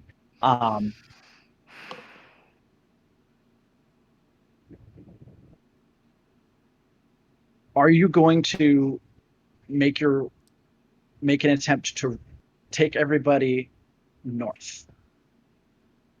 At this point, I think that's all we can do. Yeah, I mean, if they're going out of the Elias town, is gonna start Wiria's gonna try to helping help people. them north because Yeah. otherwise they're stuck in a city with aberration. Yeah. Okay. I think Elias is gonna keep an eye out for anything showing up while this is happening. Okay. Okay. But yeah, then help. So it is late. And there is a horde of aberrations at your heels. And so so basically what I would be turning this into is sort of like mostly like a skill challenge of sorts, as you utilize various abilities to help yourselves and hinder the enemy in order to escape north. Now, you don't have that far to go, so basically it's a skill check from everyone. Pernell, Yeah. you can, I would so, and everyone has to pick something different.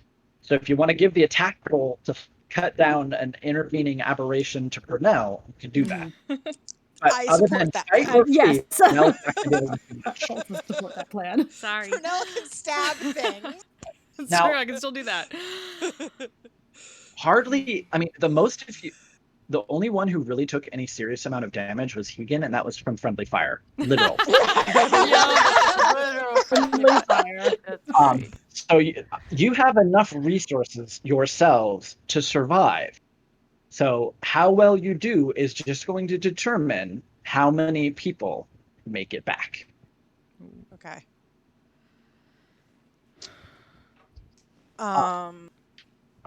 And if there's too many failures, Pumat won't make it. Oh shit! yeah. Oh shit! We must protect So- Causing a Tell us timeline that. divergence. Here we Yeah. go. Oh, no. Okay, I have a question. I have a question. Sure. Can we see them yet, or can they see us yet? So there is a giant roaring fire that Leah is just beginning to like put out, but at this point it's going to become more of a narrative as all of you. It basically like the Balrog is coming and you're all running. You know, Okay. it's sort of So- you all get an action that you can take using a spell, using the attack action, the melee attack action with a weapon is taken up by Pernell. You can each choose to do, as long as it's something unique, like distinctive and different. I was kind of thinking if currently like not like whatever's coming after can't see us, if Keegan could cast pass the trace on the group Not like us, but like the people that we're trying to save and trying to get them to like just kind of sneak off. At this point, you have enough heat on you that pass without a stealth and pass without a trace are not available to you as options. You've basically got 5 stars in GTA and surrounded by everyone is coming up. It's not a matter of running and surviving. So here's idea I had. Sure.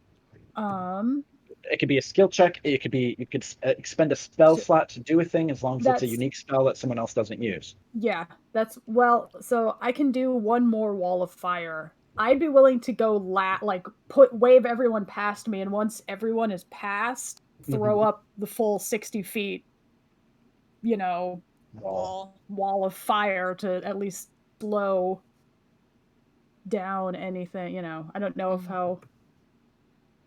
I'm also willing to change that idea. Oh no, that sounds good. Yeah, that sounds like a good idea. I'm not going to give you a whole lot of time to deliberate. So, Wildfire, what I'll have you do is make a just go ahead and make a proficient wisdom check. So wisdom plus proficiency. Okay. Just to sort of determine as you're calling this down, calling on the power of Sarenrae, and you're sort of waiting for the last possible moment for everyone to get by, also waiting for everyone to kind of take action. This is mostly just we got to make a roll of a check of some kind. So you said a wisdom with proficiency. With proficiency, that would be a 27. 20. Okay, yeah. 20-something. 18 plus 9. 27. Okay. 27, yeah. So 27. So as everybody is running and you're kind of standing there waving people on, Purnell is very confused. Purnell knows that this push her.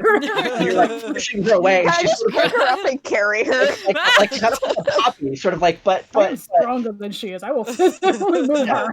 But you eventually get her running too. And you kind of wait for sort of a massed concentration of additional aberrations to kind of come in from the side before you time your wall of fire, and it just blazes up. And Leah, for a moment, you're because you just spent all that effort to put out that other fire, and all of a sudden there's this other one. And, immediately, 2 nearby trees, just with the sudden onslaught of heat. No. Now the thing is, this particular area isn't really heavily wooded, so the fire isn't going to spread that much. It's not like you did this in the forest. However, that was exceedingly effective, and it held off a major wave, giving everybody a good chance to escape. Were they on the ground, or were they? Some of them are flying. Some of them are on the ground. You've got those big fires. Yeah. They're also, it is a 20-foot tall wall, so. Right. Right. So it's basically, because it was a 27, it wasn't just a success, but it was a critical success. So it was. This is all narrative. We're not even looking at distances or anything at this point. I mean, there's flying ones, and so they're firing globules of acid and poison and stuff down on you, blasting things as you're running by, and pieces of buildings are kind of falling on you. Things are crawling out of the ground and bursting out of buildings nearby as you're all sort of running. This is the equivalent of a D&D quick time event. Who's next? And Purnell ends up doing this whole fucking Wolverine yell, and I rolled a 26. So okay, we're trying to figure this out tonight. When you want. Yeah. Okay, I'm just saying my reaction time is non-existent right now. So if you are expecting quick reactions, it is not going to happen. For me. So if she's already cast a spell, can we still cast spells as long as it's a different spell? As long as it's a significantly different spell. She put up a barrier spell. So if you try and cast a barrier spell, it's going to be, you could do it, but it's significantly less effective. What if it's about changing the terrain, not so much a barrier, but just making it difficult terrain? That's a barrier. You're creating an obstacle for the enemy. An obstacle has already been created. It's going to be less effective if you do it again. Purnell, she's basically just following along with everyone, and monsters keep popping in, and just as quickly as they appear, they're getting lopped off. And there's a moment where something was about to grab a small child, and there goes the tentacle. Very like feral Wolverine right now. Oh, absolutely. Dallas like. Bellis definitely can do that. Yeah. I mean, if so, you're sneaky enough that you could probably survive this if you stick around and stay hidden and try and. But you could also opt not to do anything. Well, If you're my gonna thinking hide. is knowing that they're coming, I would actually like to draw a little bit of attention this way, and then just kind of figuring that I would be able to lose them in the streets. Okay, so you are going to attempt to. I'm gonna shoot up a divide fairy them. fire with some dancing lights. Just Okay, straight up glitter bomb. You're going to try and split the forces so they're not as strong. Mhm. Okay, but you're going to be having some that are going to come after you specifically, that are going to break away from the group. So if you're successful, that's going to help the group, but you're going to split yourself off, and it's going to be more dangerous for you, and you're going to need to make an additional skill check. That's fine. All right, so If Elias okay. notices this, he is yelling at Bella. You do notice it. Away. Doing? Right. So Yeah, you probably do see the big blue glitter bomb. Glitter bomb that you just threw up. yeah, so go ahead and make a let's see, what would this be? I mean Elias knows that particular fairy fire. right. I would say go ahead and make a wisdom survival check at advantage, because this is with aberrations. You're basically attempting to distract them and draw their attention. That's a 16. Survival's not my greatest thing. That's just still a success. However, you are now being chased. Yep. I'm going to need you to make an athletics check. Die, I'm gonna kick your ass. Die. Please don't die, Alice. Athletics. Well, it's -1, so that's a 13. Okay. All right. So you have pulled a significant number of them off the main group, and you're sort of diving and dodging in between various buildings and whatnot, kind of going in a different direction. And it's like the terrain is actually vaguely familiar. Like you've come this way before last time you were here. It just looks a little bit different being in the dark and being pursued by an entire horde of You're aberrant. gonna end up in the same house. Well, not exactly. But you're winded, you're wheezing, and you're breathing hard. And they're getting very, very, very close. Now, you can make an attempt to run harder and run faster. And that would be, in this particular case, it'd be another athletics check. But making the same check twice is going to be exceedingly difficult for it to even have any. Yeah, my athletics is shit. So I would rather try to find a place to hide. okay. I had said stealth isn't going to work. However, you intentionally drew a smaller portion off, and so it's not an entire horde, and you're leading off away from everyone else. So there is a chance to do this, but you are winded. You have a point of exhaustion because you failed your athletics roll. Okay. So you can make a stealth roll. I think at one point of exhaustion you have disadvantage on ability checks. I'm double checking that right now. Believe So so. that's That sounds right. disadvantage on ability checks. Yes, So so stealth you will. disadvantage. Now, if you have advantage on stealth for something, because you have your rogue and all these things. Okay, so it's going to be disadvantage if you want to hide. Yeah, you threw away the cloak. I did. Gave it away I like gave a it dumb away. dumb. But you're good at stealth, so. Okay.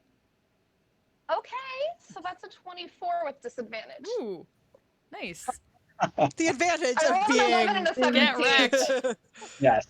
So even winded as you are and you're breathing hard, you do manage to, at sort of you notice what looks to be a marker.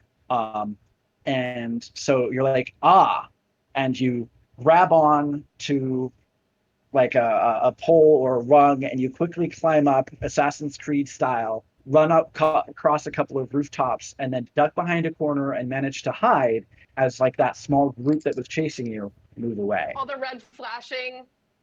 Yeah. You've got a point of Hiding in the hay exhaustion. barrel. On the You're hurt, roof. and you're in a hay barrel, alone in Warden. Climbing up the ladder, jumping is off. my like, life. the enemies Yeah. all like You've messed with the pathing of the milling enemy. about on the edge of the roof. You're about alright. to desync. Yeah. Okay, so could I thunder wave and try to shout them back to give us more space and like? So you can make a spell attack against the enemy. Yeah. Yes. Yeah. You can do that. Okay. What's your? So go ahead and make a whatever your spellcasting modifier is plus proficiency. So if it's druid, it would be wisdom. So wisdom plus proficiency. Make a wisdom check, basically. A proficient wisdom check. How So do you? this I've is- never done proficiency before. So there's Just add your proficiency bonus. Yeah. Just add your proficiency So- bonus, your wisdom bonus, and your d20 roll. So basically, as you're like barreling through the streets and you've got aberrations coming in from the sides, you cast a spell to sort of blast them away from you and the group. So let's see how effective it is. 19. It is very effective. Yeah. Not super effective, but it is effective. Okay. Okay, so we have Leah, Aiden, and Warya. Can Wiria just be a flying ball of sunshine and motivation? Inspire everyone to go faster. Basically, she's just flying around everybody, Okay. encouraging them, trying to, help them faster, trying to tell them they can do it. That kind of like That would be aggressive a motivation. yes. So you're yes, you can absolutely be Warya in this moment. Go ahead and make a persuasion check. Got it. All right, that is a 22. Okay. So these people are frightened. However, due to the incredible feats of this massive dragonborn, like blowing everyone back, so it's like slow motion, and like Purnell coming up and just Ginsu knifing her way through a bunch of them, and you're buoying words, plus every now and again, like even literally giving them pushes as you're, flying along on your broom. You're able to keep everyone's spirits going, so that nobody flags, nobody's energy flags, and nobody drops behind. Aiden and Leah.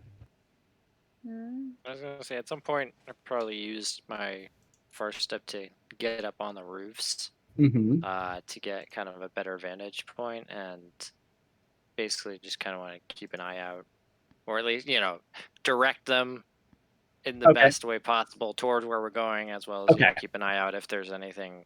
Go ahead and make a wisdom perception check. That one. That one. Oh no. Okay. So it's effective for a moment until you just must have you're used to seeing so well in the dark that you must have just made some kind of mistake, and everyone gets stuck at a dead end for just a moment. Oh no. But unfortunately, it's a crucial moment, and even though everyone's able to sort of like stop and like, there's as they defend against the sort of rush of monsters that come in, and they manage to take them all out. Unfortunately, two of the people that are following you are either killed or eaten or mutilated before you manage to like push everyone back and start moving again. Leah. I have no idea. I thought I was fighting fire. I don't know. Does anyone have a suggestion of something that Leah may be able to do using her ability? What about I her have not Nature's Wrath or followed something like that, or like the plant growth to keep them from? That's a barrier. It's gonna be That's a very barrier. Shit. It's gonna be harder. I will be honest. I don't Yeah. even know what we're trying to keep where. I just knew there was fire. That's Yeah, you're literally- I have no idea what's flagging. going on. I get it. Let me look at your page, because I. Yeah. Yeah. I mean, if you could even just describe what is actually happening, because I just We're thought it was getting fire the and people things were out dead. of- Puma pulled the people out and is trying to lead them. We're trying to run them back to the forest. while Bas- being chased by aberrations. It's a skill It- challenge.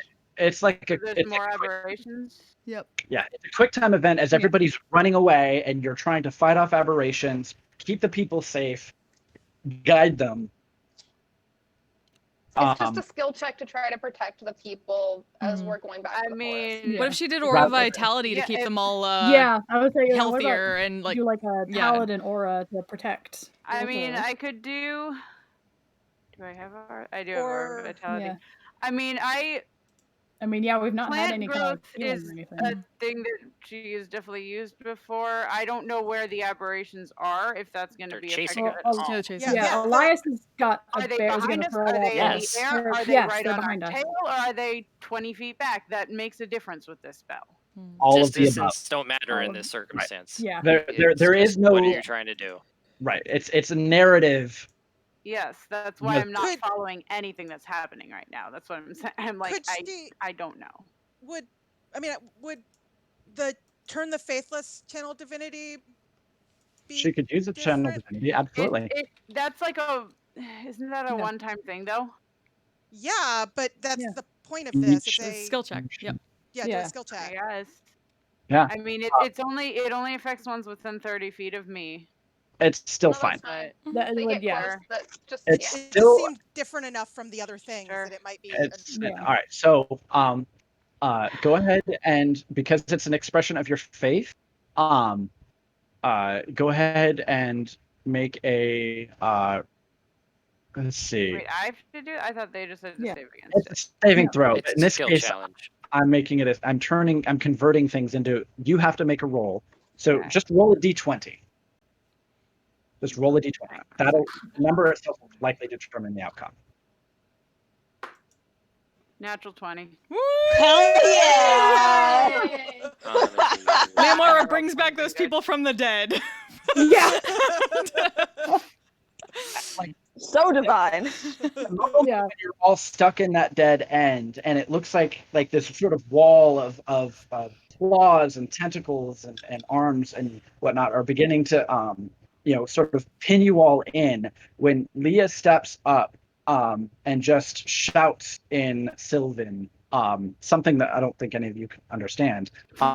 Just But like it sounds cool. it sounds really good. Yeah, you can see like it's there's just this rush of sort of verdant wind that just blows back all of the aberrations, sort of falling all over themselves, giving you the opening that you need to get out of the dead end, and make your way out. Once you get into that open clearing, it's basically like it's like a scene from the Pelennor Fields. It's like just a small handful of people are trying to escape this massive horde that's chasing them. I would And imagine once we got to that open area, that's when Elias would drop the wall of fire. Potentially, I don't moment? know if that makes the most sense narratively. That works. Narratively, Yeah. So basically, you're running pell-mell across that open field, and you can see just lights all across ahead of you. And then they begin to sail overhead as arrows, just countless arrows, begin sailing over your heads, and you can hear them striking all of the aberrations. It seems almost they're still right on your heels, even despite the spells and the defenses that you've been able to put up.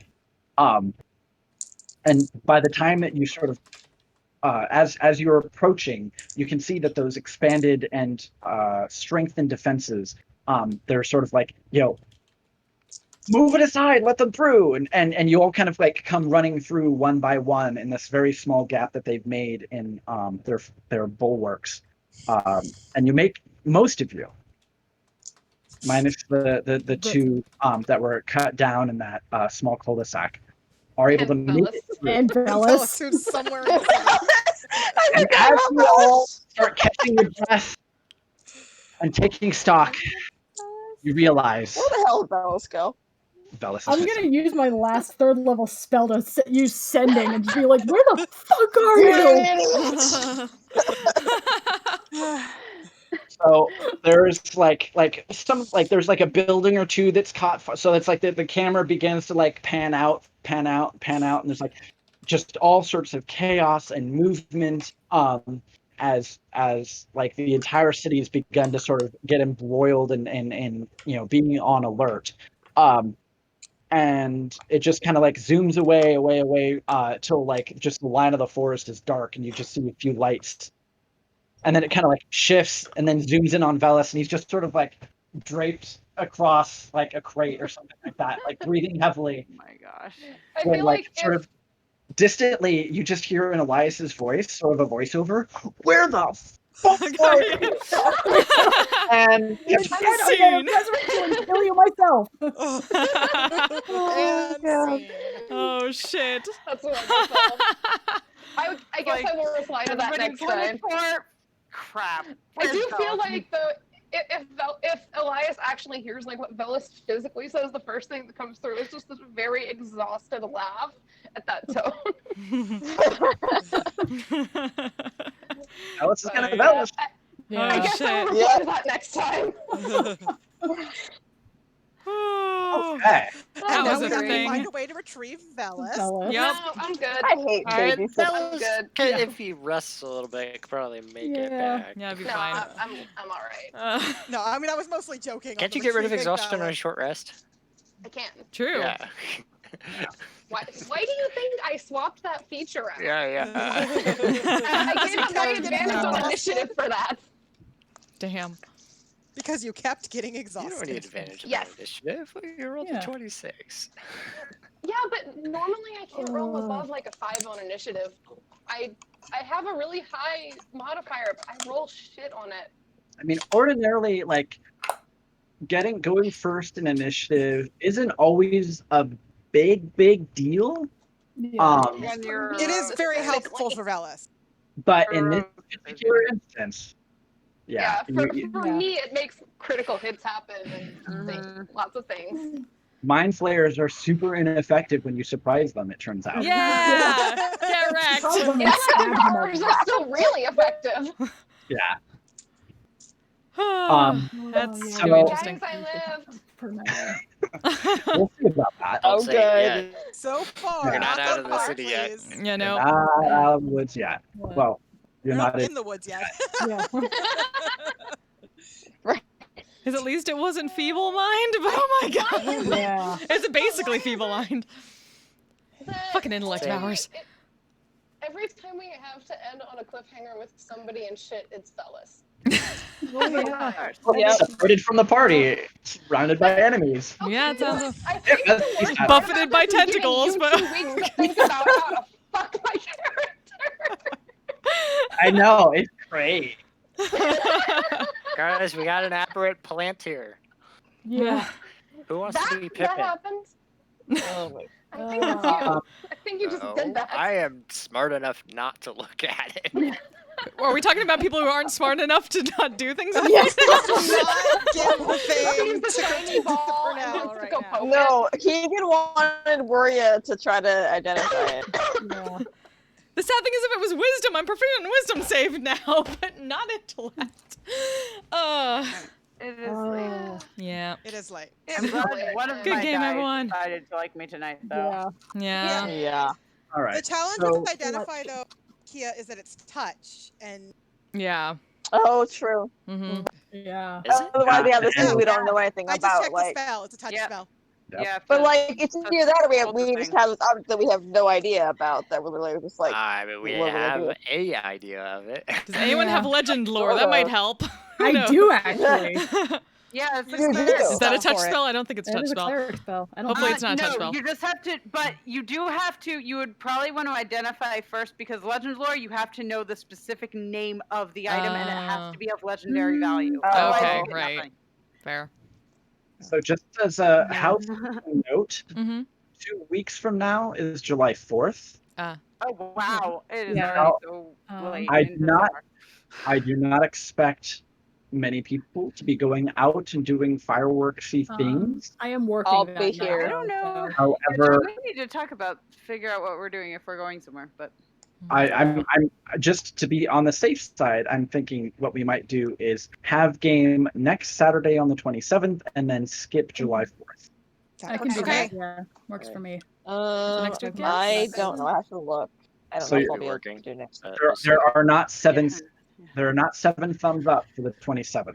I don't. Let me see if I've marked. Well, there's not 8 thumbs up. So I generally just kind of. Yes, I have. Okay.